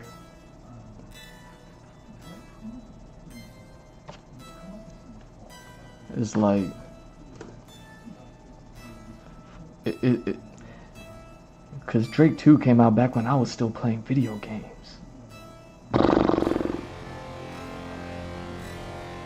15 years, and every time I see, at least I can't think of a stage, so maybe I could be wrong about it, but anytime that game seems to be on rails, it seems to be on rails just like any other game is on rails. You know, like oh wait, 1, 2, 3, 4, 5, 6.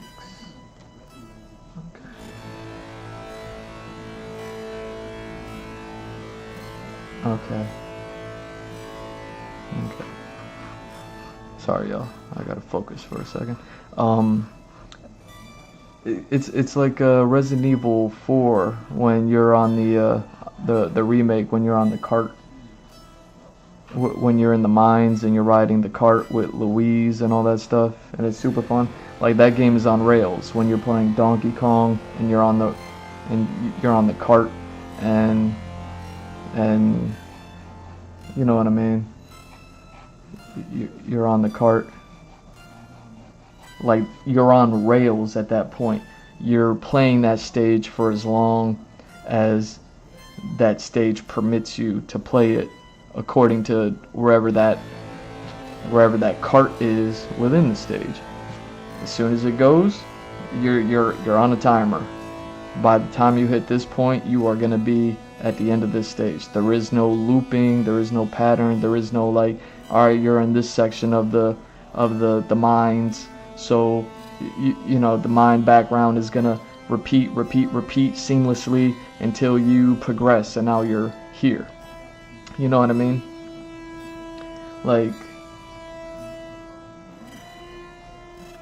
And like I said, they went on to make The Last of Us, and they have like incredible stories, right? But and gameplay's good, but gameplay's good everywhere, right? Like, aren't all these companies just making good games? Like, I have a hard time finding bad games. Bad games. Like, I have a hard time finding bad games. Seriously, like I enjoy so many of them, and I don't even play them. I watch them. Like I enjoy watching so many games. So it's like, you know what I mean?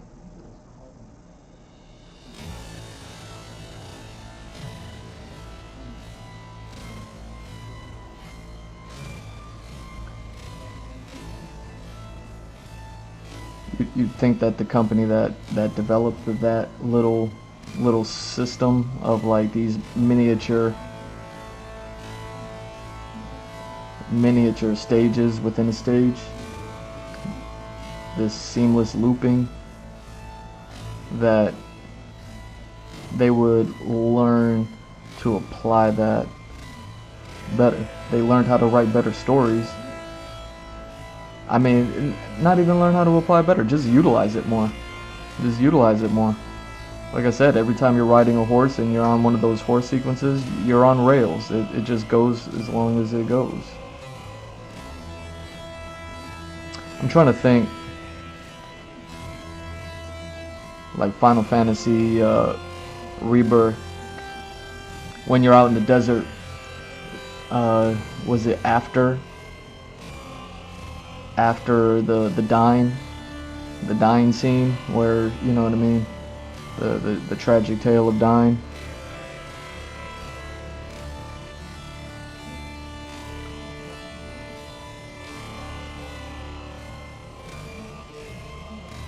And then the stage goes like on rails for a second. You're Barrett on the back of the vehicle, and you're just pow pow pow pow pow, like infinite ammo on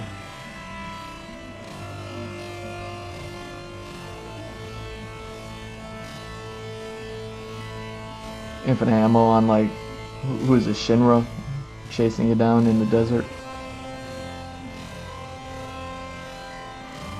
Like I'm trying to think, like if there are any stages I could think of in these top-notch AAA games that utilize that same thing. Cause yeah, man, it was revolutionary at the time, and considering no one else has figured it out, no one else is doing it, and somebody did it. It's like you haven't learned how to like push the recipe, you know what I mean? Like this is how like masterful dishes get made. You know what I mean? You find something that works. Look at me talking about food. I must be hungry. Well, we're 4 hours in. I am hungry. Like that's how you get master food and master whatever. Oh, you know what? I'm gonna take 15 right now. I'm gonna take 15 right now. I'll see y'all in 15.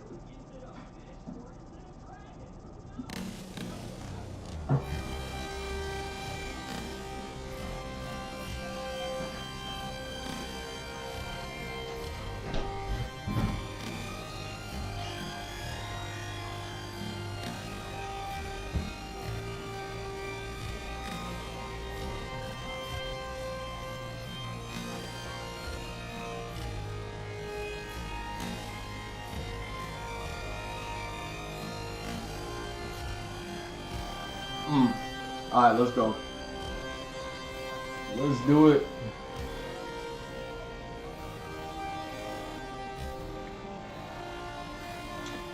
Boom. Alright, we're back.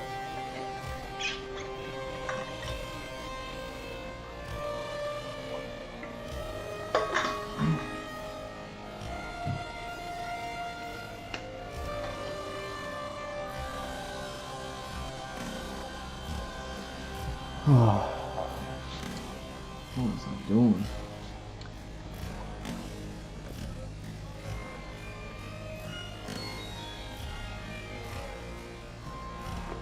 Yeah, I wonder if I should just kind of like draw something. You know what I mean? And then do a little bit more, because I'm not getting what I want out of these. Out of these sketches, like I'm getting a little something, you know what I mean, but I'm not getting what I want from these sketches.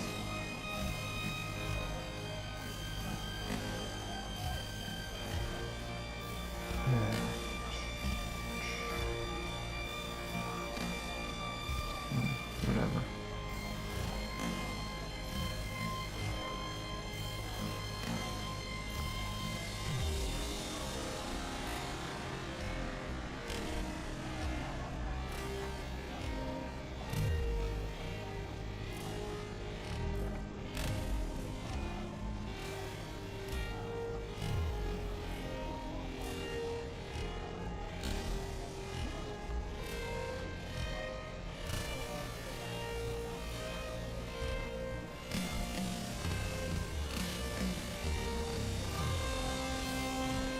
Alright.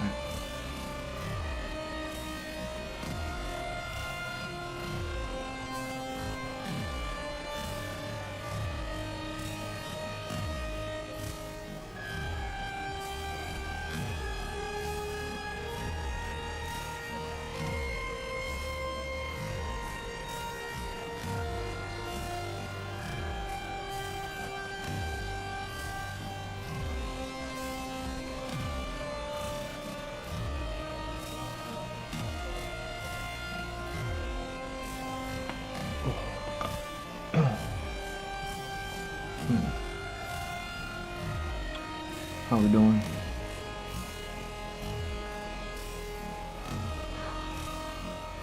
Alright. Looking good.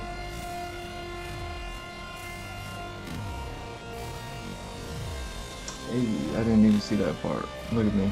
Look at me tripping. Ah, that's why you're so off. So I was like, yo, why are you off like that? Going that way. Oh.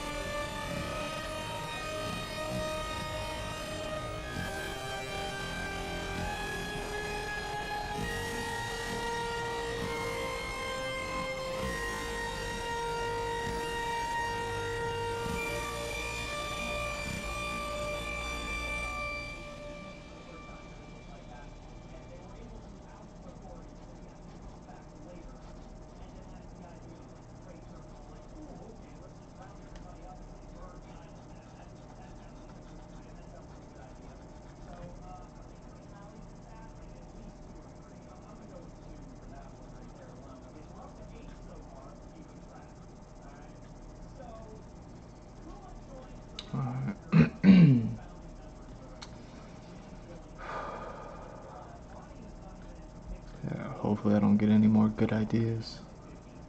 You know, that way I can kind of just chill, draw some trains. You know what I'm saying? Like right now I'm drawing train yards, but I'm kind of like now I'm like, yo, I want to draw some trains right now. Like I want to have some fun. Like I've been drawing trains for the last couple of weeks, so it's like, all right, I'm a little familiar with a little bit. Now I'm looking at them from all these like different angles right now, and I'm just like, let me just be able to do. Let me just do this real quick.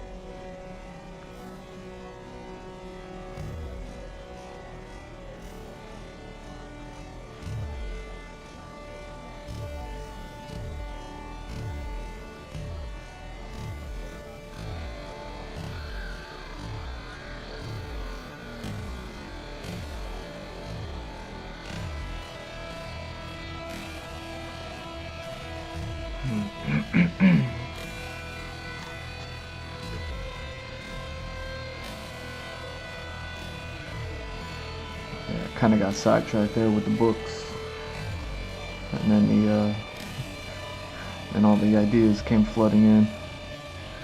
I really hope I don't forget that idea that I had. Damn, what was that idea that I had? Not the jukebox train yard idea, the one that I was like, I had an idea. I was like, oh, keeping that one in my pocket. I might have forgot that one.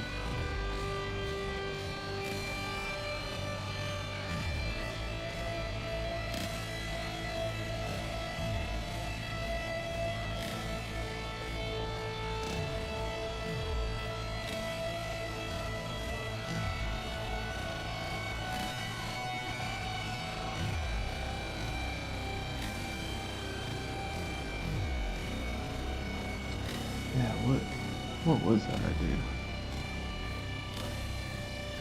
That's why I was looking at the Cuphead joint.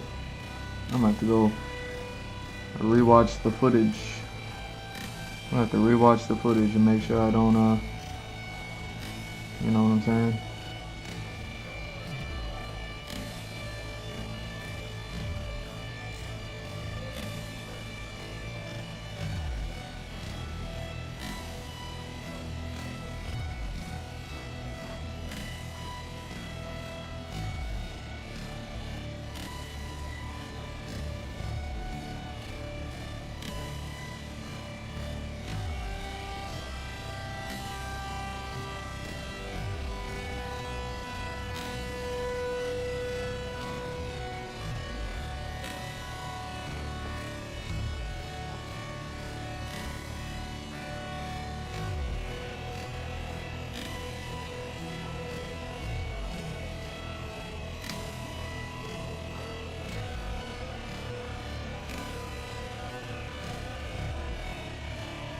Oh, damn, I threw an extra one in there. What am I doing? No wonder. No wonder. Yo, I'm drawing this sloppy too. There's a better way to do this. What's a better way to do this? Why I draw this like this? That's what happens when I start talking and I'm drawing, because then I'm not thinking about the drawing. And I'm like, why am I struggling to draw something I don't even really, you know what I'm saying? Hold on. Look at me struggling to draw something I don't even really. Come on, man. Here we go. Give me that. Give me that. What are you doing? 2, 3, and then 4, and then 5, and then 6. Okay. And then you, alright.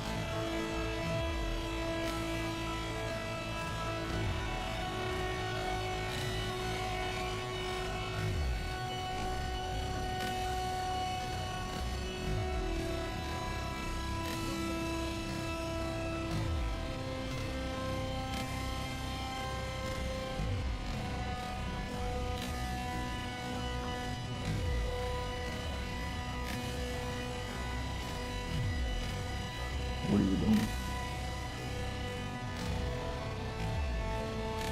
Oh, you're gonna get another one, huh? Yeah. So you're there. So you're here then. Alright.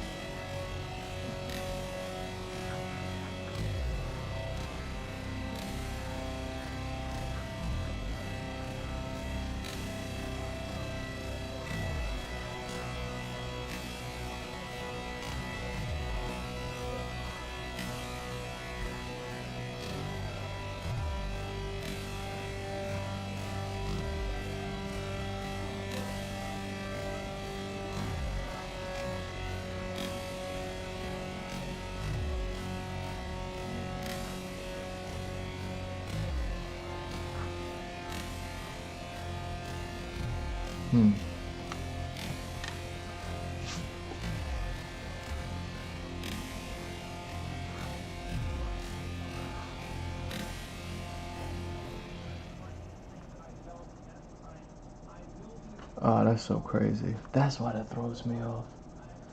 That's why that's throwing me off. Okay. They got different carts and different.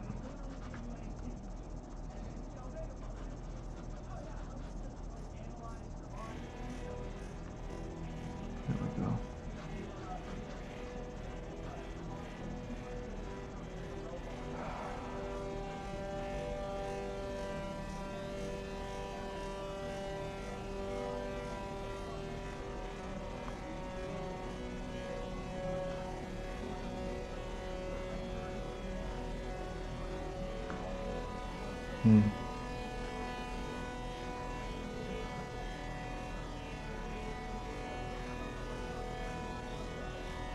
Oh wow, he's talking about Terminators.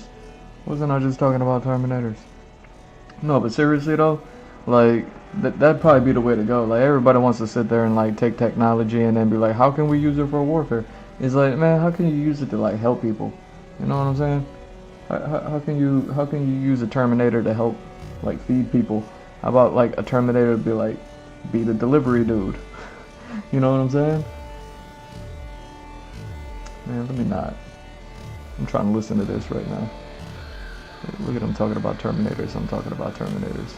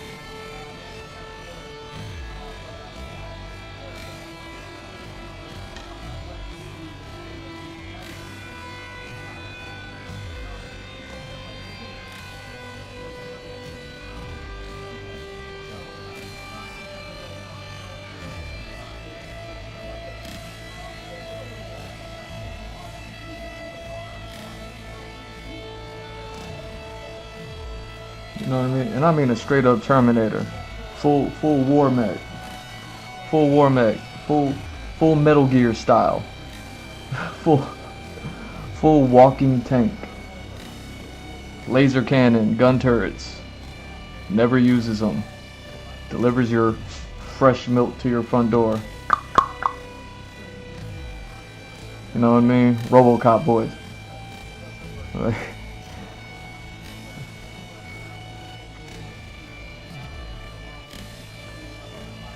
you know what I'm saying?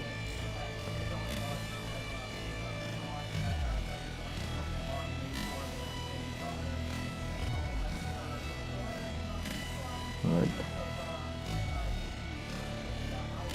you know what I mean? How fast for the AI robots to figure out on average how much milk people need and how much to disperse, and you know what I mean? How many cows it'll take to do all that, and that way they can still maintain it fresh. Preservatives could go ahead and get, you know what I mean, flushed out from the milk and all the dairy and all that other stuff. You know what I'm saying? How fast? How fast for the AI and Terminator robots to figure all that stuff out? Terminator robot come back and be like, yo, I didn't have to deliver no milk today. We're like, no milk today? But that's what you're supposed to do. I know, but everybody got milk and it's all fresh and it's all good. They're like, dang, we need to boop, boop, beep, beep, boop, boop, and then play with the numbers, you know what I mean? How long we've been delivering milk? Like 100 years? You still ain't get it right? Come on.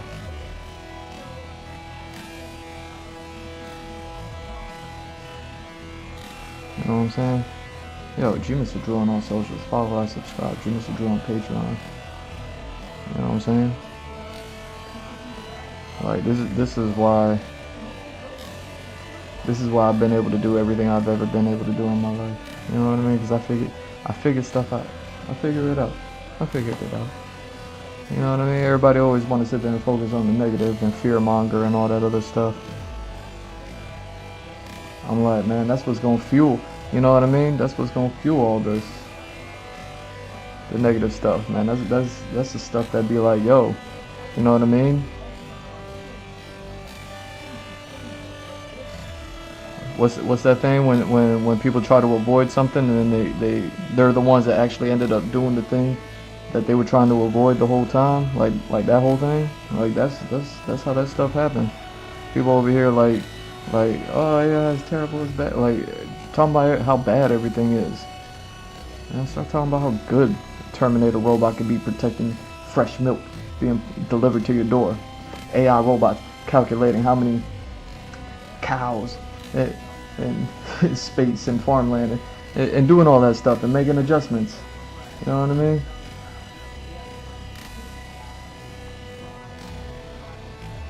According to population, how many cows do we need in this area? You know what I mean? How far do these cows need to be from certain areas? How many little miniature farmlands do we need to construct? You know what I mean?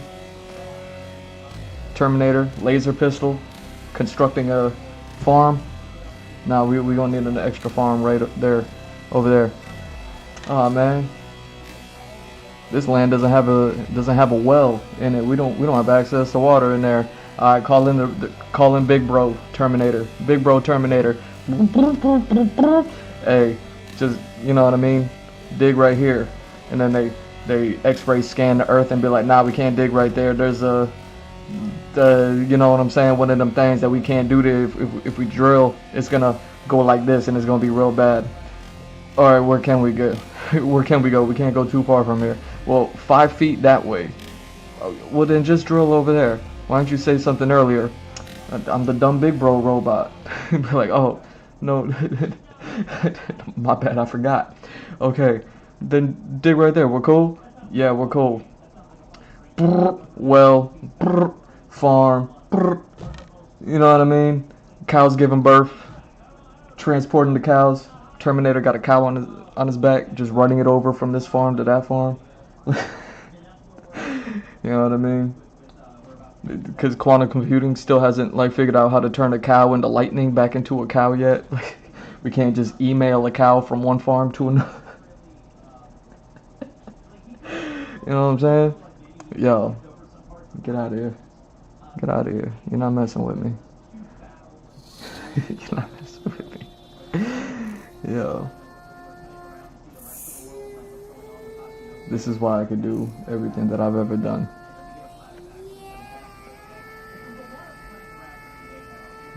This is how I get the jobs. This is how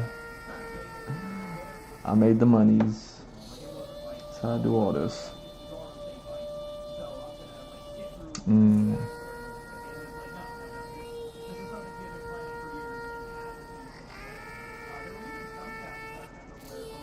Oh, I'm tripping. Look at me tripping.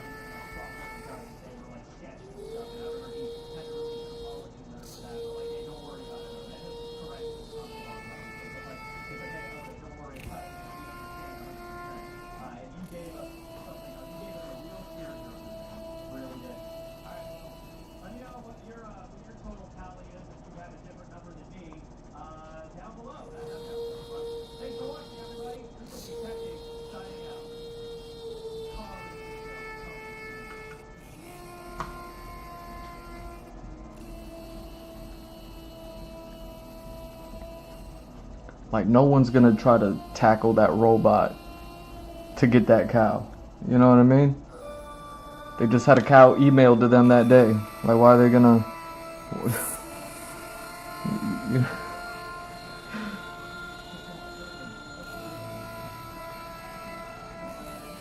You know what I'm saying?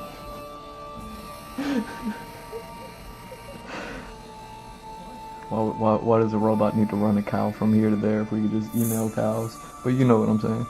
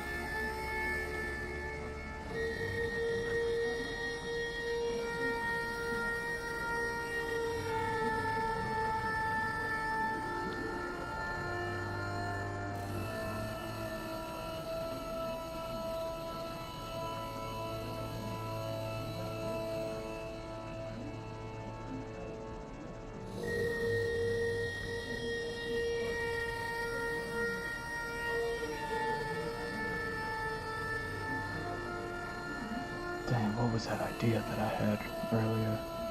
I gotta rewatch the footage. I gotta go back and rewatch it. I think it was while I was talking about Cuphead. And I was like, oh!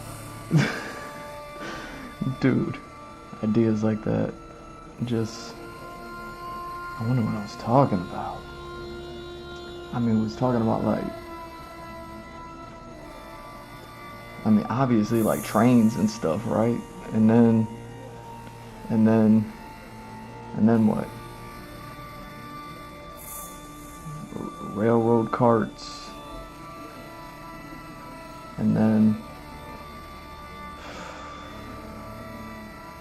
I gotta go back and rewatch it, see what it was I was looking at, see what it was that I was talking about, see what it was that all that stuff. You know, good thing I record these things and then I could just play them back and be like, alright, what was I doing when I did what? And then I can go ahead and be like, whatever. Like, I could do the thing.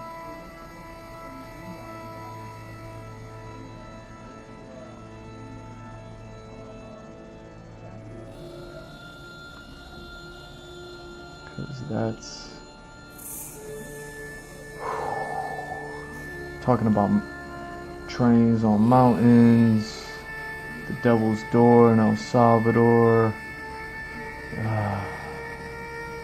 Dang. Hold on. Yeah, it shouldn't be like that. See, I told you there was a better way to draw this. This makes so much more sense to me.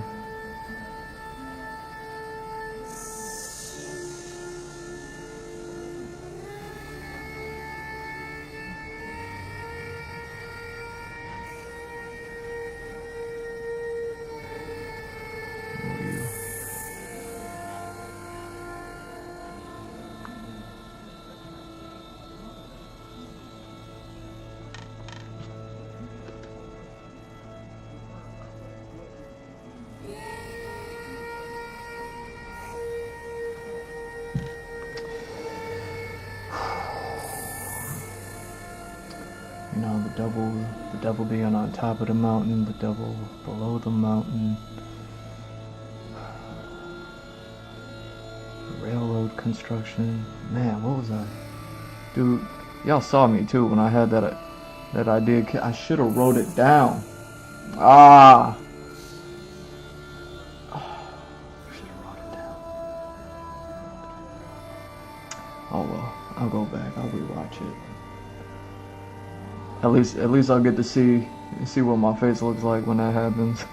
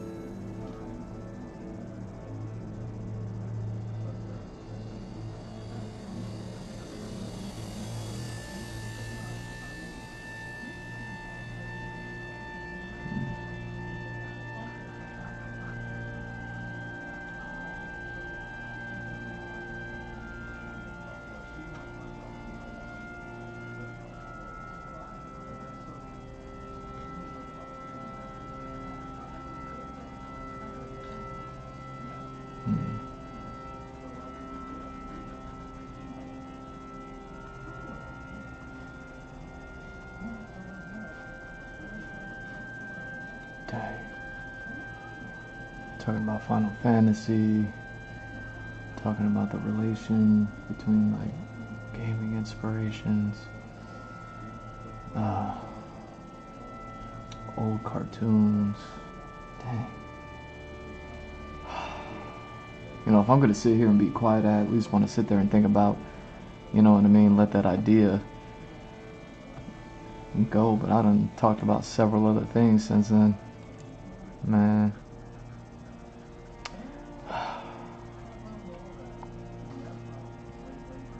bullet trains.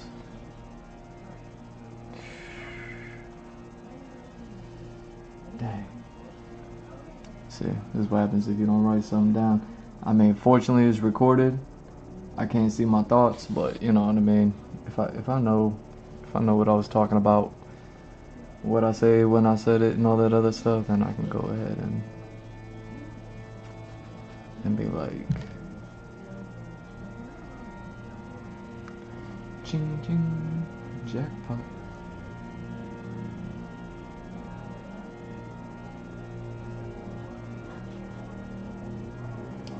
What's going on over here? What are you?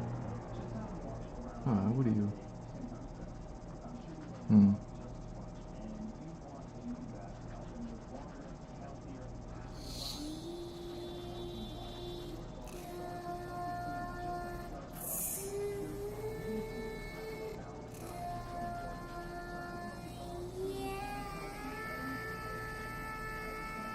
Hmm.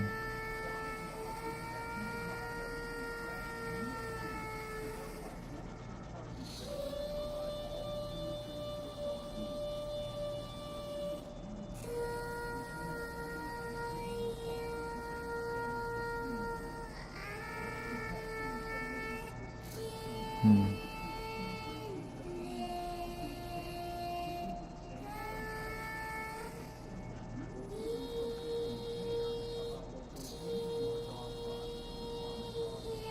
Hmm. Interesting. So you actually only go to about here.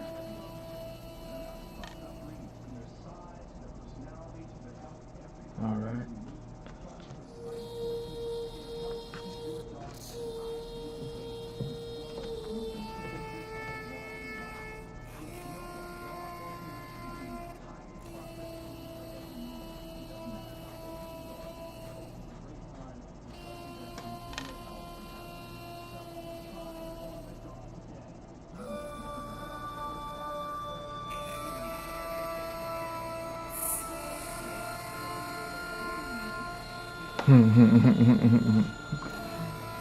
Get for free.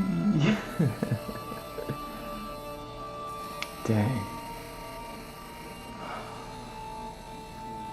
Come on, man. Quantum computing. Where's that time machine? You know what I mean? I could fit in my pocket and just be like, when did I have that good idea? Oh.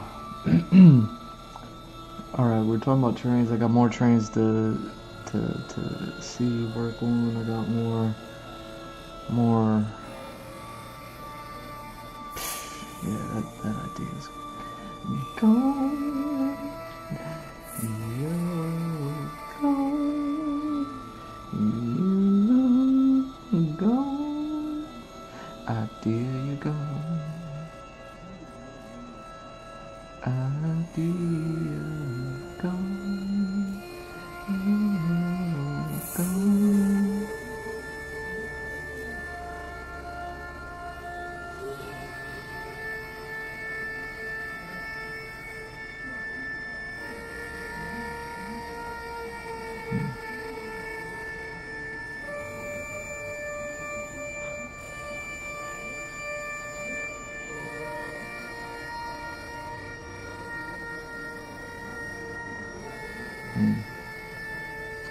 Oh dang, I took you out. My bad.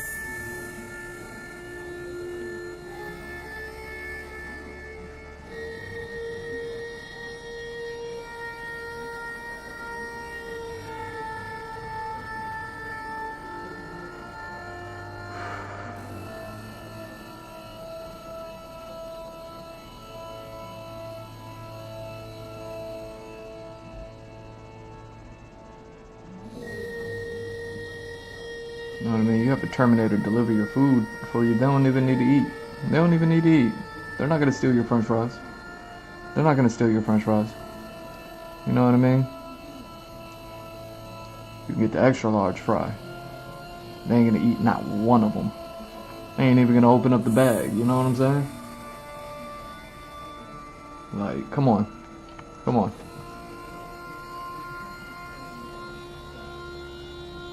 People gonna be complaining. Oh, I didn't get the sauce. He was like, you didn't order it. Look, here's your order. You didn't say extra sauce. You didn't say all that extra stuff in your notes. Terminator with a gun. You're right. I didn't order this. I should have put the honey mustard in the extra notes. My bad. Eyes glow red, going back to glowing green again. Like, oh, almost got shot over some honey mustard, yo. like, yeah. Yo.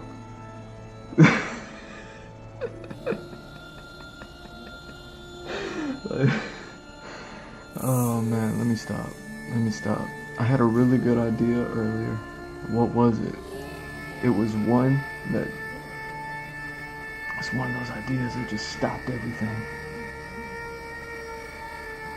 You saw my face when it happened too. Oh man, it was such a good idea.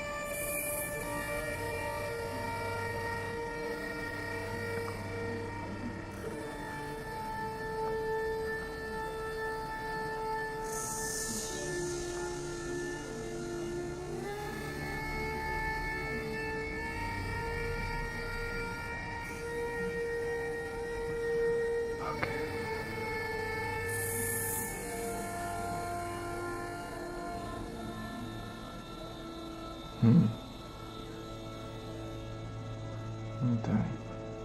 Yeah, these things are so crazy, man. What's going on?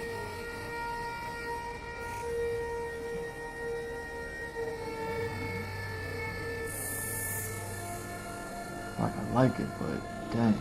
You know what I'm saying?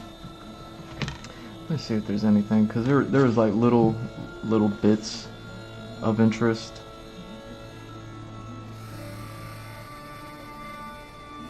Let me see if there's anything I can do about that.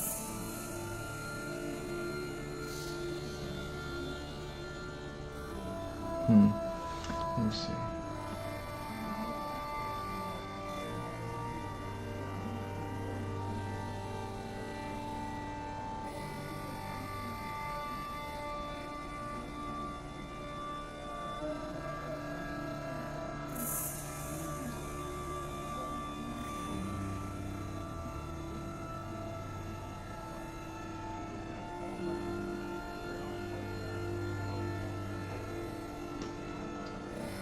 Alright.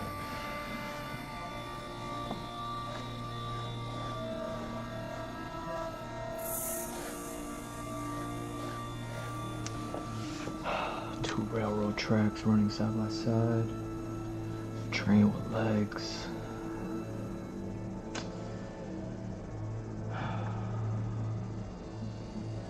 Dang.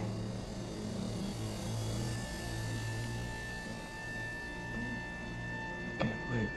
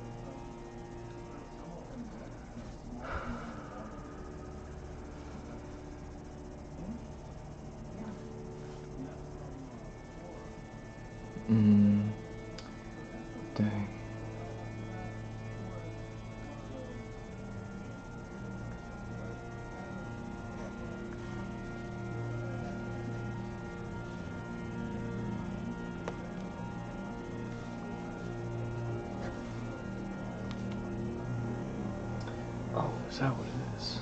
Is that what that is? Okay.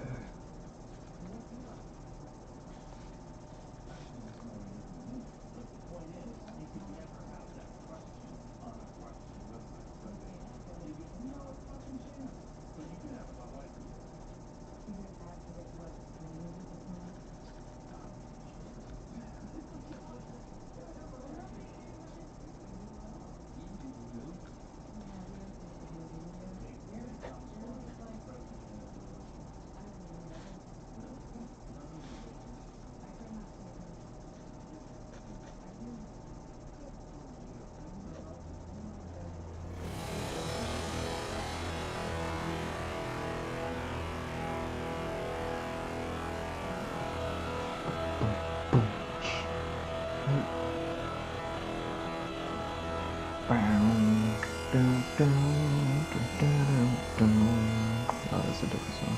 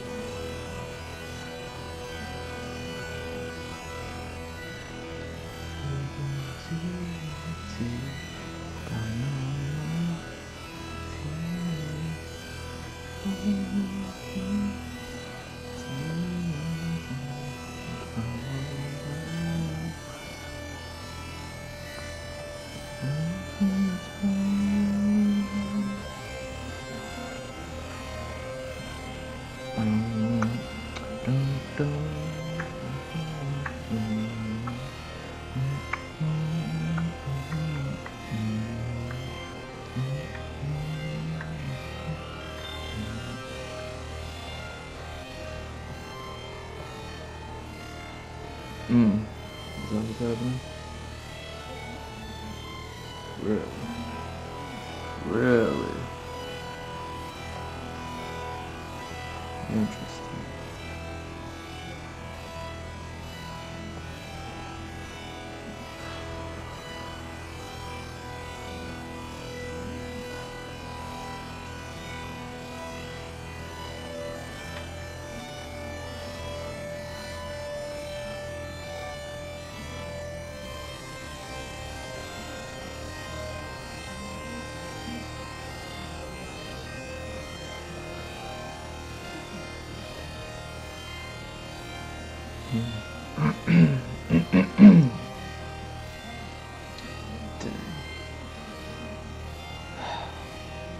That's gonna haunt me for the rest of this stream till I go back and watch the footage.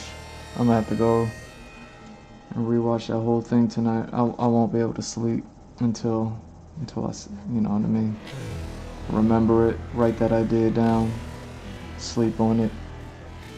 You know what I mean? Flip it, turn it, watch it, format. Like, I'm gonna do all of it, because I can't remember what that idea was. But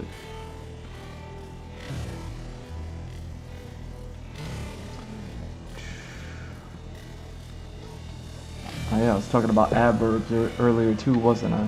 Talking about dogs jumping over the tree, under the tree, through the tree, and all that stuff. Man. Talking about yeah. All the interesting ways to go about through something. Oh, I get the right thing here. Nice.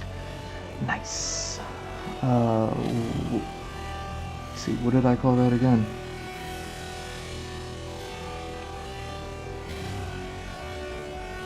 Oh, that's right.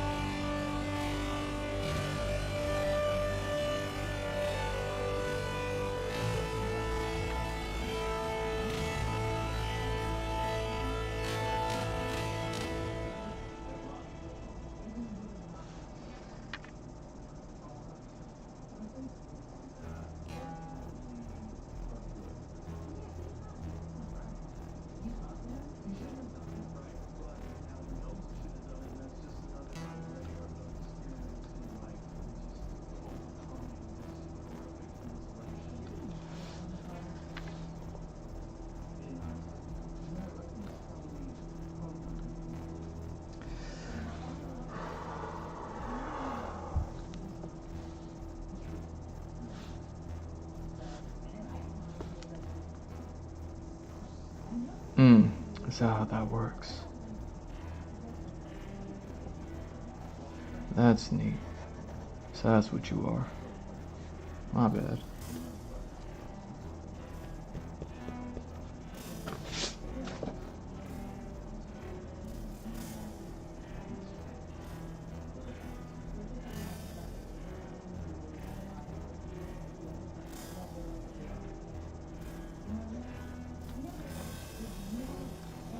Dang. This is gonna haunt me. Not remembering that. I was like, I'll just finish talking about whatever it is I'm talking about, then I'll go back to thinking about that. Dang. Cause see, what did I jump into? That's when I started talking about, yeah, the train yards and jukeboxes and iPods and all that. But that had nothing to do with what I was thinking about, man.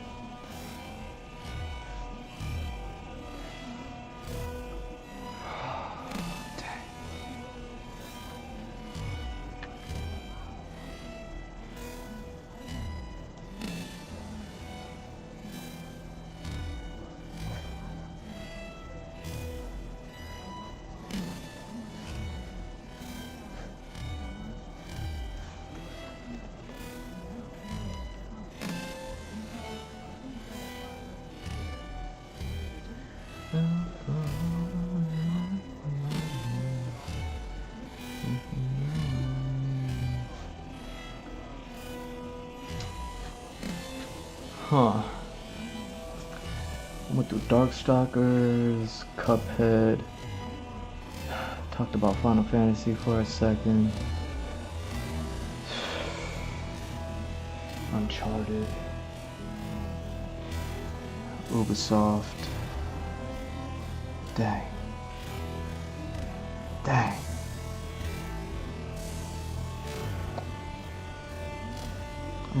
I'm about to flip the table. Yo. For real, man.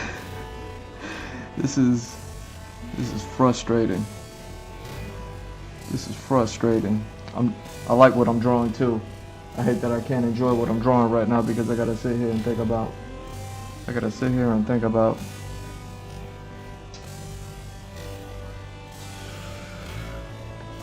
we go.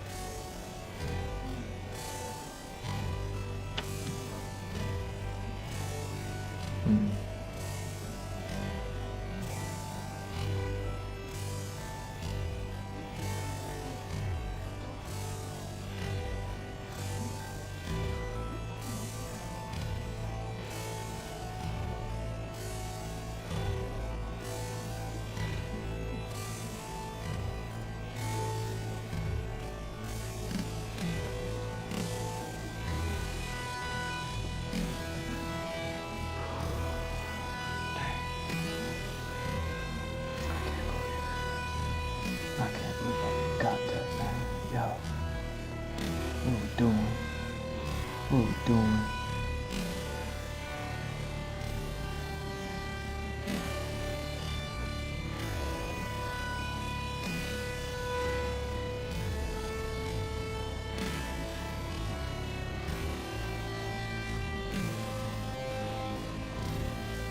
Talking about stupid jukeboxes and hammer space. It was about that. There we go.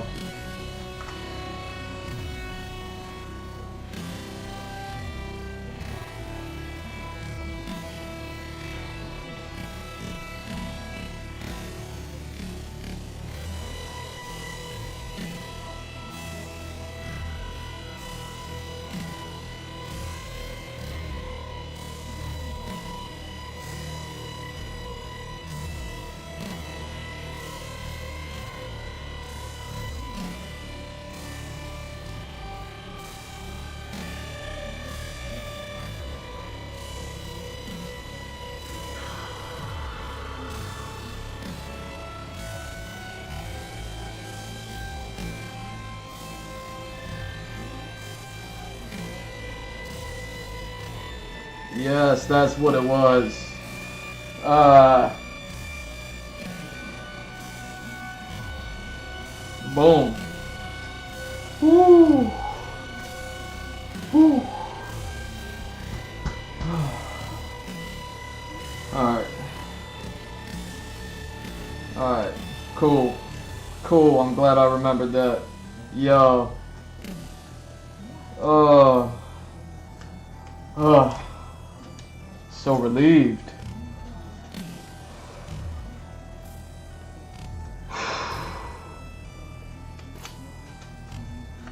Yeah. Yeah.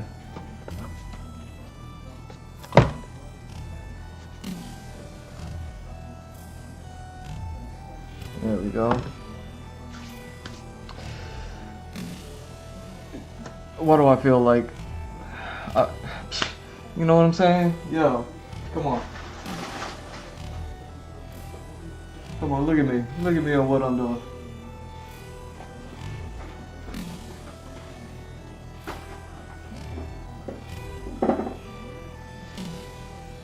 I don't even know what color you are. I'm gonna use you.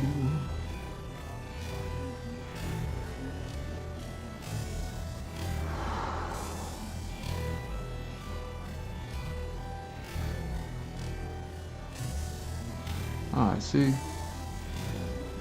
Yeah, I definitely should have wrote that one down, man. That's too good of an idea. Did you know what I mean? Just to give that one up to the gods? Nah. Like, yo, give me that one back, yo.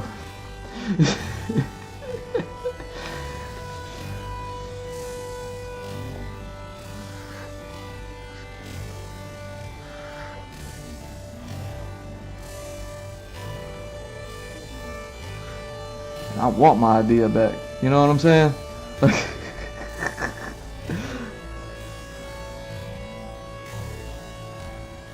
All right. Let's go.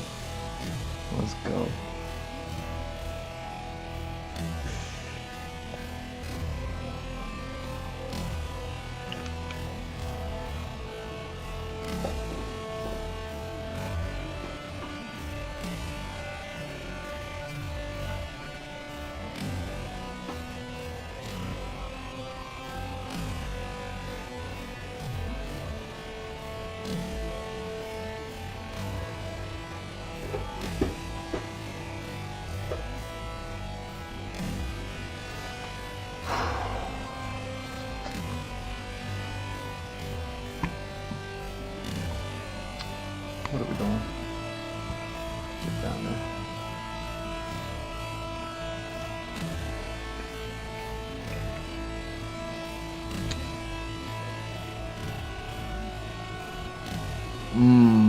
Interesting.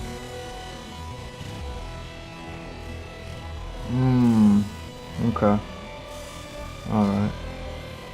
That's how we doing it?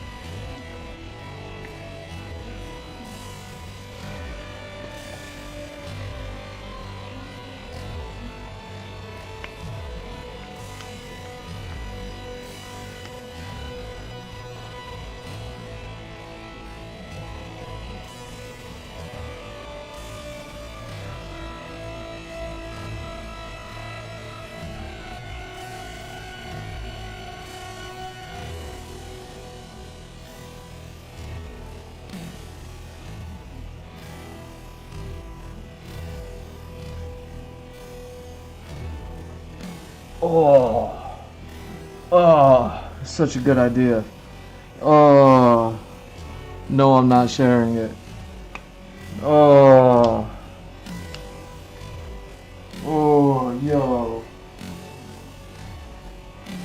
yo, I finally get to do that.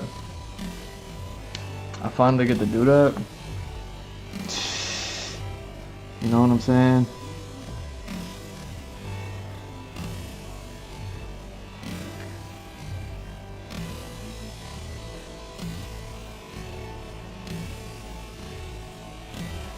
Man, forget about it. Forget about it.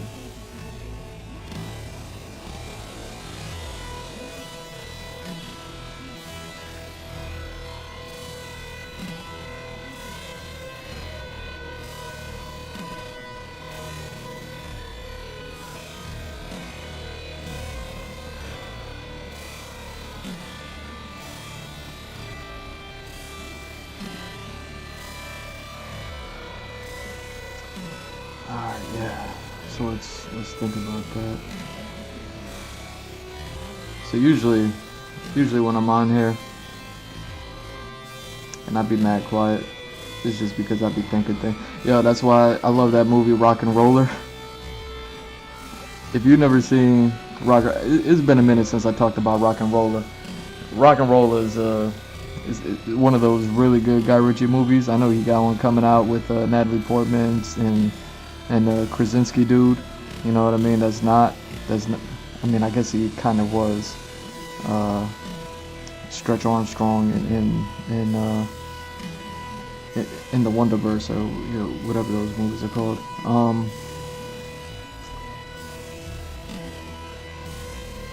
Krasinski, that's his name. Even though he does have a movie coming out with them.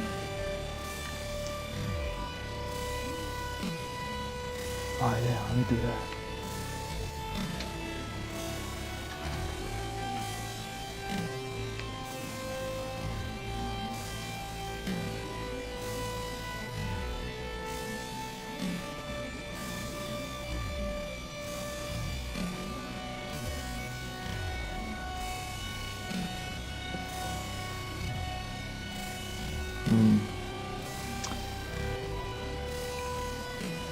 But there's a scene in this movie, Rock and Roller. They're introducing a couple of characters, and one of them talks a lot, and one of them doesn't. Kind of like Jay and Silent Bob with the movies. And the one character goes, "Oh, don't worry about him over there. He's just over there thinking deep thoughts." He's all junkied out, just sitting there staring off into space.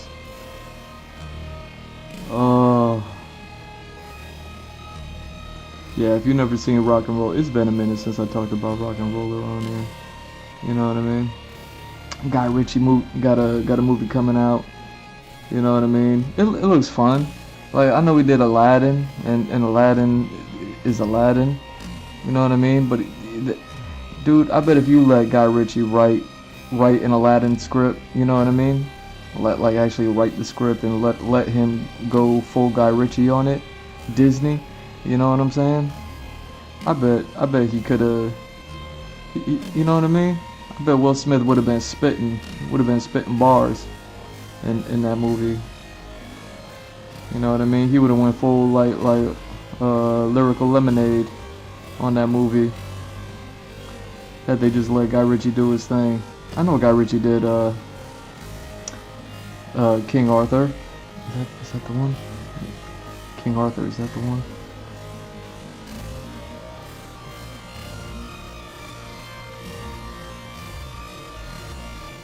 You know what I mean? I heard Guy Ritchie talking about that movie, and that movie sounded amazing. That movie sounded amazing. And then I saw the elements, and they weren't like Guy Ritchie-ified, you know what I mean? Like, they didn't run through the Guy Ritchie filter. And I was like, oh no. It's just a movie. That's kind of cool. Oh, come on. The place that King Arthur movie that he worked on kind of fell apart for me was with the final boss, was just at the end. It was just about a guy who's conquering his inner demons. But it's one thing to depict it, it's another thing to give like a real, you know what I mean, let a guy conquer his demons while facing something like for real, you know what I mean, instead of like you know what I mean, like clearly he's fighting a figment of his imagination, and you know what I mean, and it's all CG, and and the figment of his imagination, has no face, no voice, no no motive, no nothing. You know what I mean? Like like without all that, with as good as the movie is, because the movie is good. Like it got all that thing going on. You know what I'm saying? Like that movie, you wanna like check it out and be like, what you got going on in there? Like that's the type of movie like, but they didn't run it through like the Guy Ritchie filter. I mean, come on Disney, what are we doing? You know what I mean? You're hiring the top-notch talent, and then you're not letting top-notch talent do top-notch things. Like, what's the point? What's the point? And I mean it. What's the point? You're hiring top-notch talent. You're not letting top-notch talent do top-notch things. You know what I mean? But yeah, Guy Ritchie got a movie coming out with Natalie Portman and John Krasinski, and then also the rock and roller actor is also got a movie coming out that looks good. It's your typical like fight movie of like a has-been fighter. I wonder what it's called. I forget what it's called. But you know, it's one of those fight movies, and because he's a Guy Ritchie actor, he's got like the accent and everything like that. So this is like some European boxing type of thing, and not even like high level. This is like some, you know, background, dirty brawl, underground boxing type style stuff. And it's your typical like has-been boxer and coming back. You know what I mean? Like you know, it's like European Creed, but it's got the rock and roll actor in there, and I ain't seen him. Oh, the rock and roll. Yo, talking about Fantastic Four too much. I ain't seen him since the last Fantastic Four movie. He was the dude who played Doom. So if you've never seen Rock and Roller, and you didn't like the Fantastic Four movie, not the original ones with Jessica Alba looking all good, and why she got to turn invisible, like, you know what I'm saying? I'm talking about the remake after that had the stepbrother and stepsister story, and then they had like Buddy who played Stretch Armstrong, and then they had dang, I don't even remember who played the thing or what he looked like. Oh yeah, that's what he looked like. The thing looked kind of cool in that remake. But Doom, dude, the actor that played Doom in I guess you would call it the first remake. Either way, the actor that played Doom, forget about what Doom looked like, even though he looked kind of cool, but then he never went full Doom, so I was like, you know what I'm saying? Like, the actor that played him, that actor is the one that is the rock and roller in the Guy Ritchie movie, the full-blown Guy Ritchie treatment movie of rock and roller.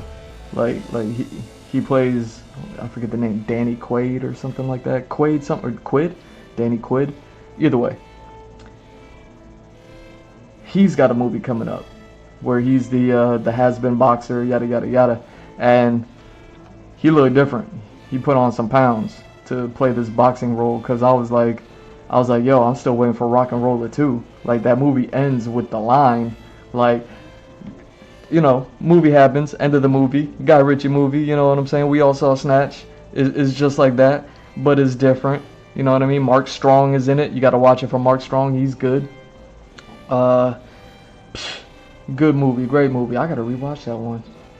I wonder if I got it on digital, because I know I got it on Blu-ray.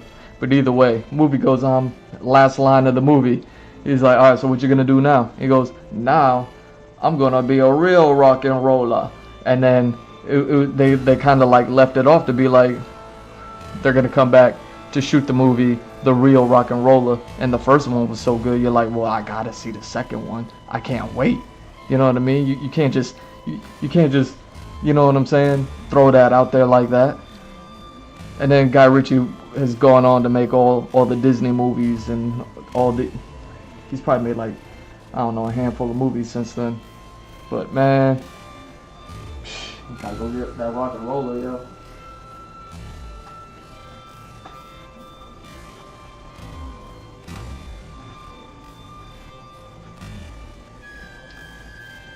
If you have not seen Rock and Roller, you need to.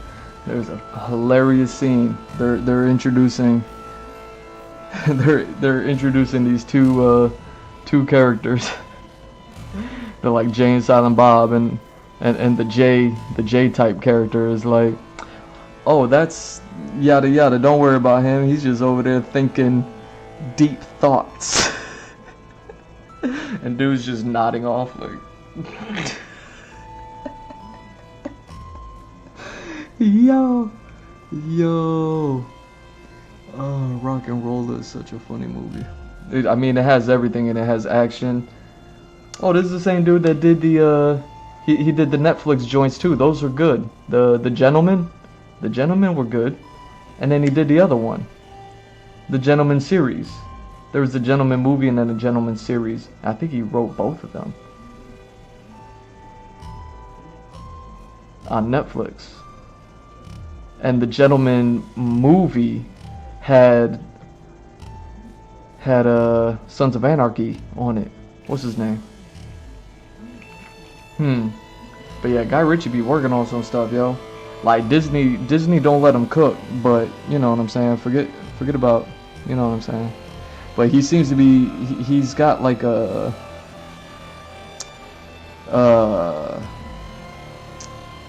dang, like an adventure, like a children's adventure movie coming out. I recently watched some interviews with Robert Rodriguez. I forgot that Shark Boy Lava Girl were his kids. I forgot about that. Like, I remember those movies. I never saw them. You know what I mean? I was already too old and too cool for school. You know what I'm saying? But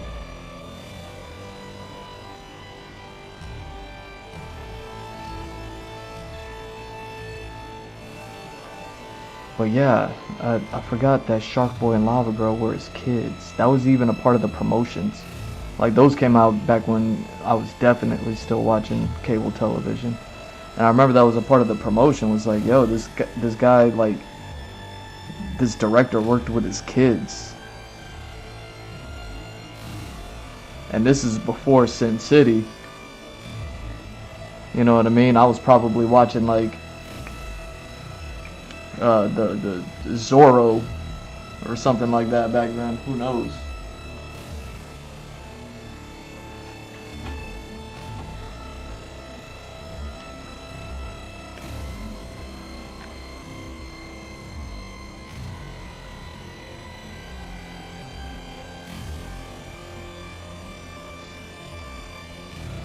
But yeah, Disney doesn't let Guy Ritchie cook, but Netflix did. I like both the movie and the series. I like the movie better, but the series was good. You know what I mean? I think it's called The Gentleman. So you know what I'm saying? If you got those things, if you got Disney Plus, you can watch King Arthur and, oh wait, this is the gray joint? Come on.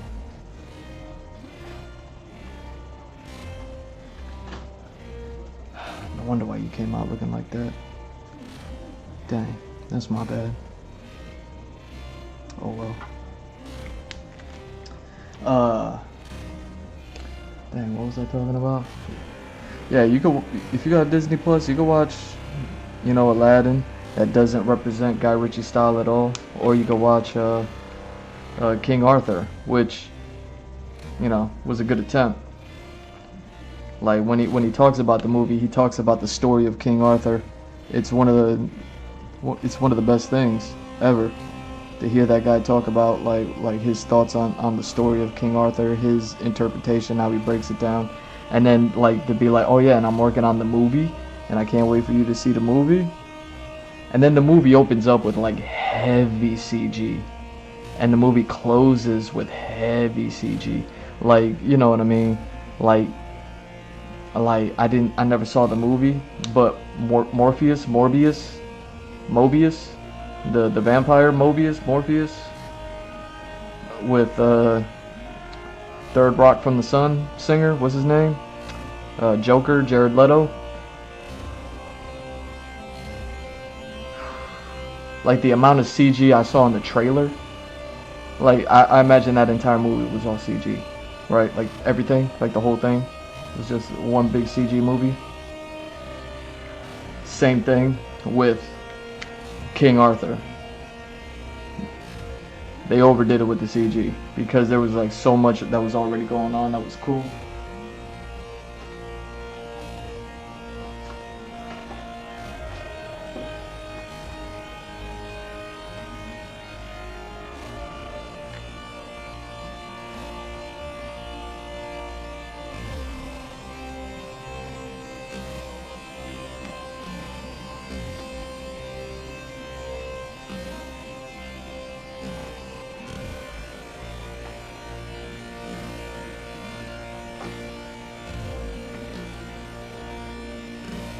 So yeah, it was this weird mix of CG and then like Guy Ritchie movie, but the CG doesn't really explain it. It was a weird mix of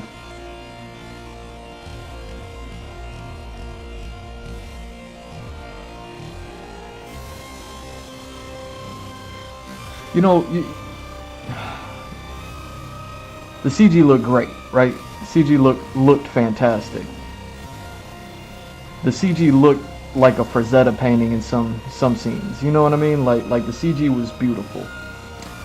But the quality of the movie when CG was on display was like that of a B movie that you would watch on the Sci-Fi Channel, if that makes any sense.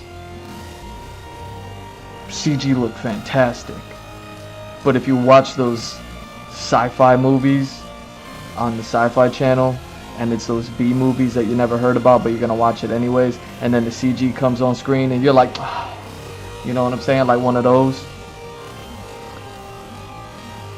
it's like that. But the CG looks great, but you're like, ah, with the CG, you know what I mean? Even though it looked like a Frazetta painting, it was like a CG Frazetta painting. And even though it was moving and it looked cool, it was just like, I don't feel anything. Because I know that this is CG, even though it looks great. You know what I mean? It's like that Morpheus Mobius movie that I never saw, but I can imagine. You know what I mean? Yeah, I'm sure it's a great movie, but it ain't a Guy Ritchie movie, and that's what I mean. King Arthur, it had that Guy Ritchie touch, but I feel like the passion that he had for the story of the King of Arthur, King Arthur, whatever, you know what I'm saying. The passion that he spoke with didn't translate, and I feel like the CG had a whole lot to do with why the passion that he spoke with about King Arthur didn't translate into the movie, because he Guy Ritchie'd it up, but still the CG was just like, in, you know what I mean, like sci-fi B movie, and it's like, alright, like you almost had me, but yo, I love me some Guy Ritchie movies. So yeah, so he did those Disney joints, and then he did a couple of Netflix joints. He did the Gentleman movie. He did the Gentleman series, I believe. Both are really good. And then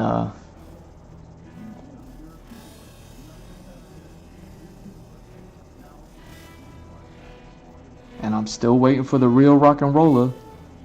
And here he's got like this children's action movie adventure with Krasinski and Natalie Portman.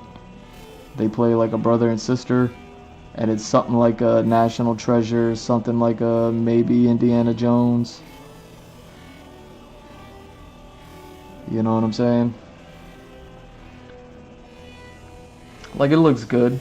I just don't know how much of a Guy Ritchie movie is gonna be, you know?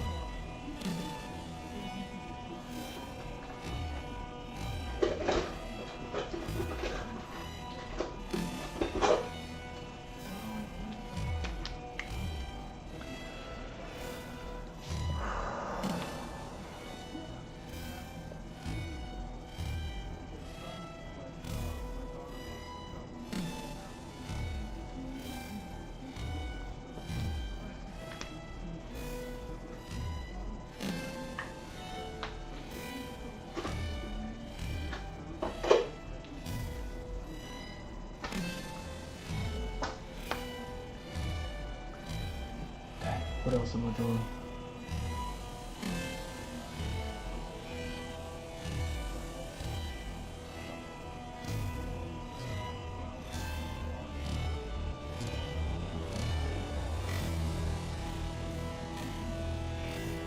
Oh wow, is that water? Look at them, they got water in there. Oh, because I drew it from a different angle so you don't see it. Okay. I mean, I can kind of fix that, right? But if I just go like this with it, and then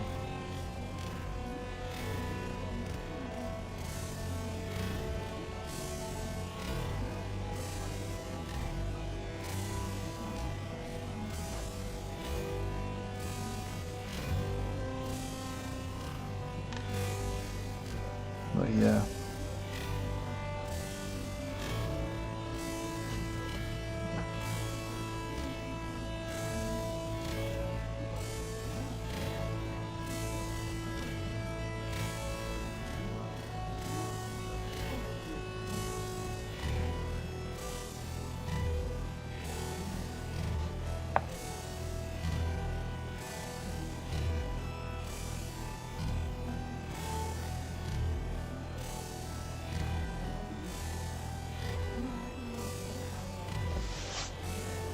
Oh, my bad.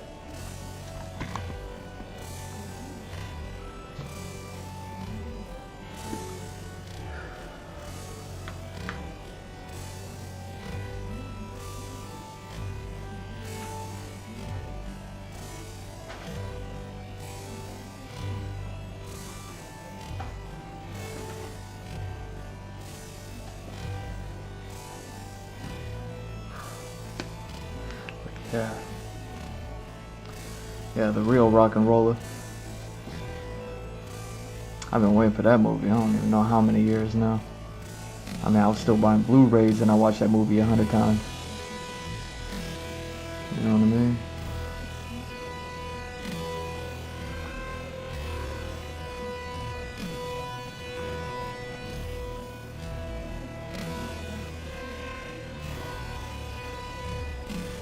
Yo, is this the same color that I just used?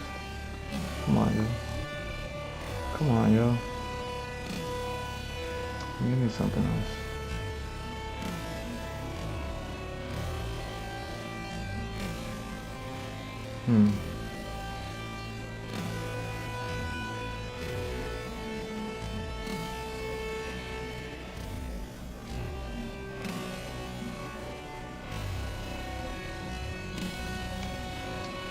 Is that what's happening?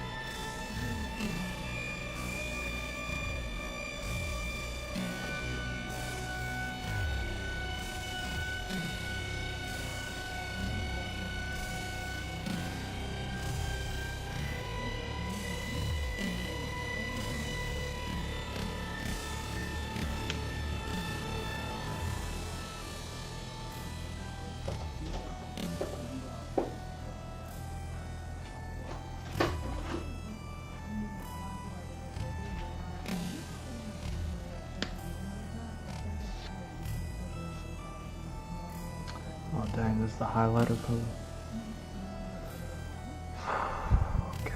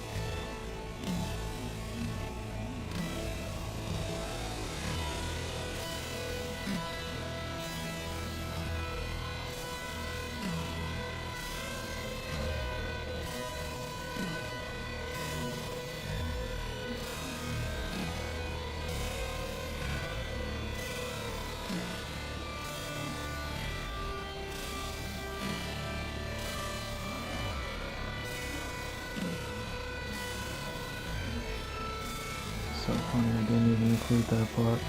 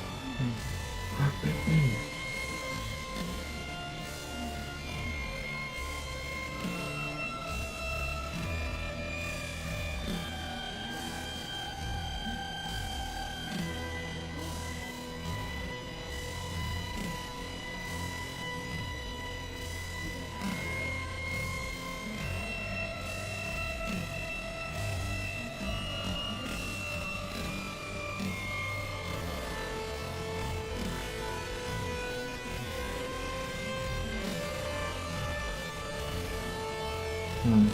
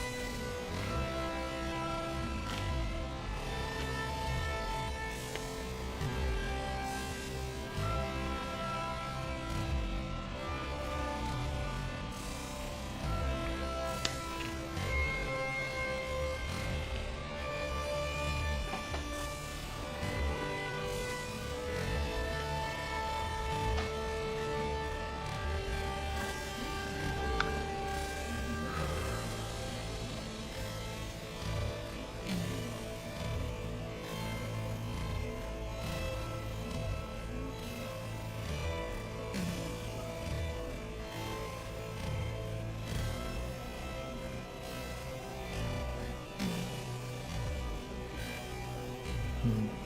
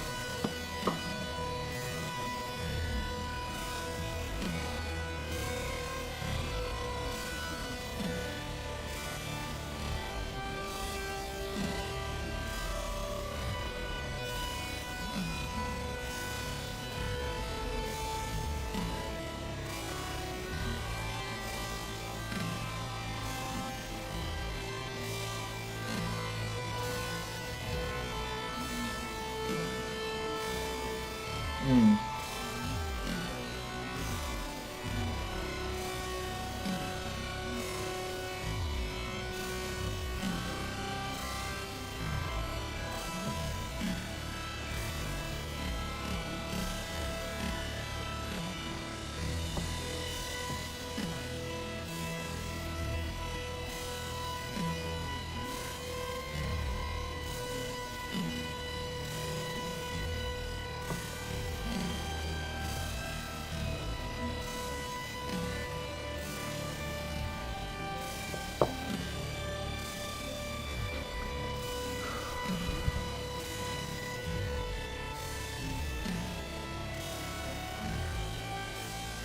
Mm.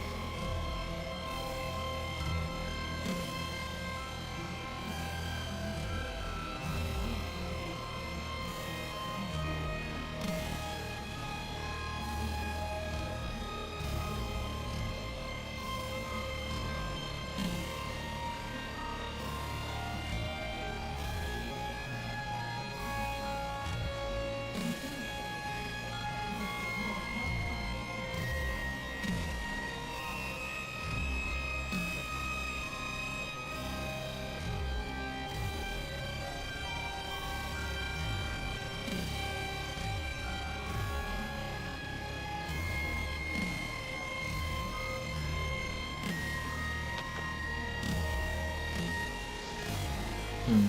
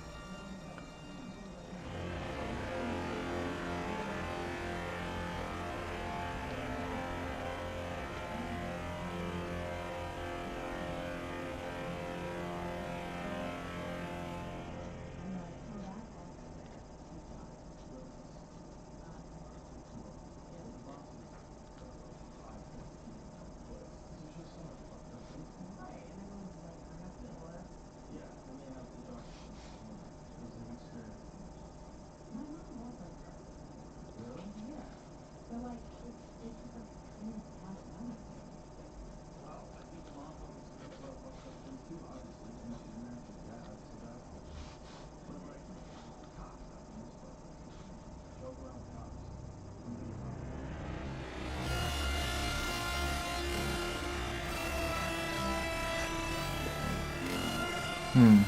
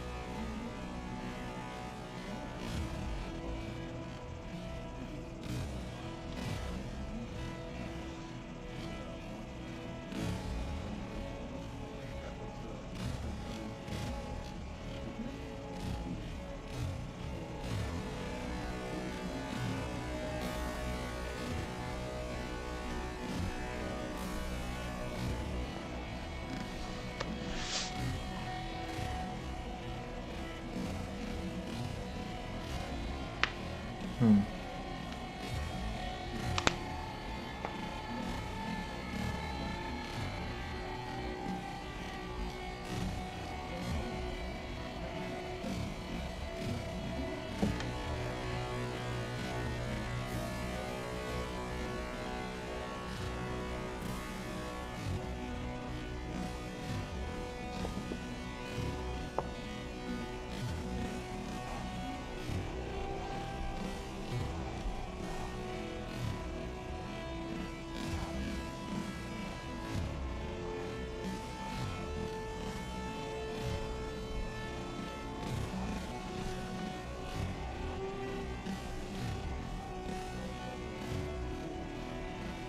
Hmm.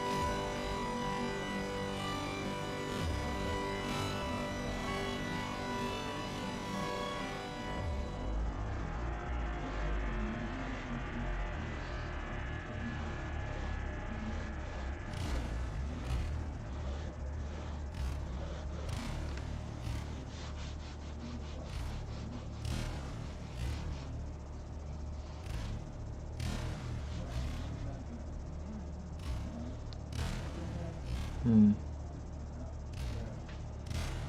Alright.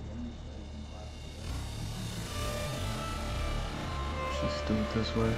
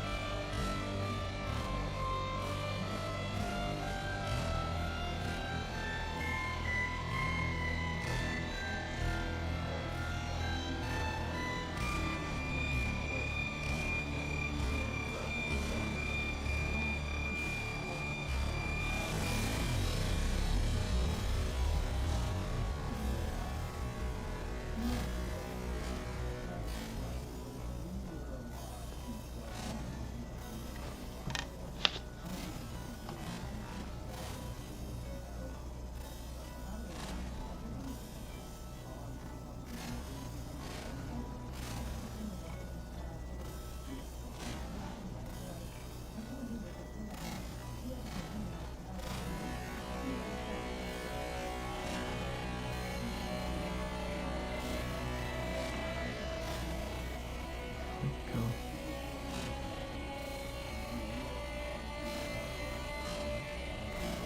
Hmm. Look at me tripping.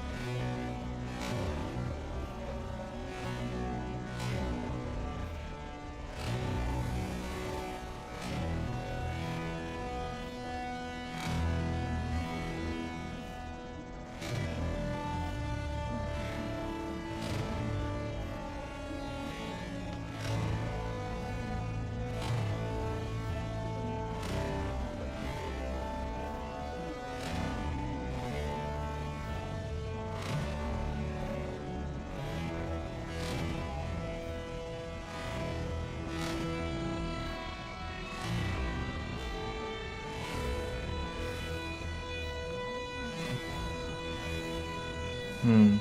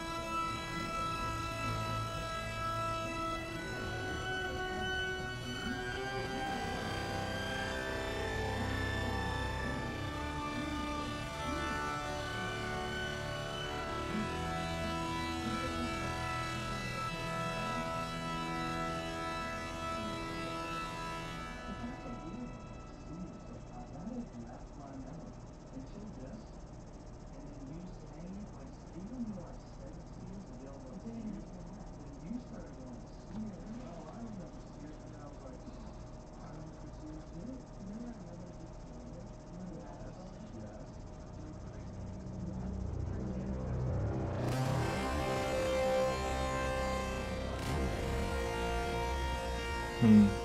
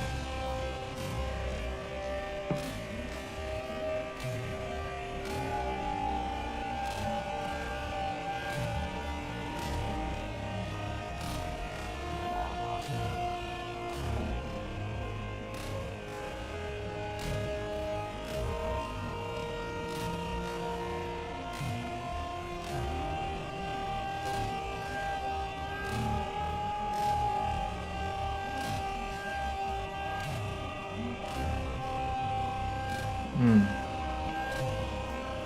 That's an idea. Huh.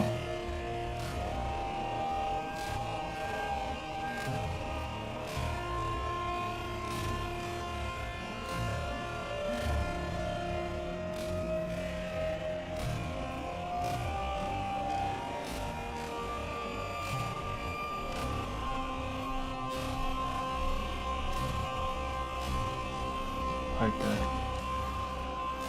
I like that.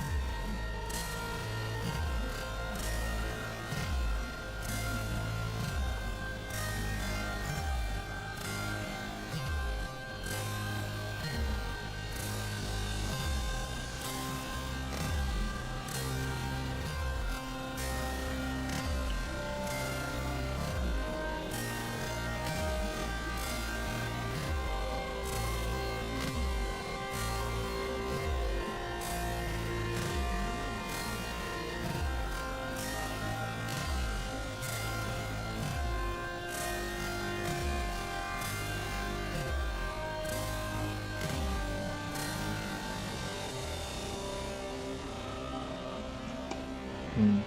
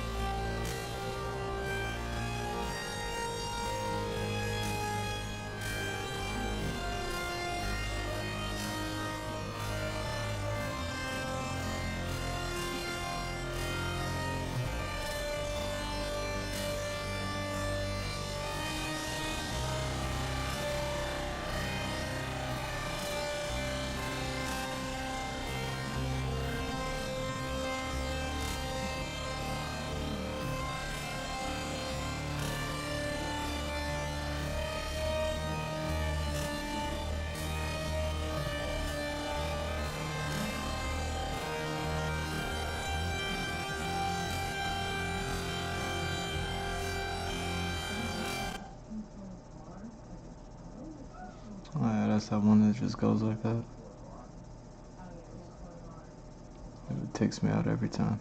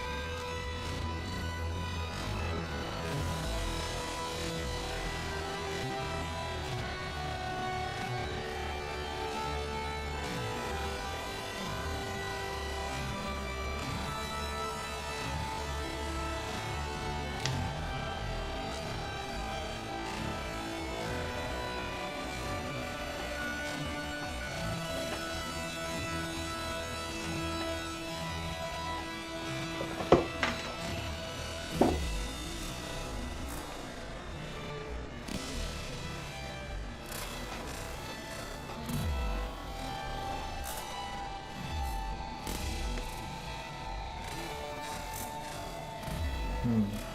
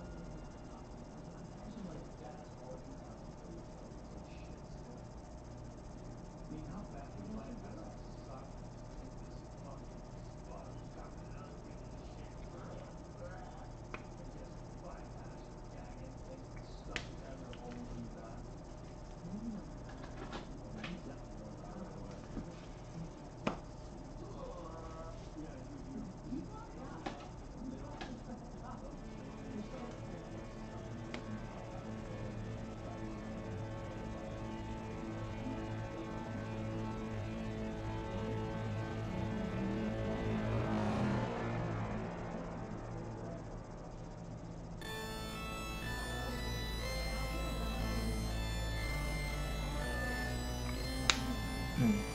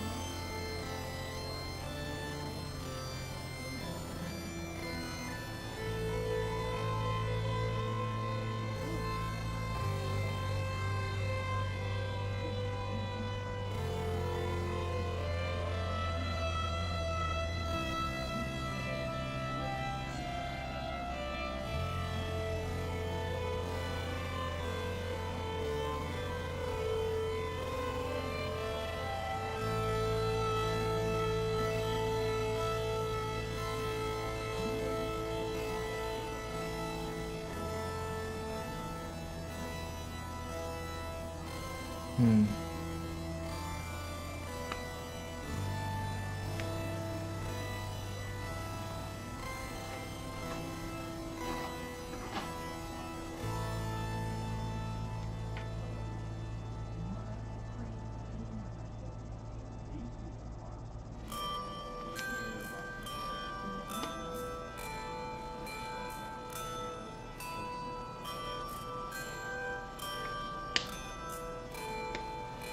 Hmm.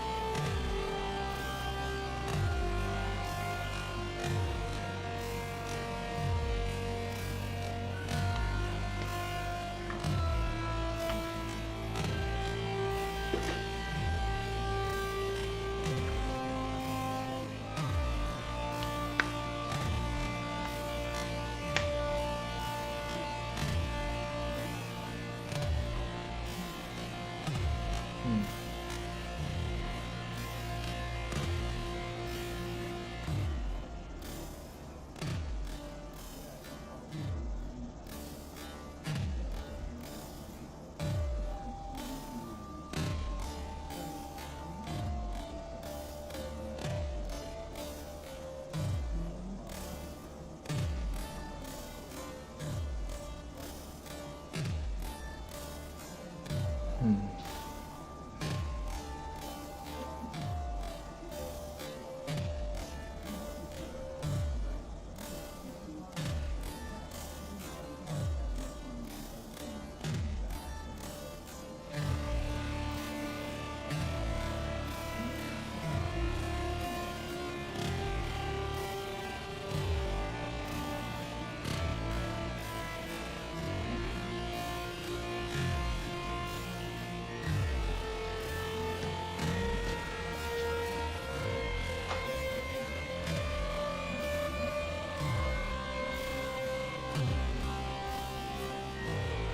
Hmm.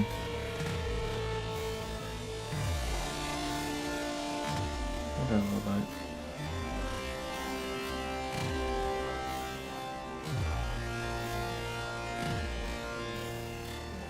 You know, if you want to know what that looked like, you must draw on Patreon. You know what I'm saying?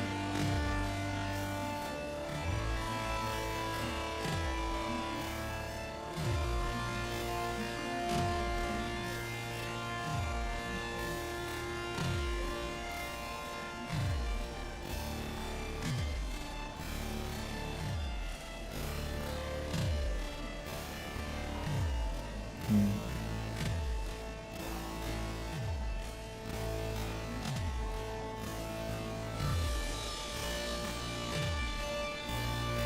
Oh wow. Look at me. Look at me. I already did it. Hmm.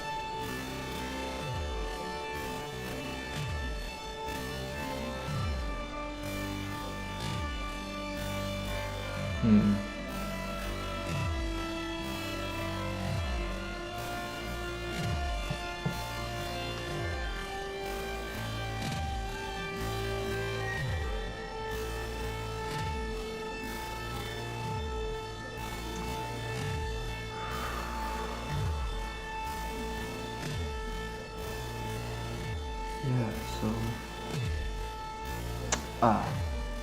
is that what's happening? Is that what's happening?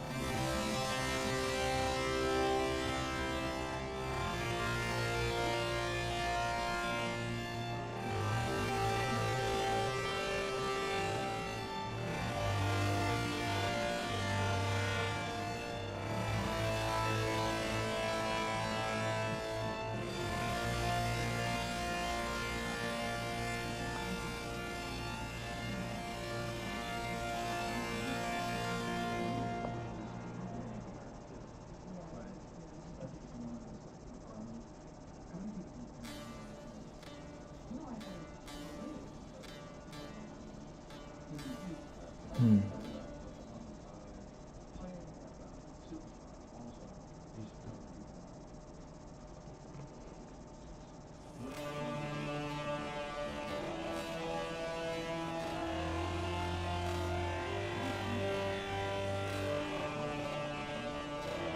Hmm.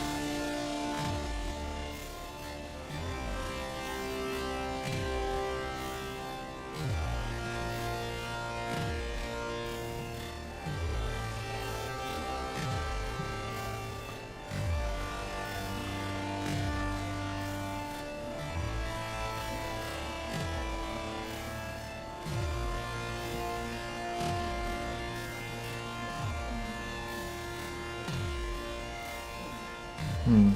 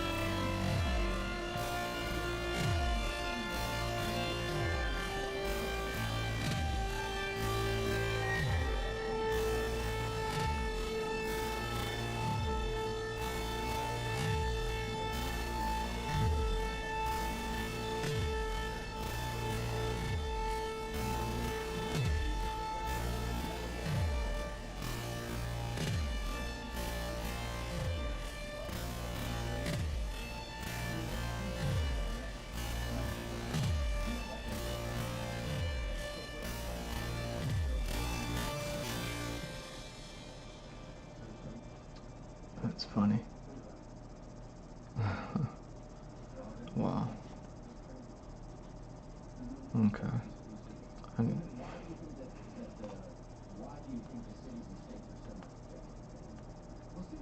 wow.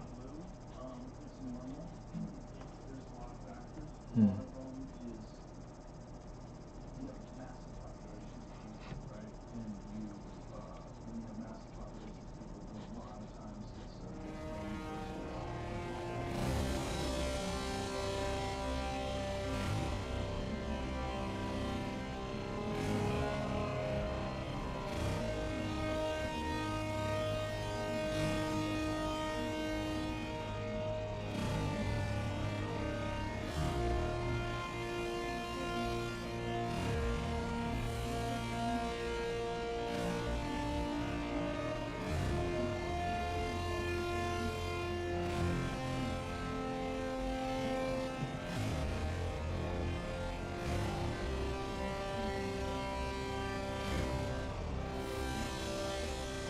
Hmm.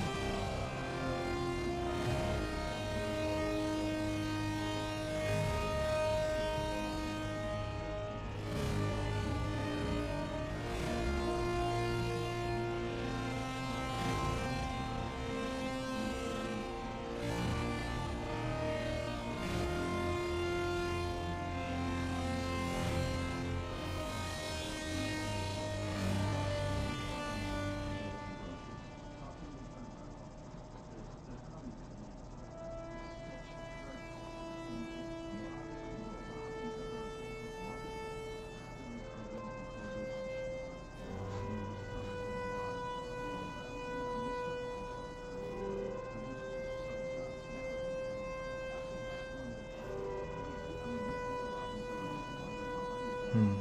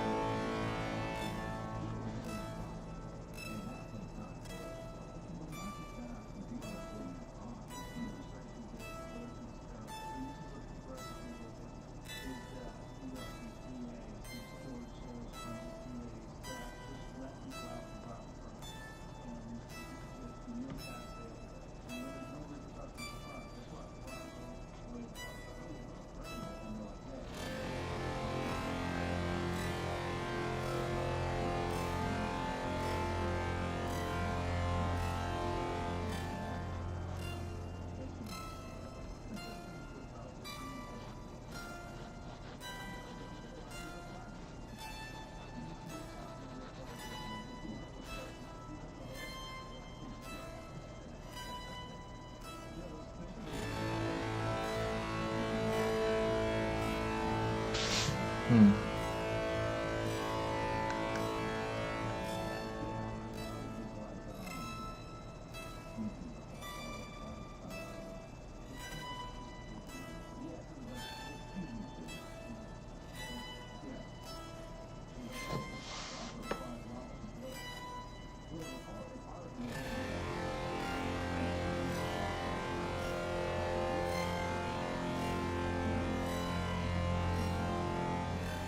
That's funny. I never thought about it like that. Here we go.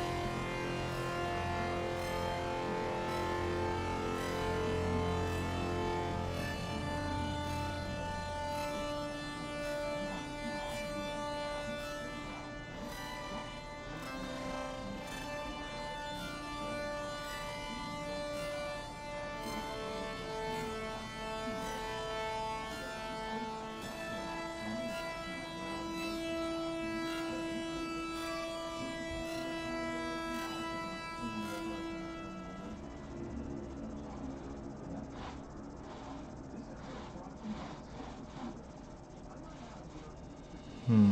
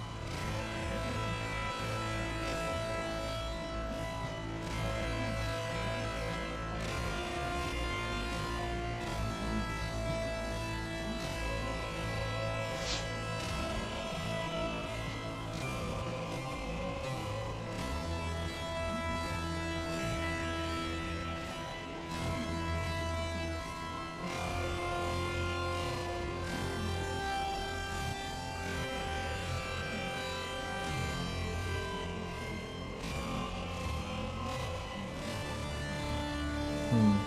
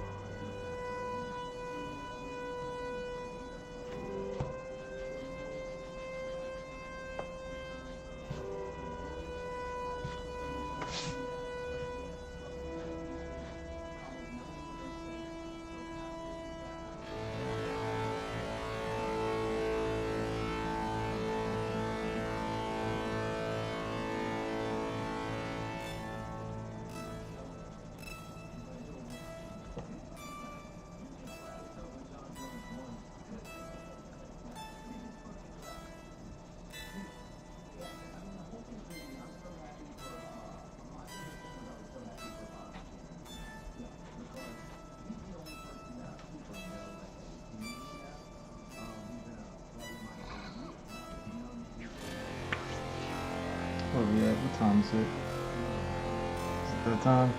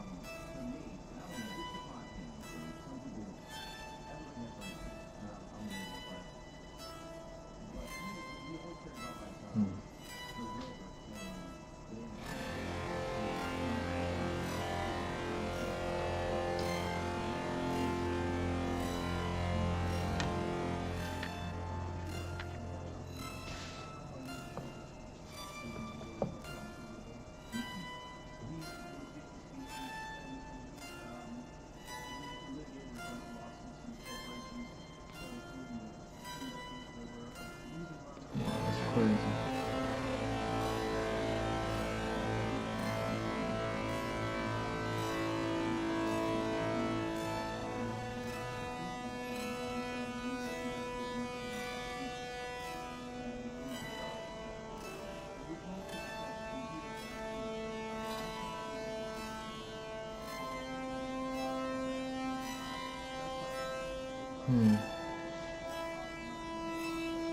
Okay.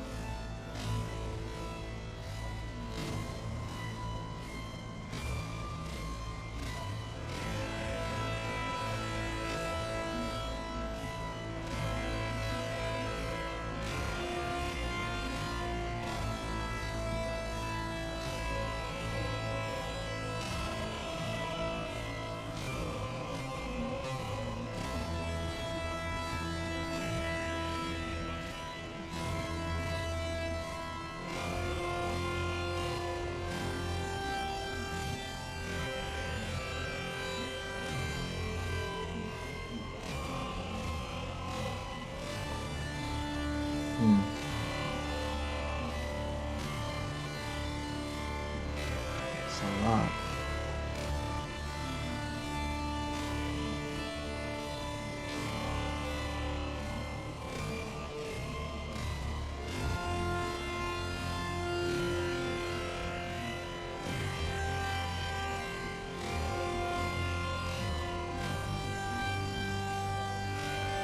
Is that what that is?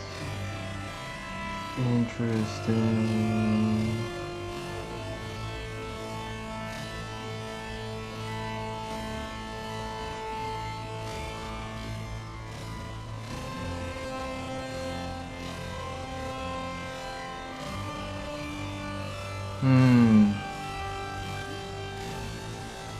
Interesting.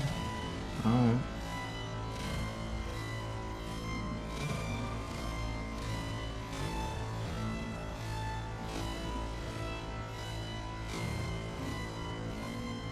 Never understood how they did that, or why they did that, and that's why. so neat.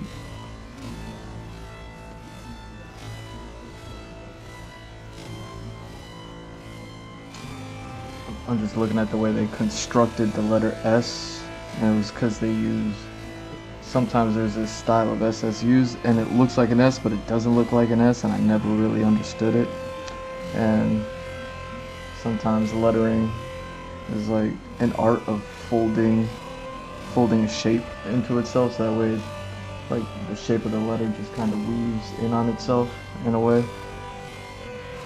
And there's this way that was always done with the S, and I was just like, I don't understand it. But I'm looking at this artist's work, and it's pretty clean, like the lettering, whatever. It's a little too clean. And then I saw the S, and I'm just like, oh, that's why. That's why they did that.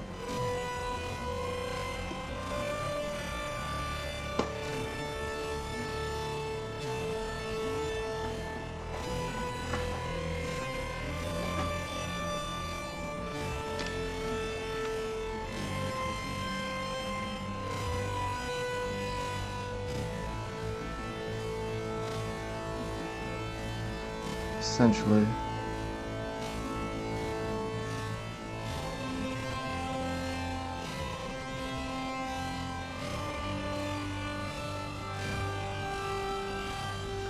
Essentially what they did was they borrowed from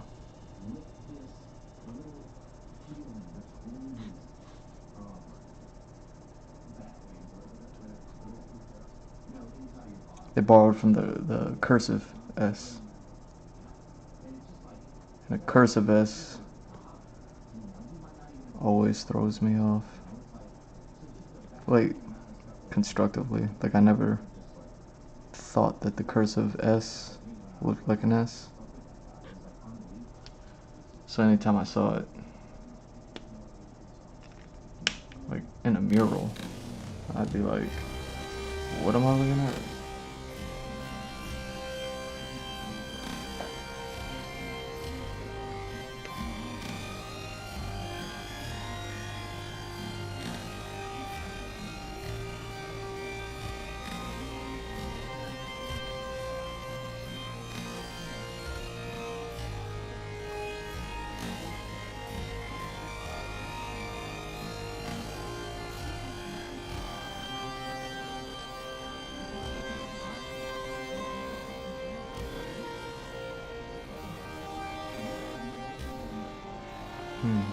Dang.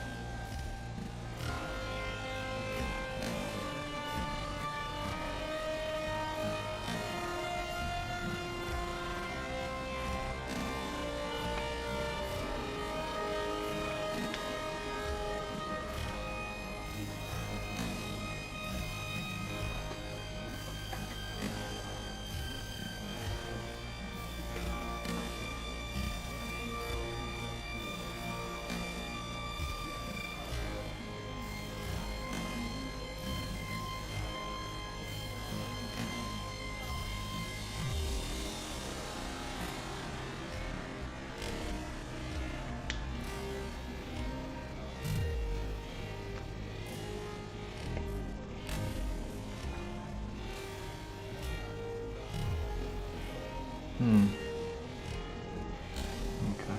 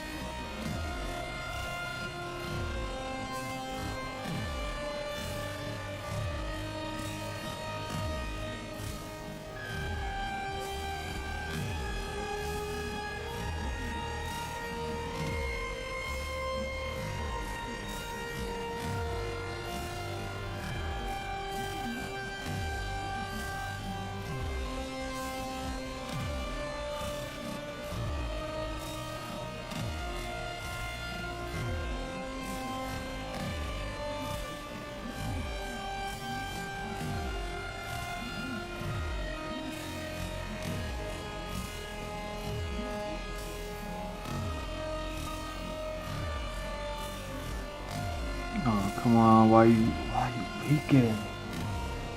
Yo, come on. I'm sitting there, I'm trying to like fine tune this. Yo, why leaking? Get out of here.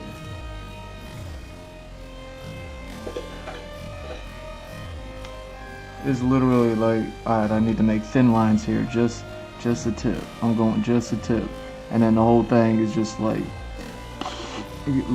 just laying it out, just laying it out. It's like, yo, get out of here, get out of here, get out of here.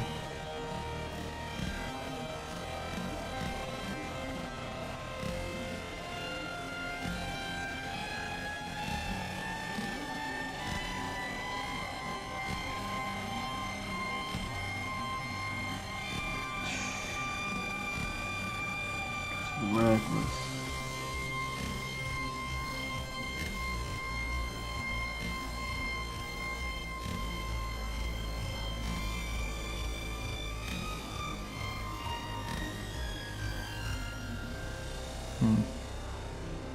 Oh well.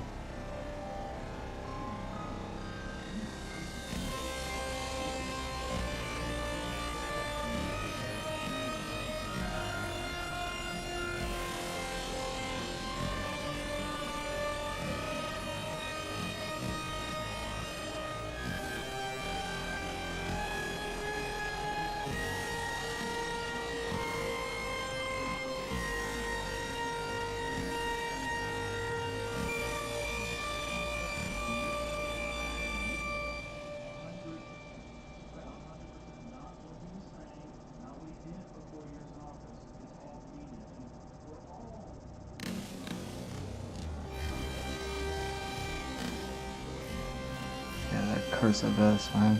It's because it looks like an S, but it don't.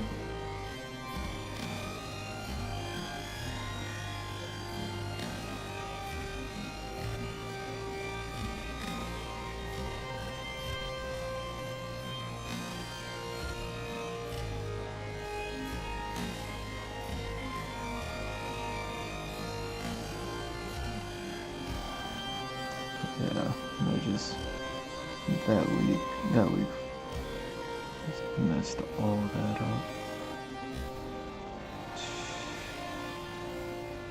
What a waste. What a waste.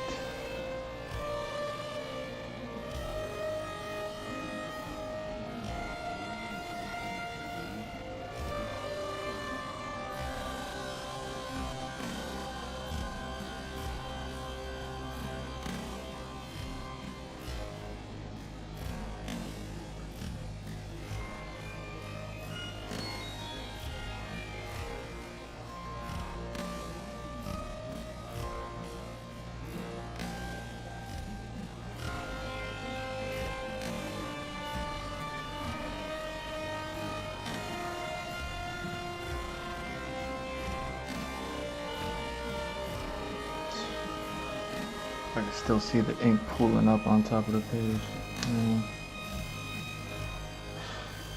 Whatever.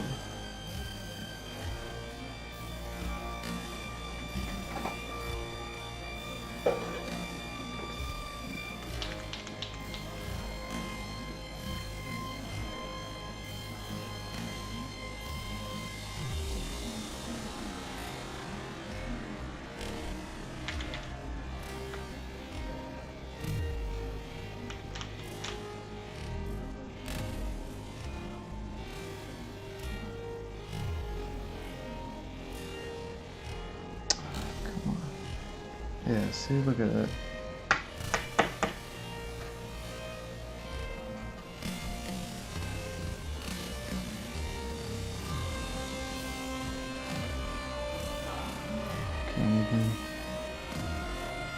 Can't even chill. Can't even just chill. Gotta sit here and tiptoe around these puddles of ink.